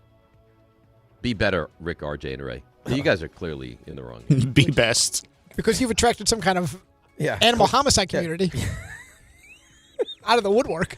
Yeah, I feel like there's going to be get-togethers. Are you a magnifying glass to an ant type of guy as a kid? Oh, he definitely tortured animals. Like he was like that kid in Toy Story that mangles the dolls. Don't blame me for your guys. That's not a denial. Inadequacies. It's not a denial. Much like referees, animals talk to. They're going to come for you. I hope you get attacked. The deer is so dumb. It doesn't even. It The doesn't animal know not to cross the road. The animal kingdom. The deer doesn't know it's a road. You idiot. It doesn't know that. Oh, so that's how dumb it is. It doesn't Not know going to say it's smart. That weapons are driving by at 70 miles an hour. Ooh, no, I'll just go for a walk here. Yeah, Why don't you go for a walk on the highway? There's a reason people don't do that. Because you get killed. Well, but it's the same reason I don't go walking. Like I won't go walking through the woods. I'm going into their territory. You're infringing on their territory. Like they don't know what those things are. They don't know what's a weapon. The roads are our territory. So stay off them or suffer the consequences. Or as you like to say, boom, dead. That's right. Wow. It's troubling. I mean, your car's like just a lethal weapon. That thing. Boom. So you should have traded the other Mercedes in for a battering ram. It sounds like. No, this one's fine. I mean, why don't you just put a plow on the front of that thing? Hey, we really get wild. So you've never hit an animal, huh? A death machine. Have you ever hit an animal? Could you see Dave as Mad Max? Yeah. He's not answering the question. Have you ever hit an animal? I did. It sounds like he doesn't want to talk about it. I live, I die, I live again. It's a traumatic time, unlike you. It was very traumatic. No trauma. Like, I have remorse. It was like, guys, I got to fix my car. I'm not happy it happened because it caused me a whole bunch of inconvenience. Well, how about that deer's family? How about that inconvenience? Well, then maybe you don't go, it's like if I climb up the side of a building, how do I think it's going to go? Probably not great. What are the chances you could climb up the side of a building? Exactly that. Same as the deer crossing the road that day. It's an interesting comparison. Interesting. So, Scott Zolak. You're familiar with him, yes? Yeah. Unicorn show ponies. He was in our documentary. Yeah, yep. So was he wearing sunglasses in your doc? No. He works for currently the Sports Hub, which is the New England Patriots radio network. 98.5. And I believe he's the color analyst of the games as well. Where's the beef? Oh, that is accurate. What you said, Dave, is about to become very relevant. So, if you remember this past Sunday, the Bills played the Patriots. And the Patriots got out to a very, very fast start in that game. Someone called it a 3-score game. Is he going to say something stupid here? Yeah. Well, obviously. Give the Travion runs in the right. Stop and start. He accelerates past the 40, 35, 30, 25, 20. Chased by a pair of Bills. Who won't catch it? Touchdown, Patriots! If you're a Buffalo Bills fan right now, what are you thinking? Your window is closed. There's a new AFC East champ, and they wear all blue here today. Oh no! God. Oh boy. That is a brutal look. That is terrible. That is awful. Why can people, fans, announcers never just wait for the game to be over? Why do you have to? Because they've got to get it out like there. That They've got to be. They've got to be that guy. I'm just letting you know. It's not limited to Scott Zolak up there, by the way. I'm letting you know right now. If at any point. Didn't Portnoy do the same exact thing? Exactly. Yep. And you think Portnoy would have learned his lesson from the Celtics thing, but whatever. If you and I ever get the opportunity to do some kind of game where you're doing the play-by-play and I'm doing the color, and you ever said anything like he just said, that early in a game, I'd punch you right in the face. Hockey guys hockey guys get even more offended by that, though. I've noticed because you got some jackwagons that are like, "Oh, it looks like you're gonna get a shutout." Oh, all the time, idiots. And this was beyond. I learned that lesson very early. This was don't mention shutouts. This was just beyond that game. He said the Bills' window was closed. Yeah. Oh, done. There's a new sheriff in town. Clearly, he doesn't have control of his mouth. No. And it just things pop out. You're familiar with this guy, right? Yeah, I mean, you know Scott Zolak. Yeah. He probably doesn't murder animals like you do, though. Well, I don't know. John K. emails in, I've never hit a deer, but I've hit a cat, rabbit, raccoon, all of them. My friend hit a deer. We had to shoot that deer after. He sounds proud. Oh, my. I don't know that he's proud. He's just telling you how it is. It's getting worse. Way worse. Who are these people you're finding? They're finding me. You're welcoming, though. I'm not going to turn them away. Oh. The strength in numbers. strength of what? Watch out, animals. Yeah. No animal is safe. So we None. Had to shoot the deer. So there's a dad going A lot of viral. dads. There's a lot of dads, but there's a dad specifically that's a Jets fan. I don't know if either of you came across this. Is this the one reading the book? Oh, this is wonderful. This is troubling. I really looked hard for his name and I couldn't find it, but I'll try again. But this is a new father, as you do to little kids. You read them bedtime stories, and this is his quick synopsis of what it's like to be a Jets fan. We haven't won the Super Bowl since 1968, and it's 2025, the year you were born. That's Darrelle Revis, best player that put on a Jets uniform. This is the worst stadium in all of the NFL, but we were good back in this picture, I promise. Dad used to go all the games, every game. Extra points are 1, field goals are 3, touchdowns are 6. We don't get a lot of touchdowns. We give up a lot of touchdowns. Offense, defense, we win the game in the trenches. We have a really good O-line right now, but our quarterback stinks. Hopefully we're drafting one this year. The fact that Josh McCown is even in this book is a joke. I honestly couldn't name 5 worst Jets to be in this book, and that's literally the epitome of Jets history. Wow. It's depressing. Yeah, it really goes on is. more than that. Yeah, it does. It's a very, I don't know if you saw the video. It's a very cute video because the baby is little, like clearly under a year, just kind of like looking at this and cooing along, and it's very cute. And you feel the pain for this poor guy. Yeah, well, I cut it off where I did on purpose because he talks about certain people needing to pass on in order for the Jets to be good again. It gets a little dark after that. But yeah, anyway. I have a Josh McCown. How's he? How is Josh McCown in this book? I don't know, Josh McCown. It's the Jets. Yeah. Come on. And finally, we have a Heisman winner. It is Fernando Mendoza, who that nice father alluded to perhaps as maybe the savior of the Jets. And so this is going around on the socials as all the finalists were asked, hey, if you won the Heisman, who is the first person you would you'd call, you would give the trophy to? And the last one is of note because you have Mendoza. Is this Pavia? And yeah, he's a fool. This not a good look. This was Diego Pavia. If you win the Heisman, who is the first person you would let hold it? I wish I could let God hold it because I'm only here because of God. Other than God, probably my mom. Cool. I would give it to my mom. Definitely a family member. Probably my mom. Mom, dad, or probably brother. Myself. And then my mom. Where are you going to keep it? I told Theo that he could keep it like in his podcast in the back as long as no one robs him or whatever. But yeah, I'd probably let him hang on to it. So the first voice you heard was Jeremiah Love, plays for Notre Dame, running back. And then you had, in the middle, you had Fernando Mendoza and Julian Saying, quarterbacks. Diego Pavia. So I give it to myself. And then I give it to Theo Vaughn. Maybe keep it. Hang on to it. Maybe his mom in between. As long as no one stole it. He wasn't done there because he didn't win. I don't even think that's bad. That's not the part that's it's damning all, for him. Yeah, so he goes on Instagram after. Is this what you were talking about, Dave? Yeah. So he goes on Instagram after it's announced he did not win. He wasn't even that close. He finished second, but it really wasn't close. Fernando Mendoza's the Heisman winner. But the expectation was that he was going to get crushed. Not to Diego Pavia. So he goes on Instagram, bleep all the voters, but families for life. And he posted a picture with his teammates. Whoops. Wow. That's not great. No. And he's someone his agent was thrilled. I really, before he started talking a whole bunch, I mean, he was always had a cockiness to him. He's easy to root for. Yeah. Like you want, because he's undersized. He's a New Mexico transfer. Right. He had no offers. He's turned Vanderbilt into, you can almost say like a football power. They're really, really good now. And it's a shame that he acts like this. And that's our lasting memory of him on the Heisman He's not going to be drafted, right? I don't know what kind of pro he's going to be. I don't think that helps. Yeah, the comparisons to Johnny Manziel now are. Yeah, they're rampant. Yeah, they are everywhere. Yes. I got an email. Okay. Yasir Warrah. Is this about more animal homicide? Hey, Dave, I'm a conductor for Amtrak. We hit deer all the time on the railroad. As a conductor, I got to go down and disengage the body parts off the train. So then we can start moving again. Really, what you're talking about is no big deal. Right, but the train can't swerve. I mean, that's not but even... I could swerve into There's no car. comparison. Yeah, there's no comparison at all. It actually makes me wonder. How difficult is it to get a train to stop? Randy M says, I once hit a pedestrian. They had minor injuries, broken leg, concussion. Police determined it wasn't my fault. Did it happen in Florida? Please, where's the intro? God. Investigation found he was viewing pornographic material on his personal phone just before the vehicle crash. Did it happen? What in your mind makes you think that you should get into the back of a cop car? Because we wanted to ride to the next bar. In Florida? Do I look like a taxi? No. Oh, boy.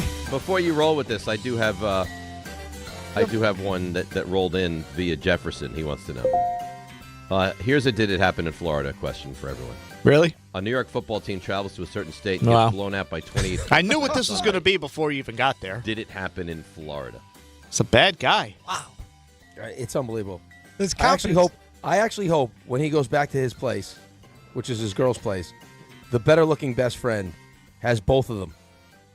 And he's left on the outside looking in. You don't. That's what I hope. You wouldn't wish that on anybody. I'm right now, in front of God and them boys. I'm wishing that. He sent me a picture of all of them, by the way. And the other ones, I mean, his best friend's way more attractive, right? His best friend's a good-looking kid, yeah. Yeah, right. He should be worried. By the way, the answer is yes, that did happen in Florida.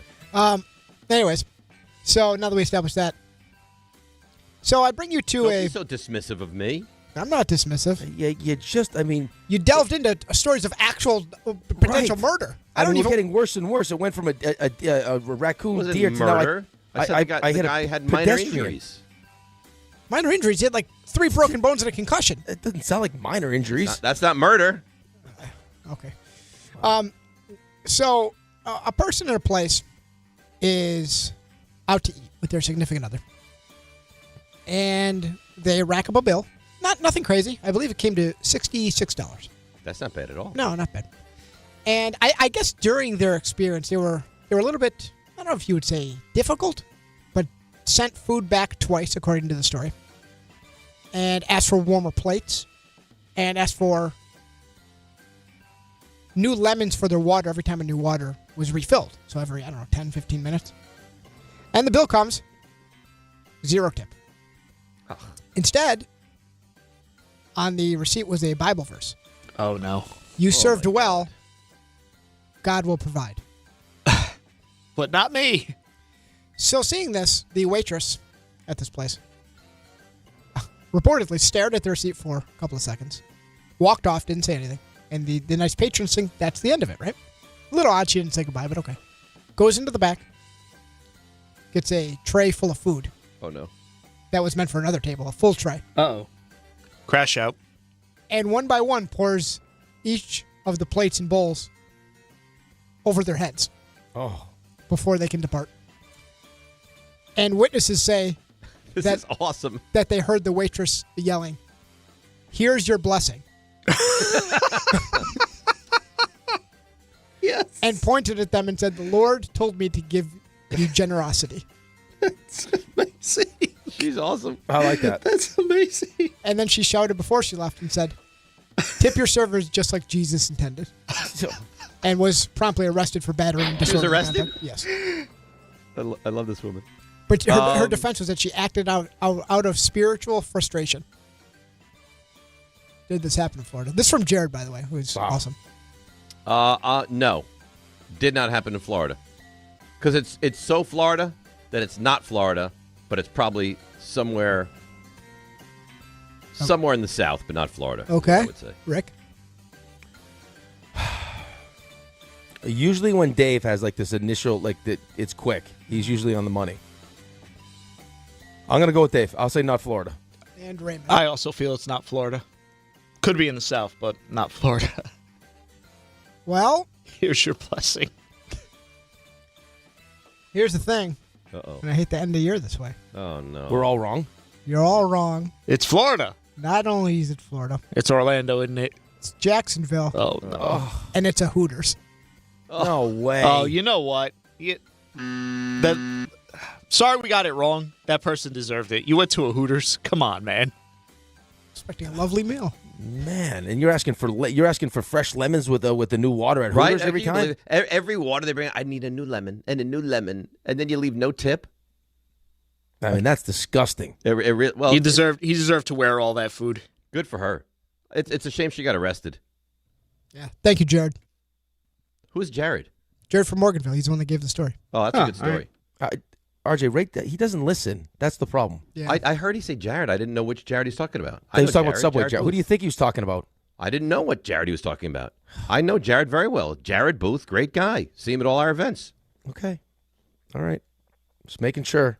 Don't question me. Your next animal killing spree. Jared Goff is who I was speaking about. Yeah. You know what? That would be great. I would love it if Jared Goff listened to He's the show a big that fan. intently. Yeah.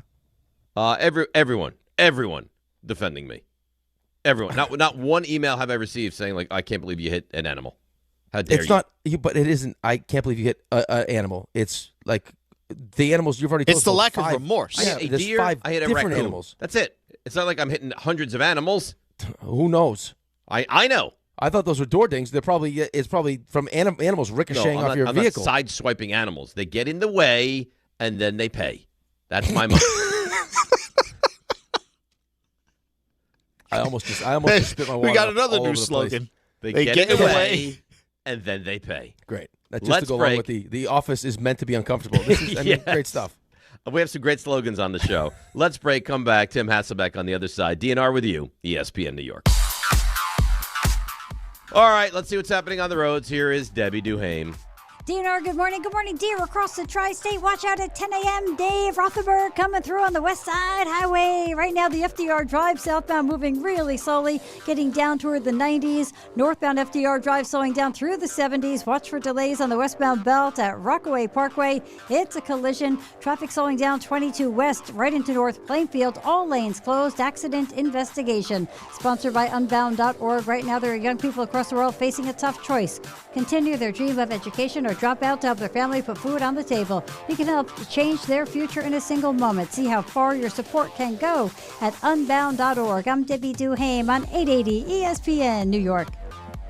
It's Chuck Devine in Snow Country. Are you looking to hire? ZipRecruiter finds the best candidates for your job fast. Try ZipRecruiter for free at ZipRecruiter.com/free. One of the best starts to a ski season you could ever have. You had to expect a warm-up sooner or later, but with all the snowmaking during December, the ski trails will hold up just fine. Shawnee's on 10 trails in the Poconos, while Camelback and Mountain Creek both around 20, and Camelback has snow tubing. Mount Peter's on 9 trails in southern New York. Bel Air is 95%, and Windham with a couple dozen slopes. Gore and Whiteface both around 15 miles of trails in the Adirondacks. Southington with a dozen trails in Connecticut, and Mohawk on 8 slopes. Butternut and Jiminy both around 50% of their terrain in the Berkshires. Stratton up to more than 60 trails in Vermont. Killington, 100 trails cover 50 miles. Pico's on most of their terrain, and Smuggler's Notch on 3 dozen pack powder trails.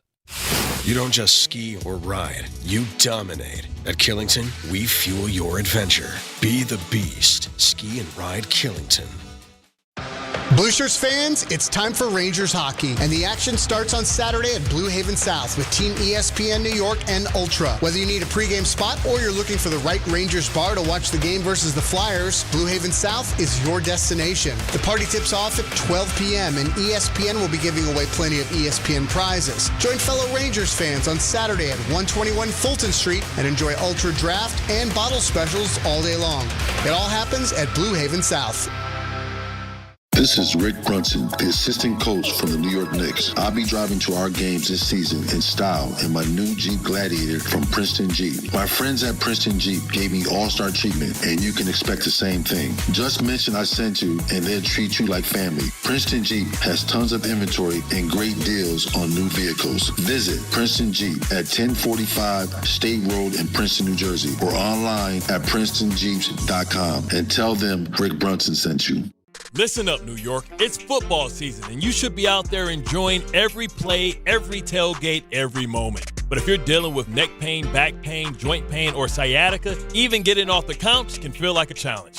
That's where Dr. Jay Shaw at Sandwell Pain comes in. He's one of New Jersey's top pain specialists, Ivy League trained, double board certified, and dedicated to getting you back in the game. Here's the difference. No surgery, no scars, no long recovery, no pain medication. Just precise, non-surgical, image-guided procedures that get real results. Dr. Shaw treats everything from neck pain, back pain, migraines, nerve pain, and chronic joint pain. And he builds a custom game plan that's right for you. Same day or next day appointments are available with offices in Woodbridge, Livingston, and Inglewood. And yes, most major insurances are accepted. So don't let pain keep you on the sidelines this season. Go to SamwellPain.com to call, text, or book online. Relief is closer than you think, and it starts today. Actual price will depend on product and subscription plan. Featured products are compounded drug products, which the FDA does not approve or verify for safety, effectiveness, or quality. Prescription products require an online consultation with a healthcare provider who will determine if appropriate. See website for details, restrictions, and important safety information. Want a boost in and out of the bedroom? Hims has you covered. Introducing a new 2-in-1 approach to level up your game. Tadalafil for better bedroom performance and zinc for testosterone support. Put it all together and you've got what you need to turn things all the way up. Getting started is simple. Just go to hims.com/joy to start your free online visit. Through Hims, you can access ED treatments including pills, chews, and more. 100% online. No office visits, no pharmacy lines. Just fill out a simple intake form and a licensed medical provider will determine if treatment's right for you. If prescribed, it ships free and discreetly to your door. Find affordable treatment options at up to 95% less than brand names at hims.com/joy. That's hims.com/joy, HIMS.com/JOY.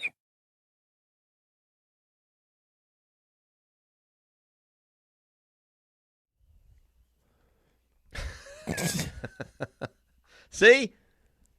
The reindeers do it. As grandma. Yeah, and they do it to older women. I don't even know where to go from here. No, we don't have to. Disgusted ESPN's your home with you. for the college football playoff this weekend. Tomorrow night, Bama and Oklahoma. That's on ESPN, ABC, along with 1050 ESPN, and on the ESPN New York app. Saturday, Miami, Texas A&M, noon on ESPN and ABC, along with 1050 ESPN and the ESPN New York app. Followed by Ole Miss and Tulane, along with Oregon and James Madison at night. Both of those games now can be heard right here on 880 ESPN. And, of course, the ESPN New York app. How about that? Here he is. It's the music that we love. It's the man that we adore. He is Tim Hasselbeck. Good morning, Tim. How you doing? Morning. I'm doing great. How you guys doing? Good. Thrilled to talk to you as always. Add such insight to the show. So we heard some audio from Mike Florio earlier today with him saying, I don't know, maybe Aaron Glenn 1 year could possibly be fired. The defense has been a train wreck. I'm not saying have you heard that. Would that be shocking to you if the Jets wouldn't bring Aaron Glenn back for a second season? I think it would be shocking to me just, because I don't think that anybody feels like he walked into a situation, with the Jets where, it was similar to what Ben Johnson was walking into with the Bears, right? I mean, I don't know that there was another team in the league that was willing to make Justin Fields the opening day starter. So, I think some of it is just like, all right, I think you have to take a realistic look at, what were our expectations, as a team and organization, to see signs of improvement. And, I don't think that, I think when you look at, guys that were walking into like year one as being a head coach somewhere, I don't think anyone looked at the Jets and thought, you know what, you're going to see a lot of improvement from the Jets.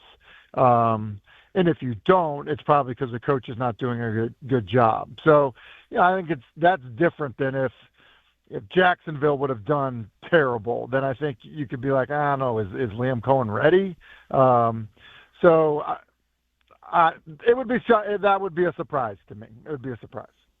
So, Tim, they need a quarterback, right? They got 2 first-round picks this year. They got 3 first-round picks in 2027.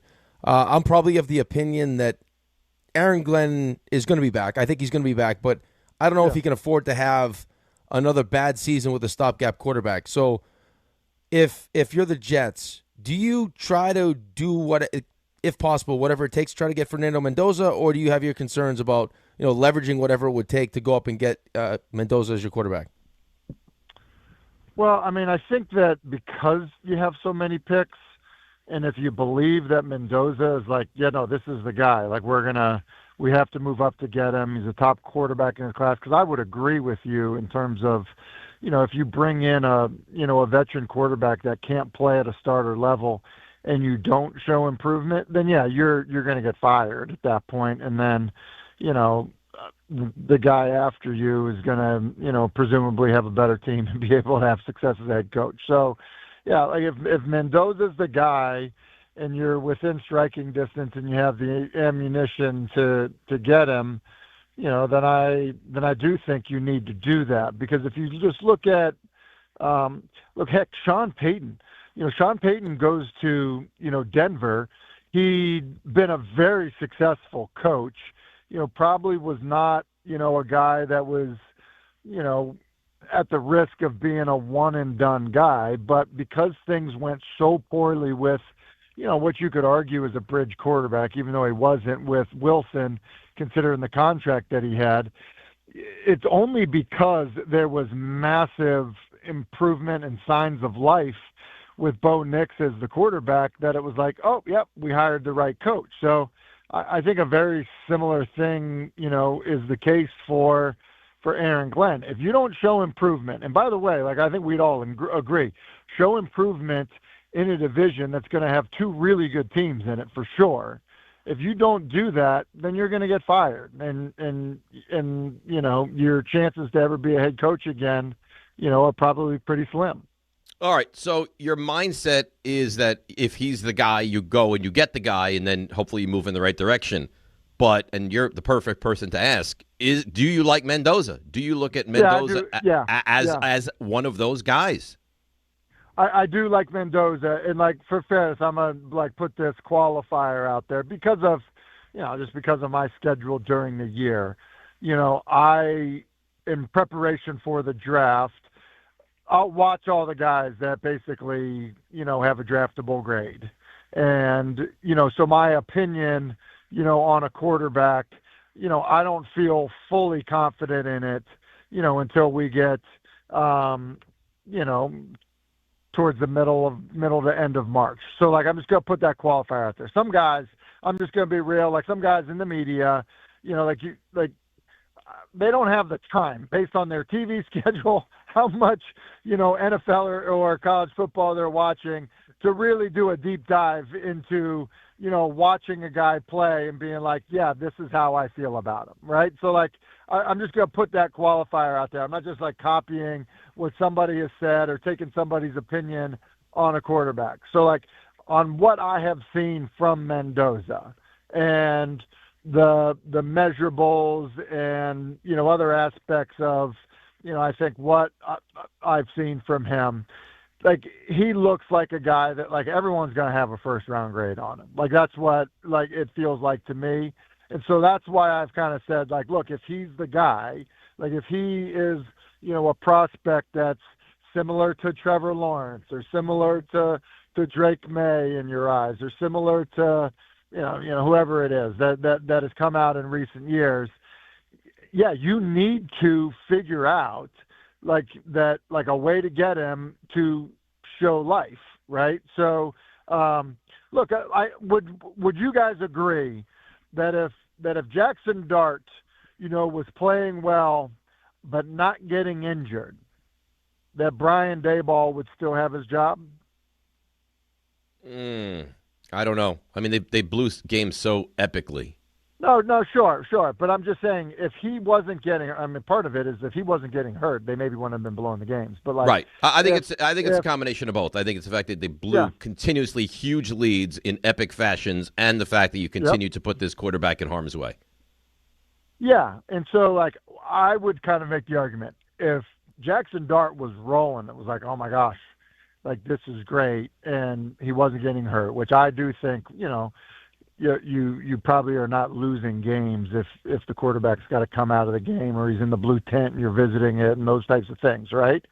Then I don't know that he loses his job, because I think it's oh wow, I don't know that we want to pull this promising quarterback away from what we've got going here.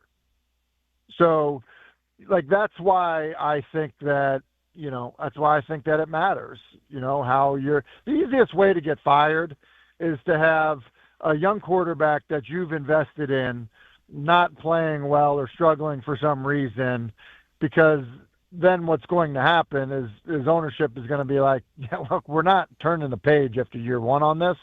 So we need to, figure out how to get this quarterback that we believe in to play better. Right. You guys, you lived it with Daniel Jones. It's the same thing.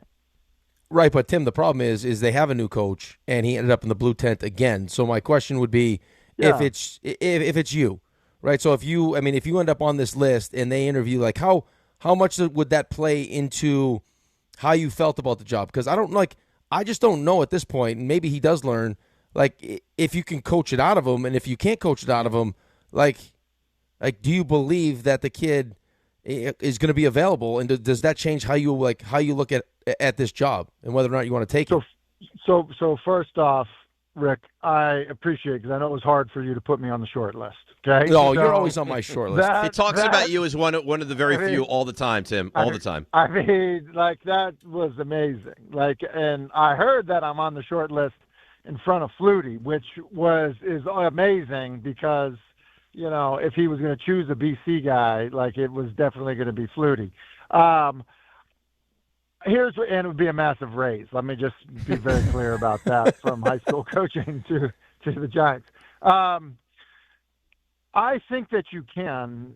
I think you can do things, right? So I believe that it's twofold. We touched on this a few weeks back. I believe that it's twofold. There's no question that as a coach, you can call plays that you know your quarterback's going to get hit, like, and you can call plays that, you know, there's a good chance he doesn't, right? Like that's the deal. And now, if you're like, look, part of what we have to do is part of what we are going to do is he is going to be part of the run game, period. If you're going to do that, then everybody just has to be on board. And I think that is like an organizational belief. You go to ownership and you say, listen, guys, look at Josh Allen. Josh Allen they've invested a lot of money in him. Like, he's involved in the quarterback run game, period. Like, we call design runs for him, plain and simple, and everybody's on board with it. So that exists in the NFL. The other thing that exists in the NFL is what Kansas City has done. Patrick Mahomes scrambles, but he is not part of the design quarterback run game. He's not. Like, that's why they don't quarterback sneak him. Is after he dislocated his kneecap, they just are like, yeah, we're done with the design quarterback runs with Patrick Mahomes. So there's two philosophies, both work, but I think that everyone's got to be on board with it because you can't have ownership being like, hey man, you're running the guy too much, you guys are out. So that's one piece that I think it's easy to get everybody on the same page on. Okay. The other piece of it is, and I touched on this with kind of what happened with Andrew Luck in Indianapolis. Clyde Christensen, who many believe is one of the best quarterback coaches to ever be in the game. His coaching point was, look, less adventure on throwaways. And, I think that when things don't go great and you do get outside the pocket and you are running, you've got to understand the situation and how you play football. And that is where there needs to be growth and development as a quarterback. So, I believe it's a twofold thing. I believe that it can be fixed. I think guys have done it. Ben Roethlisberger improved at it. I think Lamar Jackson has improved at it.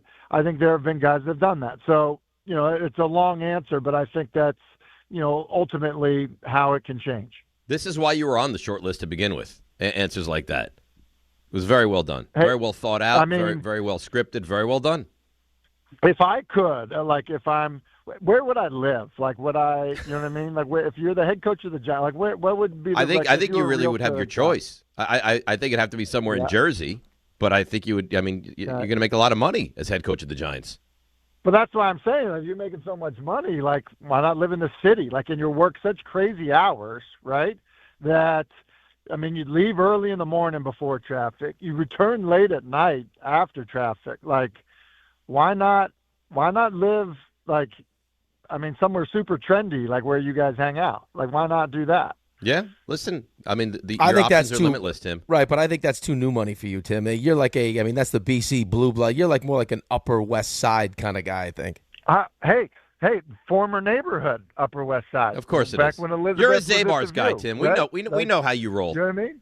Yeah. Hey, Day-Bar's very big with the gift baskets this time of year, too. Delicious. You know what I mean? Just Day-Bar. delicious. Listen, this is it for us. We're not going to talk to you till after Christmas and after New Year's, and this is not an easy moment for me to have to get past, but we will.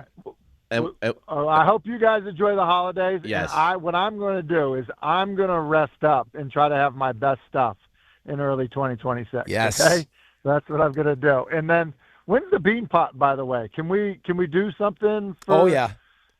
February. Can we get something going? Can we have some kind of a wager between the two of you for the bean pot? Whatever Tim wants. All right, yeah.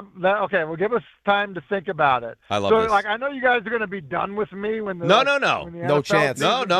We would like to continue this relationship. Yeah, I want a yearly spot. Okay, you got to keep me around for the bean pot at least. Okay, just at least do that. Love it. Have a happy, healthy New Year holiday season. We will talk to you when the calendar flips. Thanks, Tim, for everything. You guys as well. See you, fellas. All right. That, of course, is Tim Hasselbeck. If I can somehow incorporate a bet between the two of you where one of you is embarrassed and I don't have to mortgage anything, I'm in for that. Right. Why is it that the bets that you're trying to facilitate is me getting embarrassed, but the one I got you set up with is you get a free meal? What meal? A Buster-only meal. Well, because I won the bet. Right, you would have gotten a free bet. A free meal. You get a free meal anyway, according to you. But I made the bet. No, we got a break. We're very late. I don't want RJ to yell at me. He scares me. Let's take a break, come back, and get to the Mets a little bit. DNR with you, ESPN New York. Some stages celebrate. This one tests everything. Every drive, every approach, every putt. Pressure builds. Resilience matters. And history waits for the bold.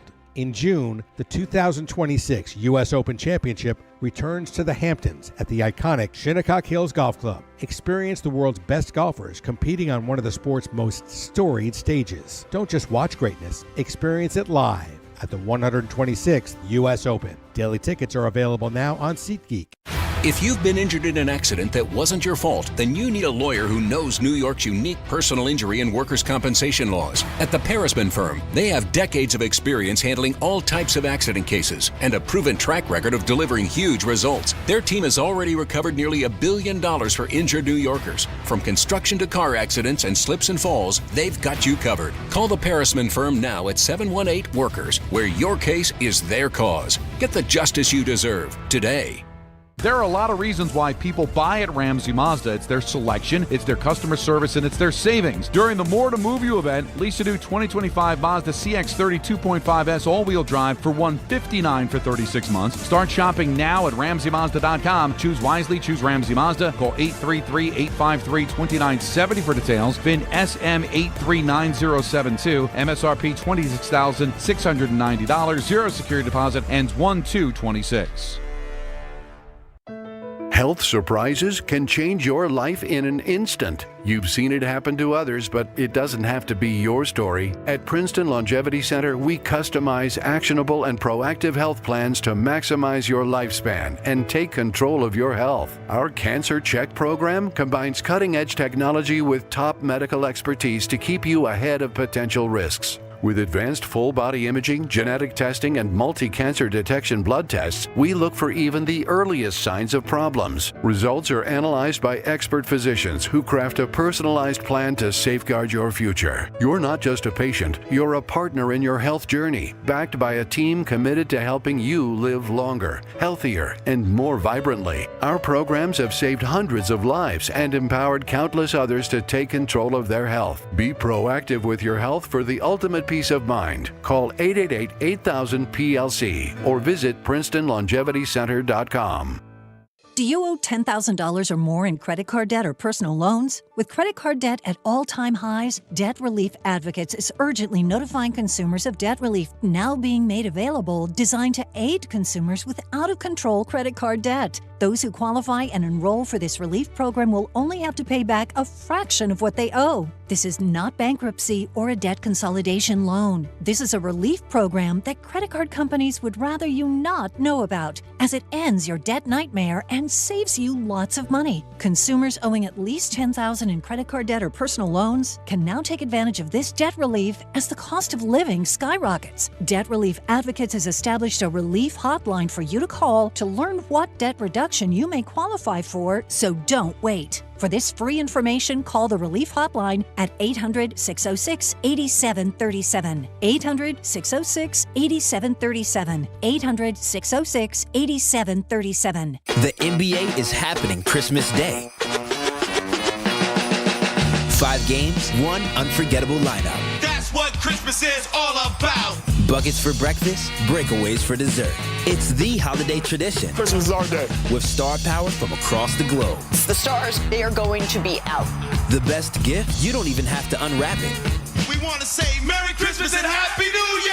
NBA Christmas Day begins at noon Eastern on ABC and ESPN.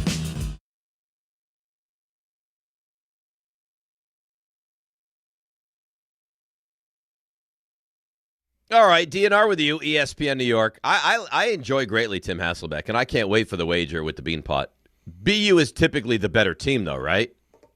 I know, it depends. No, it goes both ways? Yeah, it depends. Both those teams are good, yeah. I mean, both of those teams get are up there getting the best recruits every year. Like the Celebrinis of the world. You know what? I'd happy to have the same bet that you facilitated for me and Buster.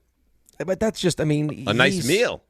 Right, the nice meal, but he's in Tennessee. Right, so it's not going to happen. Right. But unless you want to fly to Nashville, like Buster's in New York. Maybe he sends us a glorious gift basket from Zabar's. That would be nice. That would be nice. I think he's looking more for that. Right, but I think he's looking more for embarrassment is what he's looking for. Embarrassment? Well, that's if he wants to embarrass you and you to him, I'm not going to stand in the way of that either. I think that's what he would prefer. Like, loser has to wear, I'd have to wear something BC, he'd have to wear something BU, something like that. Ooh. Like maybe he has to coach one of his games in full in a full BU uniform, helmet, skates. How great would that be? He has to coach one of the games in a BU hockey jersey. No, full equipment. I want skates. He's not going to coach gloves. a game on the sideline in skates. I want the headset over the helmet. Oh yeah. I don't think he's going to coach a game in skates. That'd be nice. Yeah, I don't see that happening though. Well, I put some skate guards on those things. He'd be fine. Anthony Wynn sends in a tweet. Just a heads up, I drive for a living, and the company I work for actually instructs us never to swerve, never to slam on the brakes for an animal. Just crush the animal. Statistically speaking, it's way more dangerous to try to avoid them. This is what I do. I don't think it's the actual murder that is troubling. It's the lack of remorse that is troubling. Well, if you said to me you can kill an animal or you cannot, I would choose to not. I don't want to kill an animal. But you're right. I don't have a tremendous amount of remorse after hitting said. To be clear, everything you just said is statistically right. I agree with what the tweet said. I've been told those things. Like if it's inevitable that you're going to hit the animal, just speed up, just power through it. Speed up. No, just that's the worst thing. The worst thing you could do is slam on the brakes or swerve. It's the worst thing you can do. I agree with that, but speed up. Yeah, well, yeah. Don't decelerate. Don't brake. Okay. Yes, you're right. But again, as Rick pointed out, that's not the issue here. Your process is not wrong. It's your rationalization for the process. What do you mean? The fact that it doesn't keep me up at night that I've hit a deer? Right, like, okay. No remorse. Here's like a serial killer. Right, this may not be a great example, but it's the first thing that came to my mind. If, God forbid, you, me, RJ, and Ray were in some kind of crash where we were stranded somewhere and we had to eat you. This may not be a great comparison. But we'd have to eat. We'd feel bad that we had to eat. Like, there would be like, oh, I don't really want to do this. But I'm also a human being. I got to eat Dave. Yeah, listen, your life is the same as the deer's life. No, it's not. Yeah, it is. So if you walked in tomorrow morning and they said, Rick, Dave or a deer has died, you'd say, I don't, either one. They're both human beings. Well, they're no, both living Nando, you ate Nando. No, like, I would feel bad that I ate Nando. No, I mean, because in that you would choose the deer to die over me, as morbid as that may be. No, because the deer can't speak. If the deer could if the deer could drive a show, maybe. The deer's of no use to me. Right. So that's what it's about. It's about what do you get out of it? No. Let's hear what Perry in Jersey City has to say about this situation. Perry, good morning. You're on ESPN New York. Hey, good morning, gentlemen. I want to say that we are all hypocrites, and I include myself in that group. We go to restaurants, we enjoy eating animals, and yet we somehow think that that's less cruel than running one over. Well, you're running one over. You're not getting the benefit of like you're not eating. Like Dave didn't stop and put the deer in his trunk and eat the deer. No, I did not. Right. I didn't realize Perry was going to go there. I'm using the animal for sustenance. Perry. Yeah, like this was for sustenance. Right. No, it was in my way. I was going home. I didn't see it. It popped out. I hit it. I wasn't thrilled about it. It didn't really give me much remorse whatsoever. And maybe that makes me an evil guy. Maybe that makes me the Dexter of the roads. I don't know. I think you've really reawakened a whole community of people. We really have. Just jump right on board. Yeah, everyone wants involvement in this conversation. Let's take a break. We'll come back. More deer talk, of course. More recap of the brunch from yesterday, of course. Oh, and by the way, the Mets sign another former Yankee. It's DNR with you, ESPN New York. Friends, it's football season, the best time of the year. You should be out there tailgating, cheering on your team, and enjoying every Sunday. But if you're dealing with neck pain, back pain, sciatica, or nerve pain, even getting off the couch can feel like a challenge. You don't have to live like that. There's help. Dr. Jay Shaw at Sandwell Pain is New Jersey's top pain specialist. He's Ivy League trained, double board certified, and is dedicated to helping you get back in the game. Here's what makes the difference. No surgery, no scars, no long recovery, no pain medication. Just precise, non-surgical image-guided procedures that deliver real results. Dr. Shaw treats neck pain, back pain, joint pain, migraines, nerve pain, and sciatica with a plan that's customized for you. Same-day and next-day appointments are available, and with offices in Woodbridge, Livingston, and Inglewood, relief is always close. So don't let pain keep you on the sidelines this season. Visit SandwellPain.com to call, text, or book online. Most major insurances are accepted. That's SandwellPain.com. Relief is closer than you think, and it starts today. To help those who want to be helped, but may not be able to afford it. That's what PGA Tour winner Grayson Murray had envisioned for a foundation before he sadly took his own life at just 30 years old. His parents channeled their grief into creating the Grayson Murray Foundation, carrying out his vision to help those struggling with mental health and addiction. To donate and learn more, visit GraysonMurrayFoundation.com. At Jake's 58 Casino Hotel, we're celebrating this holiday season with our $155,000 Slay the Road drawing, including your chance to win a new Land Rover Defender and $10,000 cash. Earn entries all month long, then be here on January 1st between 12 and 3 p.m. when one winner will be drawn every hour to win up to $20,000 cash. At 4 p.m., one lucky winner will win a Land Rover Defender and $10,000 cash. At Jake's 58 Casino Hotel. If gambling is a problem for you or someone you care about, please call the 24-hour toll-free helpline at 1-877-8-HOPE-NY or text HOPE-NY.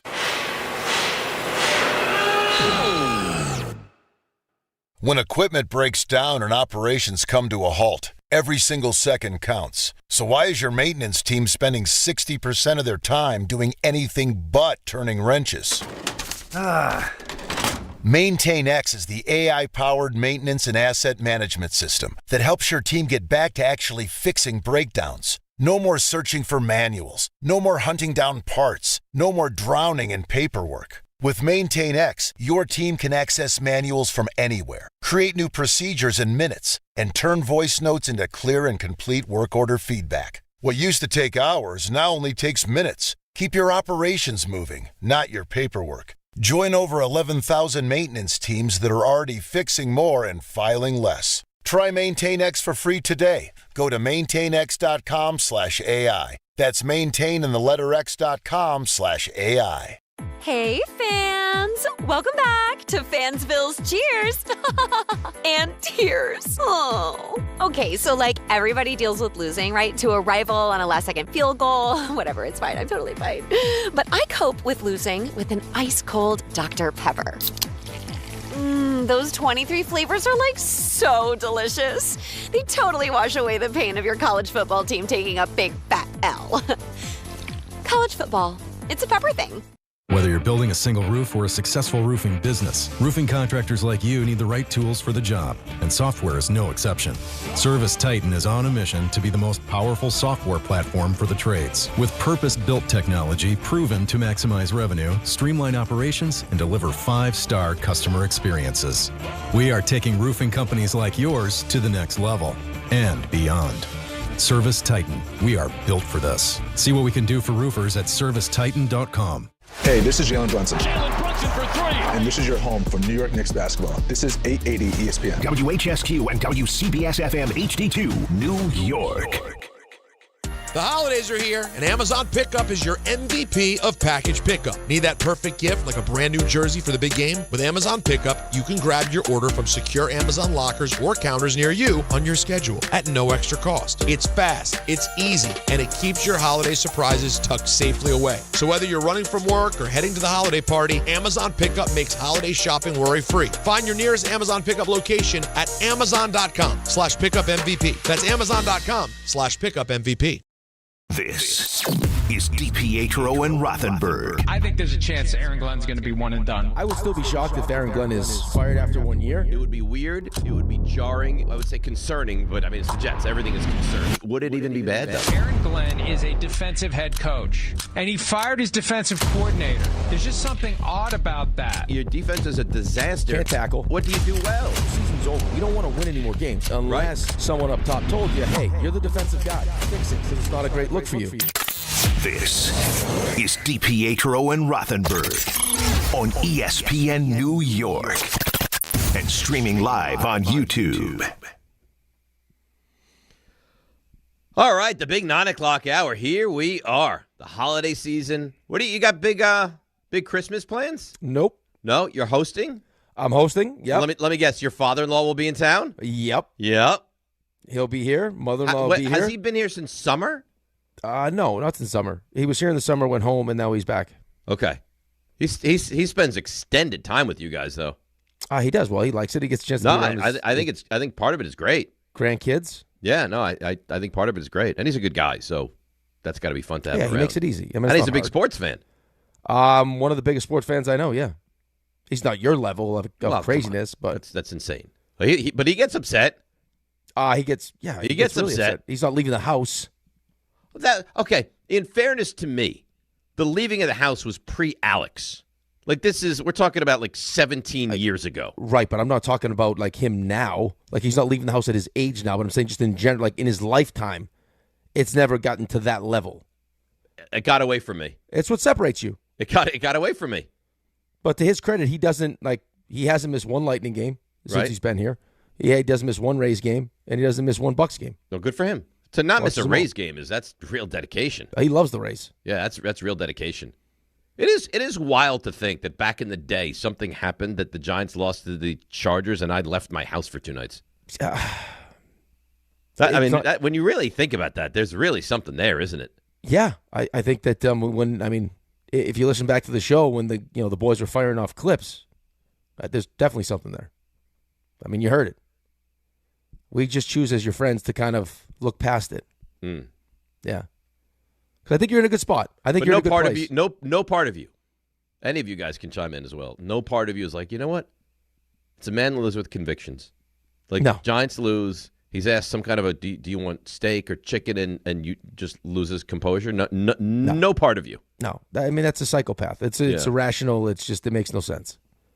I mean, Sherry's trying to take care of you, nurse you back to life, feed you, probably, make love also to make you feel better. And you're like, no, I'm going to leave the house. Right. Bye-bye. Now I'm going to go. Yeah, it's crazy. My concern is that the Raiders have the potential that I was telling Dave on the way to the brunch that a Giants victory would tank the whole. They ruin vacation. Back half of the vacation gone. It's going to happen. I mean, it can happen. It's going to, though. I can't have that. Do you know how close I'm so close again to the number 1 pick, and I don't even need the number 1 pick. The Kings ransom I can get for that pick. The Raiders do need it. The Raiders understand what the job is now. Maybe teams just start taking knees. First and 10 in midfield. We'll take a knee. We'll go for it. Well, they're definitely not. It's been done before. You're in field goal range. We'll take a knee. They don't. You're also talking about the same team that kicked the field goal down 10. That was screw wild, everyone out of that bet. That really was wild. RJ, you think we could get back to that? It wouldn't be that level. I think I've learned from that. I don't know. I don't think I go to a different resort for the duration of the vacation. I don't think that happens. I think maybe it could get so bad. Maybe you're asked to go to a different resort. Maybe Sherry's like, listen, I don't know that having you around is the best idea. You're a danger.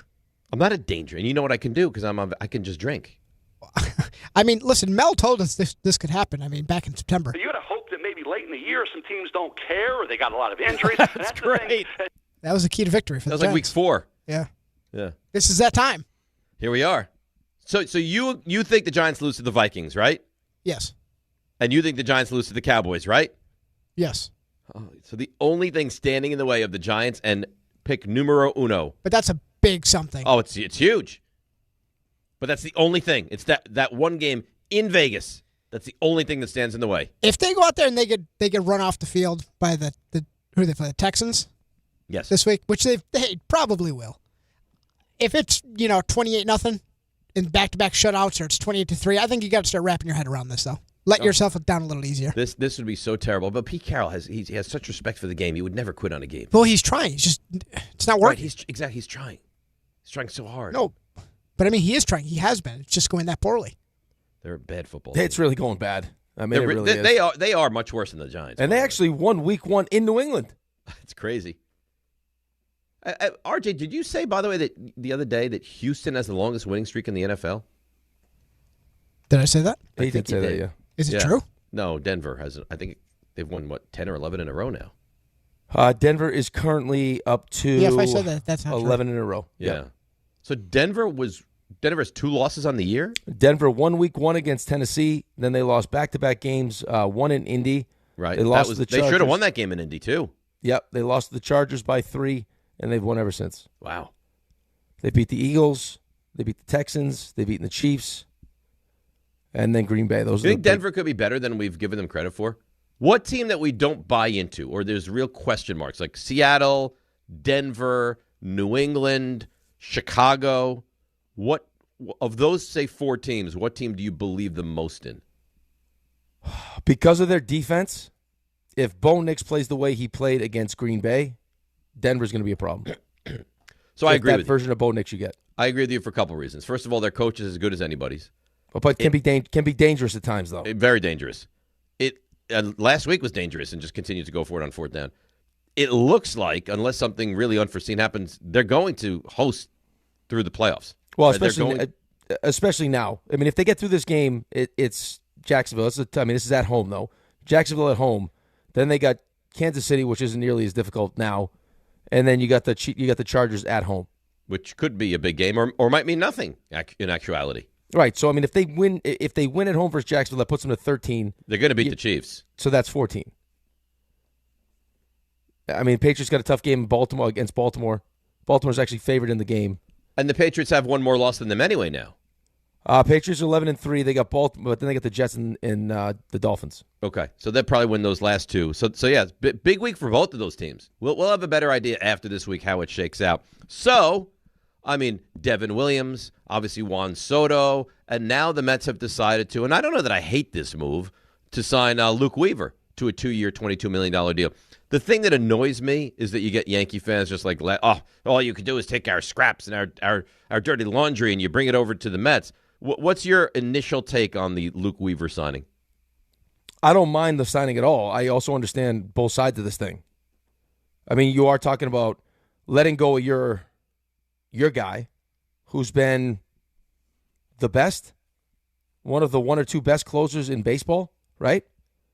I mean, would you agree with that, Edwin Diaz? I think he's the best closer in baseball. Okay, right. So, I mean, good enough where, his offer, hey, this is what I want. Second he said it, the Dodgers was like, yep, we'll do it. Like, you let him leave for what turns out to be $3 million, and you can't wait to sign two failed Yankee closers, which is what they are. Right. I mean, both lost their jobs. Right. That's true. I mean, Devin Williams was not good for the Yankees, and Luke Weaver was unpitchable by the end of the season. So I can understand both sides of it. I mean, I don't know how we're supposed to feel about the whole, secret pitching lab sauce that we had that they just wiped out. Right? I mean, again, that's all we talked about for a year and a half. Yeah, but I don't think you could feel like that anymore. I mean, the pitching by the end of the year was an abomination. That's what I mean, though. Yeah. So, I mean, if that's not the case, then, I mean, we're just hoping that if it was injury, maybe lack of confidence that led to his performance last year and he figures it out. I mean, it's in line with what they're trying to do, which makes me nervous about the potential of bringing in a Bellinger or a Kyle Tucker. You mean that they won't do it? Right. Like, I mean, if you're not going to stretch yourself years-wise, like if you're not going to get uncomfortable at all, you're probably, unless the market, I mean, comes back to you, which isn't something that I thought you had to do in the first place. I thought you were the market. Like you were going to dictate the market. Yeah, I I understand. waiting. I mean, I really, fully, truly understand why the Mets fan is having this mindset of what the hell are we doing? You're losing huge pieces. You're signing guys that are questionable. I mean, I like Polanco. And offensively, I think he was good. That being said, he's never played first base, and it's just right. But he's not strange. Pete. But offensively, he's not Pete. No, he's not Pete. But you're losing massive pieces, and you're bringing back, I mean, to be quite frank, flawed guys. Like Luke Weaver is a flawed guy. Devin Williams came off a bad season for the most part. I think he was mentally tough in some ways because he was awful, and he was able to kind of resurrect it and get back to it. But I don't know. It feels like, A, why are you signing all these Yankees? Like, the only guys that you look and deem accessible are Yankees players. And secondly, like, I get it, you were with the Brewers. It doesn't mean that every Brewer is the magic elixir either. Like, Devin Williams, I don't know. I like him. I'm not crazy about him. I would like Devin Williams a whole hell of a lot more if he was the 8th inning guy to Edwin Diaz in the 9th inning. Yeah, or Mason Miller. Either one, which right, either apparently one. is still on the table. So right, but again, that's also going to cost you prospects. Mm-hmm. Which is something that you don't need to do because you have the money behind you. But he's not opposed to that, it looks like. Right, no, but why are we shying away from our superpower? It's what pisses me off about the Yankees, like this version of the Yankees. Like listen, I'm with you. Do I prefer more money, less years? Absolutely 100%. Like that's how I would do my business if I could.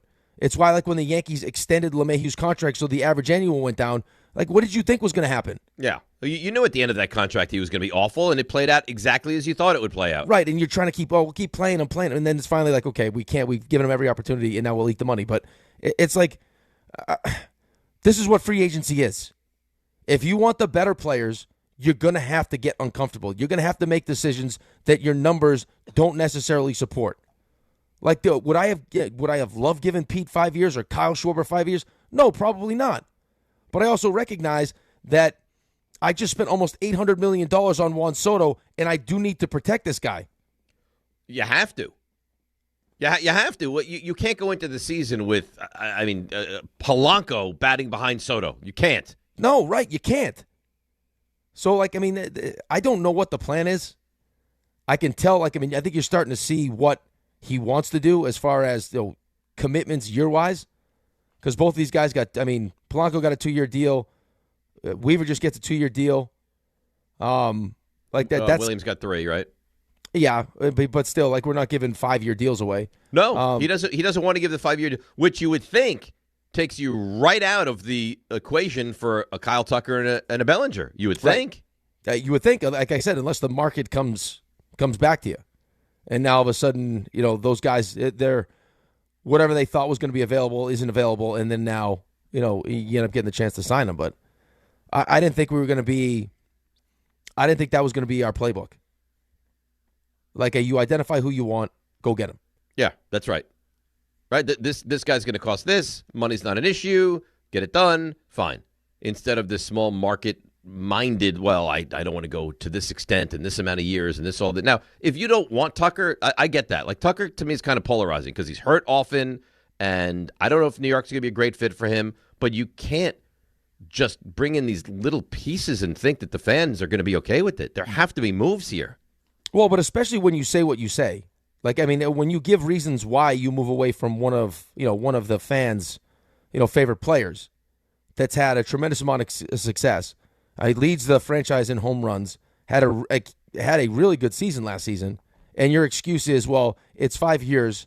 The back couple of years won't look good because we don't like where his age is. We'll think he'll break down. He'll probably end up being a DH, and he's not great defensively at first base. And the guy you bring in is going to be 33 and 34 and has played one inning of one game at first base. So which one is it? Right? That doesn't make sense. It doesn't add up for people. Well, but it's a 2-year deal to a 5-year deal. I know, but you're paying for his age 33 and 34 seasons. Right, but maybe you don't think Pete's going to be good for year 2, year 3. Who knows what you think? He doesn't like Pete. Clearly doesn't like Pete, but what do you think? Offensively, he is a better player than Polanco is. Right. Oh, definitively. So if I transition him in years, so he's 31. So 31, 32, he plays first base. And now 33, 34, and 35, we start to transition from a little bit of first and DH. I don't know that Pete was even a thought here. I don't think it was reason either. You would have to bring back Pete Alonso is because the ownership made you bring back Pete Alonso. I think as far as Stearns is concerned. But if you're going to do business this way, which I'm not saying is a bad way to do business or it's not a smart way to do business, it's just not a way that you have to do business where it's like, yeah, if I would sign Pete if the deal was this, as opposed to, no, we like Pete. Well, I don't want to give him year 4, but because we like him, I can do it because Steve Cohen's my owner. Let's give him year 4. As opposed to sit here and continue to wait like, okay, we like this guy because it's a 2-year deal, and we like this guy, it's a 2-year. Like, you're not going to get Kyle Tucker or you're not going to get Cody Bellinger if you're just going to sit there and wait till they get to, a number and years that you like. Like, how many players are there? Like, there's not, how many Juan Sotos become available where you're willing to get, like, to go above and beyond? But you went so crazy with Juan Soto. Like, crazy with Juan Soto. I'm not saying it was a bad decision. I love Soto. I thought he was good as the year went on, and I'm excited to have him moving forward. But you went nuts with him, right? Sweets, you name it, he gets it. And now Diaz over, I'm not saying $3 million is not a lot of money, but it's nominal compared to what you went crazy with Juan Soto. Now that's where you draw the line? That's what has me kind of flummoxed here with this organization. Right, unless you didn't really want him that bad. I just don't know why you're playing games with it. Like, oh, hey, here's 66, but we have some wiggle room. Well, why not just agree to the 3 for 69 that he asked for instead of like playing a game with him? Like, you're really gonna go? Are you gonna go back and tell Steve, like, hey, listen, Steve, I saved you $3 million. Isn't that great? No, he's not gonna care. Unless he does. Unless we don't know. Unless he actually does care about it. Or they're waiting. Listen. Or they're waiting to lock themselves into Scooble after this year. Maybe they are for $400 million. Again. As much as I'm annoyed and frustrated and starting to get angry and the days pass and nothing is done or very, minor moves, I still believe there has to be a plan. There has to be a plan. This guy he didn't go from being a boy genius to a moron in 18 months. There's no way that happened. Right. I don't necessarily disagree with you, but I think the more moves he makes that are similar moves, the better understanding you get of what he's trying to do. I just don't understand how you can, like you just said, go above and beyond and spend almost $800 million on a player and then not just continue down that road. Like, if you're going to spend that much money, now we're committed to really making sure that we maximize this investment. So I'm going to have to spend more money as opposed to now we'll pull back the reins and we'll start getting cheap. That doesn't make sense. It doesn't make sense. So it makes me think that there's something in the workings here, but we'll find out, man, because if we get to April, May, and the Mets are just bad and they haven't made the moves, Stern's going to be destroyed. Right, but it's going to have to be a trade, you'd think. Yeah, I think it's going to. I think the Padres are a team that you're going to potentially. Twins, maybe? The Twins, I wouldn't hate I think that. Joe Ryan and Buxton are guys that you're probably interested in. Yes, I think it's going to be, teams like that are looking to shed some payroll and bring in young talent, and you certainly have young talent, and you move on, and right, hopefully it works. I know, but I keep going back to the same thing, though. It's like I agree with you. No, but I have money. I have a proven commodity, too. Like, I have Edwin Diaz. It's not 5 years. The Dodgers didn't give him 5 years. It was still 3 years, which is what you offered. It's $3 extra million. I don't know. I can't answer that for you. But I don't have to trade players for him. I agree with you. I can't answer it for you. I'm frustrated Or take on a bad deal. Like, a lot of the talk around San Diego is that they take on a bad deal to get Mason Miller. Like, you trade what you trade, then you also take a bad contract back because you got the money to do it. It's very strange. RJ? Hi. How you doing? Good. How you feel like the show's been today? Really good. Really, I think so too. I've enjoyed the show today. I like when there's bounciness. Very bouncy. Covered a lot. Very bouncy. We've covered very a lot. Bouncy. I know what I don't like is when smart people need to always be smart. Like, we'll use every opportunity to just hammer home how smart. There's times you don't need to prove to people that you're smart. Who? Like what David Stearns is doing. Like, you just make the move that we all think you should make, as opposed to trying to outsmart. Well, I'm just smarter than you guys. Won't get it. No, that sounds very Yankee-like. I get what you're saying. Now, it seems like he's more in love with value than he is talent. Do I have the talent at the proper why? value? My question would be, why?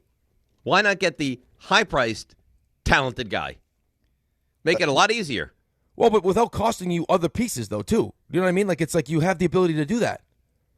I don't have to go out and trade prospects to get a controllable contract. Or you could do both. Let me sign Edwin Diaz, then I'll trade a piece that maybe I don't love Tong. I don't know. Trade a piece for Mason Miller. Now look at this monster bullpen I've got. Well, let's not forget the real elephant in the room, which is the rotation stinks. Stinks. Right now, the way this team is constituted, this is a bad baseball team. Oh, by the way. I hate to do this. Because how I feel about Is this Giants related? No, this is New York Mets related. This is friendship related. This is Brian versus Mike Green related. Oh, no. Tremendous misstep by Greeny last night. 9:30, baseball ends. Spent all the time talking about what Mets would do. A lot of baseball talk. Get in the car. 3 minutes from home. Phone rings. Greeny. All excited. I'm like, what's going on? What happened? Did you see it? See what? Mets just signed Valdez. I said, what? He said, yep, Mets, Valdez. I'm seeing it all over the place. I was like, you're sure? He's like, yep, right here. 5-year deal. I started looking at my phone. I'm like, I don't see it. Plus, I'm listening to Sports Talk Radio. If that happened, that's breaking news. Yeah, it's a big deal, yeah. Yeah, so I'm not hearing it. Phone call. I text message when I got home. Scratch that. Yep, not confirmed. So he's giving you misinformation. I was like, you got me all fired up. That we're adding to the rotation, then it's just fake. It's fake news. I mean, that's how he's in your circle of trust is beyond me at this point. I think it speaks to how I feel about him. I mean, I'm willing to overlook it. Well, that's big for you. Big on you. RJ? Yeah. How you doing? Good. Good. You ready? Yeah. Okay. Just know that I'm always watching, okay? That's creepy. Well, I am. You kind of are, though. I always know You've made that clear. And John. Now you know how the animals feel, RJ. Now you know how the animals feel. It's only a matter of time. It's only a matter of time. That's all RJ. Run RJ over. RJ, here's the boom before I'll he tell hears you what. it. I run RJ over, it would tear me up. I'd feel awful. I know not well, to. I know if he gets in the way. RJ's just minding his own business, walking and to. then they pay. RJ's just minding his own business, walking to the other facilities, and then boom, deal. Yeah, I mean, this is damning. They get in the way, and then they pay. Oh. Put the lotion. Put that on a National Highway Safety poster. They get in the way. And they pay. If you don't click it, ticket. It's if you get in the way, you pay. Then you pay. I stand by it though. I hit RJ, I'd feel awful. It's either that or Shooter McGavin. Horrible. Listen to what I say. Yeah, down by the bay. Like loss of sleep. Maybe eat some hay. Probably financially compensate his family. I just may. I would feel terrible. You'd have to take full. I mean, you'd have to take full control now financially. Antonio would have to move into my house. Why? What do you mean? Because you wouldn't be around anymore. I've run you over. Yeah, but why would he move into your house? Why can't you just pay for him to live with We Ange? provide a loving nature in my home. You're trying to steal TVs people's in one room. You're trying to steal people's babies. No. I don't think you'd be there either. I think you'd be in some kind of prison. No. You wouldn't be a free man. That's of course I would. I'd hire one of these attorneys that get me, please, right out of jail. It's been a tough day for you today. What are with his hair slicked back? I would make sure your hair's not slicked back. You're not my attorney. It's got to be slicked back hair. Now you can represent me. Get me out of jail. Get me that baby. Once you put RJ to the side and you got rid of him, would you take his hair Would you take his hair with you? Someone's got to get that. Dave's hair. not lacking in the hair department. No, but he doesn't have that. No, I don't have that, and I don't feel badly about that. My hair's fine. No, but it's functional. It's capable. Fine. No, that hair's gorgeous. Right, your hair's great, but it's not that. No, it's not that. I would probably. RJ, I'm sorry. I'd probably have to scalp you before I would. Oh my God! Did you join the mob at some point? We have great hair. Or like the hunting association that we don't know about. It feels like the animals are just the practice. I mean, where's this going to lead? No, I'm telling. I don't want to hurt you. That's what Don Corleone said. That's like the basis of an abuser right there. I don't want to hurt you. Don Corleone said the same thing. Why did you make me do this? Don Corleone never said anything like that. Yeah, as you have the plastic bag over his head. I don't want to do this. Why did you make me do this? But you got in the way, RJ, and now you have to pay. They get in the way, and then they pay. RJ? Yeah. Oh, this is a nasty email. I'm not going like a real psychopath. Are you ready to do these stuff that people might have missed? Yeah, okay. Let's go. Now. Walk-up three-pointer. He got it! See ya! Score! Put it in the box! The you missed. All righty, so some good news for you. Nolan McLean and Clay Holmes going to pitch for Team USA in the World Baseball Classic, so you have that to look forward to. Clay Holmes is another Yankee. That's right. You've seen the list of Yankees. The manager's a Yankee. Yeah. Yeah. The manager before him was a Yankee. I mean, listen, if you're going to go and get which you can, it's plausible. You get 2024 Luke Weaver, and you get pre-Yankee Devin Williams. I mean, you're looking at probably the best late game bullpen in baseball. Right, but if the Yankees thought they were going to get 2024 Luke Weaver, they would have signed Luke Weaver back. That's right. Although it felt like it really ended poorly between the Yankees and Luke Weaver. Yeah, well, I mean, rightfully so. But before he got hurt, he was great. So really good. So here, I mean, the hamstring injury is kind of a line of demarcation. So he, before the injury, had a 1.05 ERA in 24 appearances. Beginning of the season this year. Great. Elite. Came back, 40 games, 5.3 ERA. That's a large sample size. So the hope for the Mets is that he just wasn't healthy, and that's the reason he wasn't good. Well, I dug into it a little bit. His fastball got hit a lot harder. His changeup is lethal, but he's a fly ball pitcher, and 8 of his 10 home runs he allowed came on his four-seamer. So I don't know if the push-off, the velocity, he's not striking guys out the way he was. Right, but guess who else's changeup is also lethal? Devin Williams. To be lethal. Yeah, right, Devin Williams. I saw he's tinkering with a new pitch, so you got that. Listen, I'm trying to help you. Talk about a bad deal for the Yankees with how that whole thing worked out. Devin Williams? Like, that was one of the huge pieces of their pivot. He ends up losing his job. The facial thing happens. That was weird. With him. Devin Williams for Nestor Cortez ended up being one of the for both sides. And Durbin. Well, Durbin, I was going to say. Was actually good. Durbin's a maniac. He's awesome. He's like third in AL Rookie of the Year voting.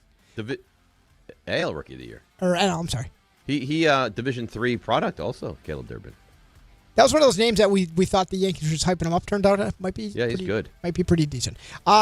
Phillies and reliever Brad Keller reached a 2-year, $22 million contract. Are you familiar with the name Ani Kalambi? Yes, a new GM in the world of Major League Baseball with the Nationals. Yeah, do you know how old? 31 years old. 31 years. That's amazing. 31 years old, running baseball operations for the Nationals. Brady Cook is once again quarterback one. He will be the starter for the Jets this weekend against the Saints. News for tonight, if anyone's interested. Seahawks left tackle Charles Cross out, and we knew that Devontae Adams of the Rams doubtful, highly unlikely. We hadn't practiced. In this yeah. game. Patrick Mahomes has already started his rehab. He has his eye on returning for Week 1 next season. The Bears have, and this is interesting, they've expanded their stadium search, including outside the state of Illinois. Indiana. I thought that was done. No. I mean, this clearly feels like an empty threat, but the fact that we're even throwing that out there, it's like, hey, Jets, Giants, how about if they played in Delaware? How much fun would that be? Do I take the game tonight? That's up to you. You can dabble. That's up to you. Cam Ward said he wants to be involved in the head coaching search for the Tennessee Titans. I'm interested. How do you guys feel about that? Ridiculous. Really?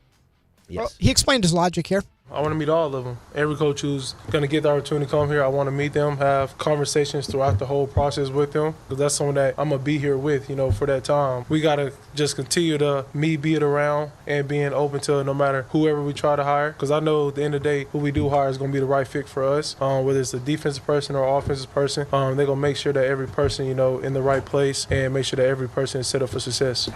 You know what? I should rephrase what I said. I don't believe ridiculous, and I actually like the way he spoke about it. I think he should. Involvement of players concerns me.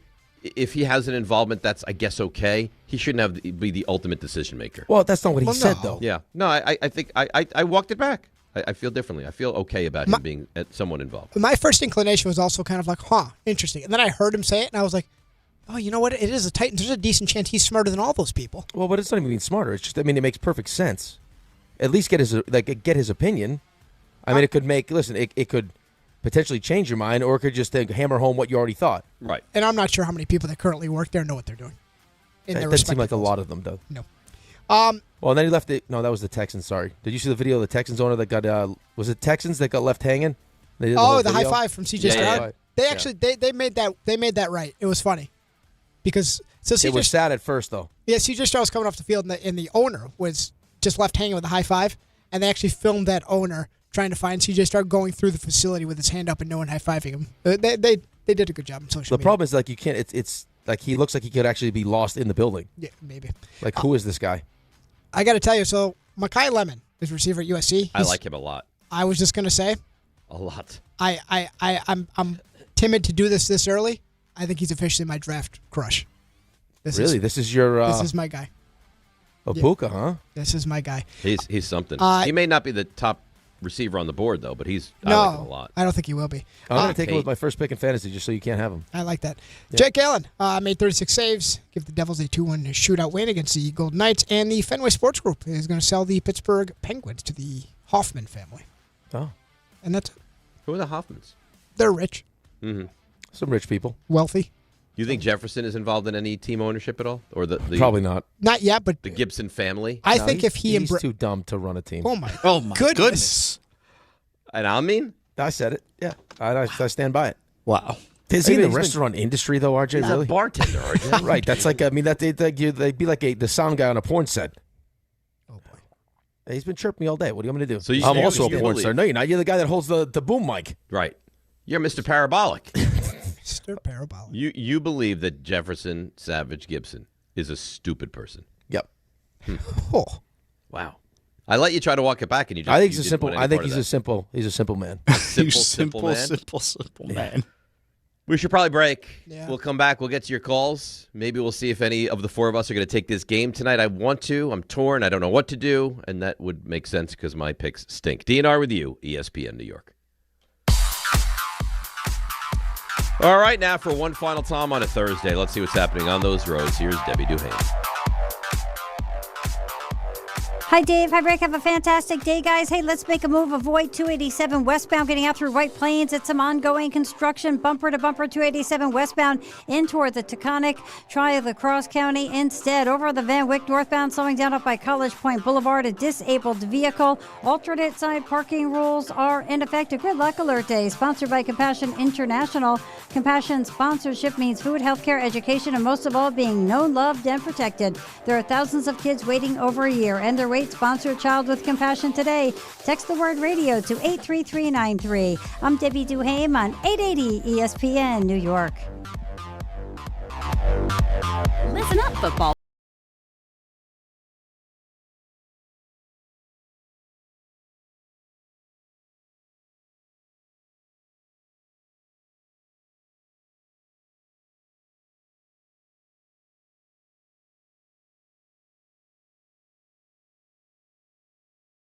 Never ordinary at Bet365. Gambling problem? Call 1-800-GAMBLER. 21 plus only. Must be physically located in New Jersey. T&Cs apply. In-app only. This is Rick Brunson, the assistant coach from the New York Knicks. I'll be driving to our games this season in style in my new Jeep Gladiator from Princeton Jeep. My friends at Princeton Jeep gave me all-star treatment, and you can expect the same thing. Just mention I sent you, and they'll treat you like family. Princeton Jeep has tons of inventory and great deals on new vehicles. Visit Princeton Jeep at 1045 State Road in Princeton, New Jersey, or online at PrincetonJeeps.com and tell them Rick Brunson sent you. Listen up, New York. It's football season, and you should be out there enjoying every play, every tailgate, every moment. But if you're dealing with neck pain, back pain, joint pain, or sciatica, even getting off the couch can feel like a challenge.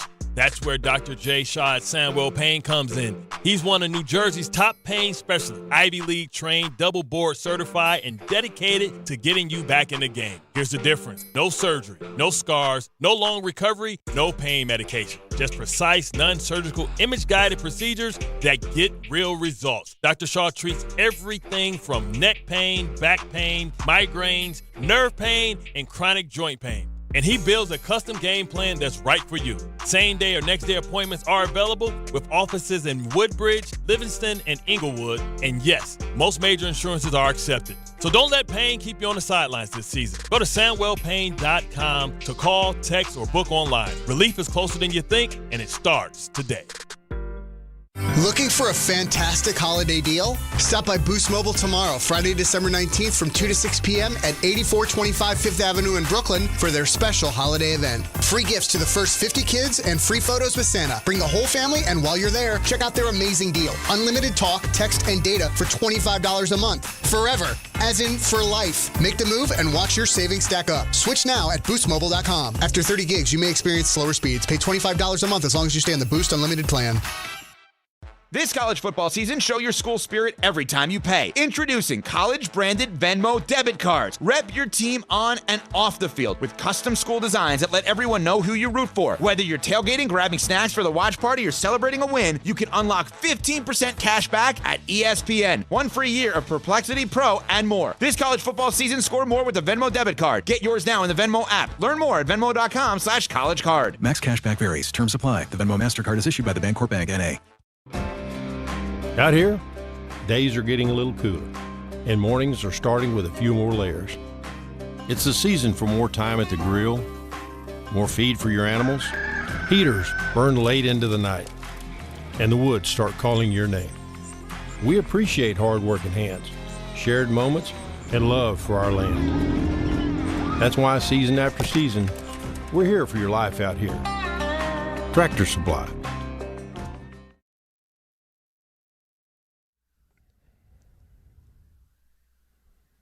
All right, DNR with you, ESPN New York. I got to let you know something. Game time brought to you by Tullamore Dew Irish Whiskey. When it's game time, it's Tully time. A busy night tonight. Last night, not so busy. Tonight, very busy. NBA Cup champions. The Knicks back in action tonight in Indiana against the Pacers. And I know it's not the same Pacers team, but you still hate the Pacers. That's at 7 o'clock. 7:30, the Nets welcome the Heat to Barclays. And at 8 o'clock, Rangers drop the puck in St. Louis against the Blues. And then, of course, we have, certainly a Mount Rushmore NFL game tonight, the Rams and the Seahawks. That's at 8:15. And that's game time brought to you by Tullamore Dew, the original triple distilled, triple blended, triple cask matured Irish whiskey. Be sure to grab a Tullamore Dew or try the new Tullamore Dew Honey during today's action. Glasses up to enjoying Tullamore Dew responsibly. So you're out. You're not involving yourself in this game. You've said that. RJ, you said you might be in. Are you closing in on a decision of whether you're going to take this game tonight? I'm getting really close. I should know in about 8 minutes. Raymond, chance you're in or you're out? I've been having a battle with this one because with yourself. Battle with yourself. Because I feel like there's a reason for me to take it. I really do. But I want to take this game so bad. Yeah. But I think I'm too scared. But the state of the Rams receivers, that bothers me a bit. The fact that all the money has now shifted to Seattle. Yeah. Doesn't make you feel I guess great. the question is, do you have 3 other games on the board that you really That like? is the question. Not that we'll hit them because we stink. And that is the battle. That is the battle right now. Oh, really? Did you just throw that in there? What? Did you say especially you? No. Oh, I said especially us. Oh. Not especially him. I'm worse than him. How could I say especially you? RJ's rolling right now. You were hoping Well, that's why I was about to say especially us. Like Ray and I are the worst 2 of the 4 of us. I thought you snuck in there. Why do you think everything I say is nasty? Why do you think everything I say has an agenda? Because a lot of things are nasty. Because you lead with nastiness. I don't. I lead with generosity. You lead with your bumper also. The fact that you're so torn up about these animals that run in my way. I didn't realize that you drove a deathmobile. They get in the way, and then they pay. Psychopath. Not a psychopath. Okay. You've hit animals. It happens. It's part of life. Yeah, but I feel terrible if it does happen. All right. Well, then you're different than me. I got other things to focus on. Are you taking the game? Think about it. Don't push me, okay? If I want to take it, I take it. I want some juice tonight. Come on. You want juice? I think it's fair to say at least one of us is going to take this game tonight. Somebody has to take it. RJ should have to take it because the way he talked up those pancakes yesterday, they were the best pancakes ever. Very underwhelming. RJ, how do you feel about that? And you know what's so painful for me in this scenario is that this was my meal. This was my baby. And I had a place on the docket ready to go, which I think you guys would have absolutely loved. And felt like I was talked out of it. We went to this breakfast place. Best pancakes I ever have, I was told. We need to go there. I was like, you know what? Fine. Let's go there. We go there. Underwhelming, but now it's my responsibility. So, RJ, you have some real explaining to do. Well, I didn't lead the charge to get the location moved. That wasn't me. Don't pin that on me. Okay. If someone says to you, Rick, these are the best pancakes I've ever had, wouldn't you be inclined to up and move the original brunch spot to the best pancakes you've ever had place? Don't you put that evil on me, Ricky Bobby. Don't you put that on us. Especially knowing that the people going to this meal love pancakes. Who doesn't love pancakes? Right, but listen, Brunch didn't get pancakes. John got pancakes. I got pancakes. Ray got pancakes. RJ got pancakes. You had a pancake. Well, you know why? Brownshaw's like a sharp bettor. He must have knew that the A-list chef had the day off or something. Something happened, and they weren't that filling. I could have easily eaten 2 or 3 more orders of those pancakes. That was not the performance I saw. That's like you watch a team 1 week and they roll 31-7. When did you realize you were in trouble? Like at what point that we're sitting there, did you think to yourself, "Oh no, this is not the place that I know"? First drive, I knew immediately that those pancakes come out and there's a little bit of a darkened crust, and they were left on too long. The first bite, it's all gone wrong. Our game script right in the trash. That was unfortunate. Yeah. Not good. Terrible. I ate him, though. I wasn't going to let them sit there. You're a real warrior. Yeah, but he powered through. He was sitting next to me. Powered through. Come on, it wasn't a bad pancake. He was very underwhelmed. Underwhelmed, sure. It wasn't the pancake you were anticipating, but it wasn't a bad pancake. It was fine. It was an average pancake. Right, but okay. I'll say this. Wasn't a terrible pancake. It was fine. At the very least, let's have bigger. Like, they weren't big either. Well, you know what the weird thing is? I think they made different sized pancakes for different people. I think they sized you up, looked at how big you were, and made the pancake according to that. Because John's pancakes next to me were enormous. The ones we got last week were gigantic. And yeah. I know you could say the short joke, everything's gigantic. But mine seemed much more typical. The way he got out in front of it. Yeah. Well, I mean, Raymond, you were there both times. What would you say about last week? I thought they were bigger last time, and they tasted better last time, too. Something changed. So something went wrong. So here's the question. Do we go back for a third helping, third for you guys, second for us, and see what that place really is? Or do we cross it off and it's no longer in the rotation? I think we move on for now. I think for the we time move on being. from now. Yeah. Unless we're going to have alcoholic beverages, then we could go back. Because they had some very delicious-looking drinks on the menu. They really did. They did.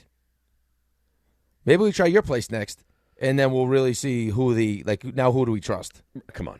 Well, I'm just saying. Come on. I take Dave's place is supposed to be like the elite of the elite, place though. Come on. In fairness to RJ, it's the Shangri-La of brunch places. Oh, okay. In that case.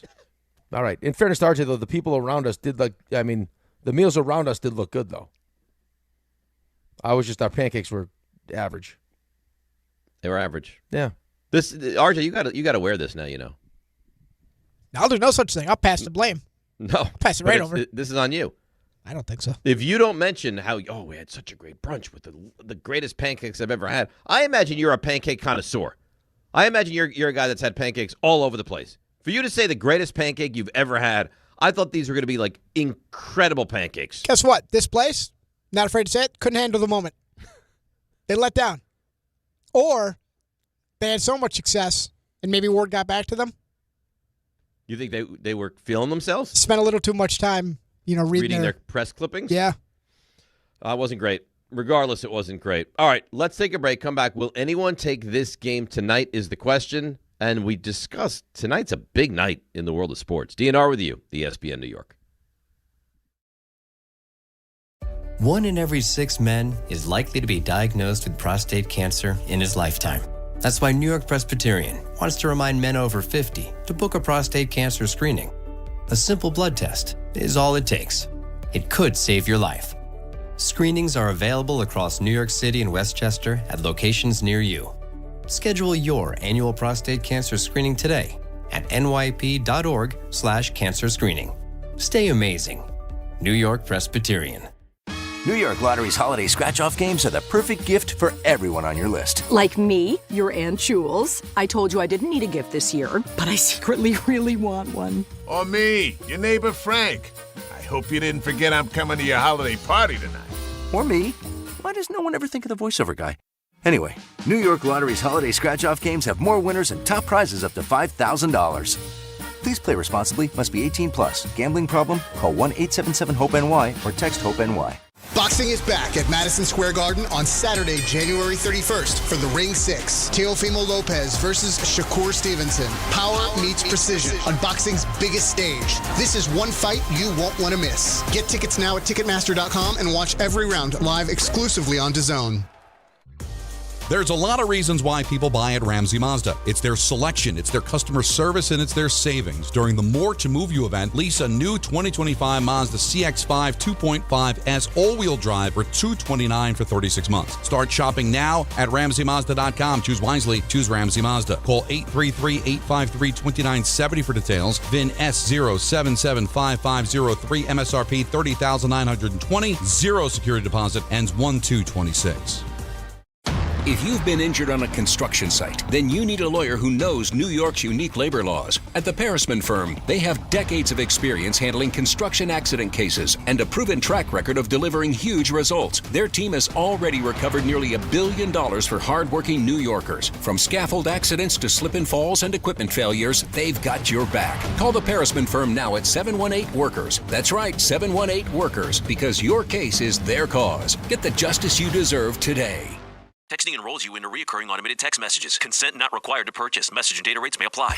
Man, I love seeing the old gang at these reunions. Did you see Brian? He's in better shape than he was 25 years ago. How is that even possible? Yep, I ran into him a few weeks ago and had to ask. He told me he started taking Nugenix Total T2. The testosterone booster? Yeah, but it's way more than that now. It also skyrockets your nitric oxide in as little as 3 hours. I started taking it right away and I'm already seeing results. I was wondering what you were doing. You seriously crushed me in that pickup game last week. Yep, after 40, energy, strength, drive, it all starts going downhill. But with T2, I feel like my old self again. Stronger, leaner, and my energy is way up. My wife even noticed a difference. They're giving out complimentary bottles right now. Just send them a text. Text CAR to 321-321 for your complimentary bottle of new Nugenix Total T2. Text now and you'll also get a free bottle of Nugenix Thermo X, our most powerful fat incinerator. That's CAR to 321-321. These statements have not been evaluated by the FDA. Product not intended to diagnose, treat, cure, or prevent any disease.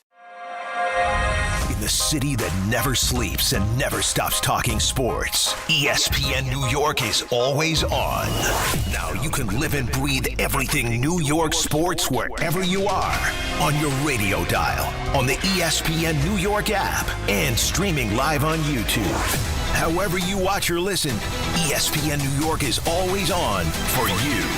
Hear us, stream us, watch us. This is ESPN New York. Nice, Raymond. DNR with you, ESPN New York. It's the witching hour, as they say. I do have a little bit of bad news. Jarring. I'm looking at ESPN.com, the odds that they have, and they have week 17. So I glanced ahead. Somehow the Giants are favored by 3. As they should be. Are you? I mean, why are you fighting this is beyond me. Because I'm going to fight this to the death. But by the way, that Sunday, which is Sunday, December 28th, there's 2 4 o'clock games. That's it, 2. Giants, Raiders, and Eagles, Bills. The Eagles, Bills is nice. Eagles, Bills is great. Like 99% of the country is going to be dialed in on the Eagles, Bills. I'm going to be sweating and crazed with the Giants and the Raiders. Yeah, I mean, it's unfortunate, too, because that Thursday, the 25th. Christmas. You lost some luster. You get Cowboys, Commanders, Lions, Vikings, Broncos, that's Chiefs. That's actually good for me because I'm going to be on vacation. If I can punt on a game or two. Yeah, Commanders, Cowboys doesn't have a ton. Lions, Vikings, that could be big for the Lions. Broncos, Chiefs has none. So you're right. That day has really been crushed. Saturday will be good. Texans, Chargers is nice, and then Ravens at Packers is nice. Huge games. Yeah. The Saturday is more important than the Christmas day as far as football is concerned. And I also think this is nice for the people that don't want to just be consumed by football on Christmas Day. There are people that are turned off by football on Christmas Day, you know. I'm surprised by that. I mean, it just feels like, I'm not going anywhere on Christmas Day. You like to have it on, right? Yeah, right. Kids are playing with all their toys. It's nice to have something to watch, you know? I agree, and I don't celebrate Christmas, so it's different for me, but there's a lot of people that think like Christmas should be just for family and right, but the NBA's doing the NBA's doing it. I know. They've done it forever. What else are you going to watch? It's like, what are you not going to turn the television on Christmas? I think some people don't like to. It's just that. Throw the Yule log up there? Maybe. A fire? Remember when Pix would just have like the Christmas music and like the log? Yeah, that's what I'm saying. 24 hours. I mean, I'm not afraid to watch a Hallmark movie. I'll probably watch. Once we're on break, I'll probably watch every Hallmark movie that's out. Really? I love those. Cry movies. when you watch them? Sometimes. Mm-hmm. All right, so it's time now. It is time to make these, if we choose to, these picks. Let me refresh. Get the most up-to-date, latest number. Seahawks, -1.5. Rick, you're out, right?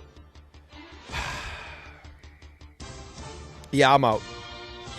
I'll tell you why quickly. Okay. I don't want to waste time here. Is because my initial instinct is I like the Rams. And then all of a sudden number changes. I can't imagine that the money coming in from Seattle is like just public money. It feels like it's probably sharp money. Yeah. So that concerns me about my change pick. the number, really 3 points, because the Rams were a 1.5 point favorite. It's flipped to Seattle by 1.5. So I'm out. I'm in. No. I'm in. Oh, baby. I'm going to surprise you with the way I'm in. Take it, Seattle. Give me Seattle minus the 1.5. Oh. Devontae Adams not going to play in this game. Nakua got a little banged up last week as well. I know he's healthy, but he got a little banged up. He went for $180.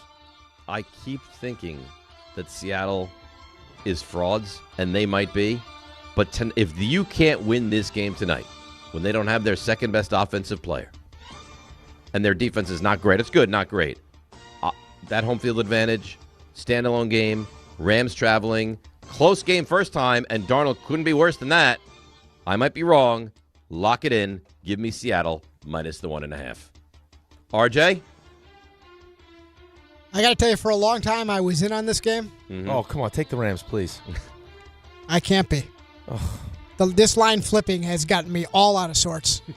And my Thursday rule, because I've gotten in trouble on Thursday. I think I'm winless on Thursdays. I think I've picked 3. I think I've lost all of them. And that's when I had conviction. I have no conviction. Where are you inclined to go? The Rams. Good. Taking that the Rams makes me all feel week. better because you're not good on Thursday nights. But such a violent line movement has me scared. I'm sorry. Okay, so you're out. Yep. Raymond?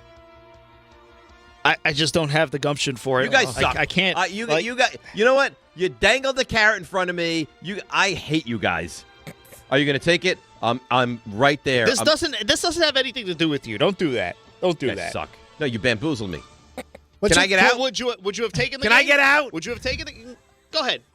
No, Step I back. want in. It's I'm in. It's a chance for you to make up ground on everybody. I'm in. Give me Seattle minus the 1.5. You all hate it. I don't care. I hate you all. I hate all of you except for Rick because Rick didn't bamboozle me. You gave me the bait and switch. So, you're taking a team you don't even believe in. That's the problem. They're gonna win though. You called them frauds, and you're saying own pick. I'm telling you, they're gonna win this game. All right. They're going to win this game. All right, Go Rams. You're gonna. I mean, and the weird thing is, I mean, after all the nastiness you said about the animals, you're taking the Seahawks. You're taking the birds. Yeah, they might take a better than the dump birds in your you head. take. As far as I know, he hasn't killed any birds. No, that you know about. Am I the equivalent of Sully? Because he kills birds. I didn't hear him landing in the Hudson saying to himself, "Oh man, I can't believe all those beautiful birds I killed." No, he's worried about human life. There's those Canadian geese. Sully and I have a lot in common. Nobody likes Canadian geese anyway. Exactly. Oh, you've turned this into you're Sully. I'm Sully. That's a K drop. I mean, this is just. I mean, it's a talent. What you do is a talent. Thank you very much. Raymond? I'm Sully. Ready? Go ahead. You ready? Yeah. Let's go. Today's 3 stars. Number 3. I mean, we start this. This is more of a rivalry than I thought it would be. It's Rick and Jefferson. It's getting kind of ugly. He's a coward, is what he is. You think? He's a tall, lanky coward. I wouldn't go as far as saying coward. With Tall, a creepy mustache. Is he in the restaurant industry though, RJ? He's really? a bartender, RJ. Right. That's like. I mean, they'd be like the sound guy on a porn set. I'm also a porn star. No, you're not. You're the guy that holds the boom mic. Right. You're Mr. Parabolic. Still got a week of this. Number 2. Oh, caller Neil. Let's go to Neil. Good morning, guys. 56-year Jet fan. I listen to This is a 4 treat. hours minimum of Jet content on YouTube. I'm probably the number 1 caller on the Jake Asman show. Which I was know wondering is how an long you would let ESPN this show. continue. You guys hear me? We hear you. Oh, we got you. Yeah. Not only did you let it continue, you let him role play with you. Are we role playing here, Neil? Yes, we are. I don't know which one are you going to. Who's going to play the Aaron Glenn? All right, I'll play Aaron Glenn.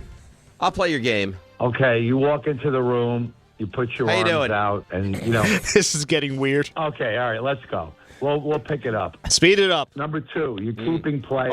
Number we're 2. Gonna go through 5 things. 5 whole items. Finally, Dave tapped out. Hang on. Cut. RJ. Yes. What do I do? Parachute. Anything else? Jump out. Literally anything else. I love how he says cut, and like that all of a sudden that means that the guy can't hear him talking. Scene. The scene was over. Number 1. RJ, this guy stinks. What do I do? You're our bad guy, so I'm going to give it 2 co-number 1s here. You want to hear from Ian Begler? Does it say Begler on the system? Yeah. Ian Begler on the putback. You're not a good guy. What do you mean? I didn't even notice that. You are such a bad guy. How am I a bad guy? You are such a bad guy. It's not even your worst bad guy tendency. All the animals that you kill with no remorse. Now you've got a new highway slogan. We're going to send it to the Highway Safety Association. They get in the way, and then they pay. Yeah, so everybody walking on your way home, 10 o'clock, beware of Dave Rothenberg, as Debbie said, on the West Side Highway, because They get in the way, and then they pay. We don't want anybody to pay. See you tomorrow for Football Friday. See you tomorrow. Football Friday. Go Seahawks, man. You guys got to find a way tonight. All right. Come on, Rams. Come on, Rams. It's Rule 76. No excuse to play a champion. It's DiPietro Rothenberg. The Seahawks. Right here on ESPN New York and on YouTube. They get in the way, and then they pay. Hey, it's Michael Kay talking to you about my friends at PC Richard & Son. They're local, family-owned, and I trust them, and you can too. Right now, save on all holiday gifts for everyone on your list.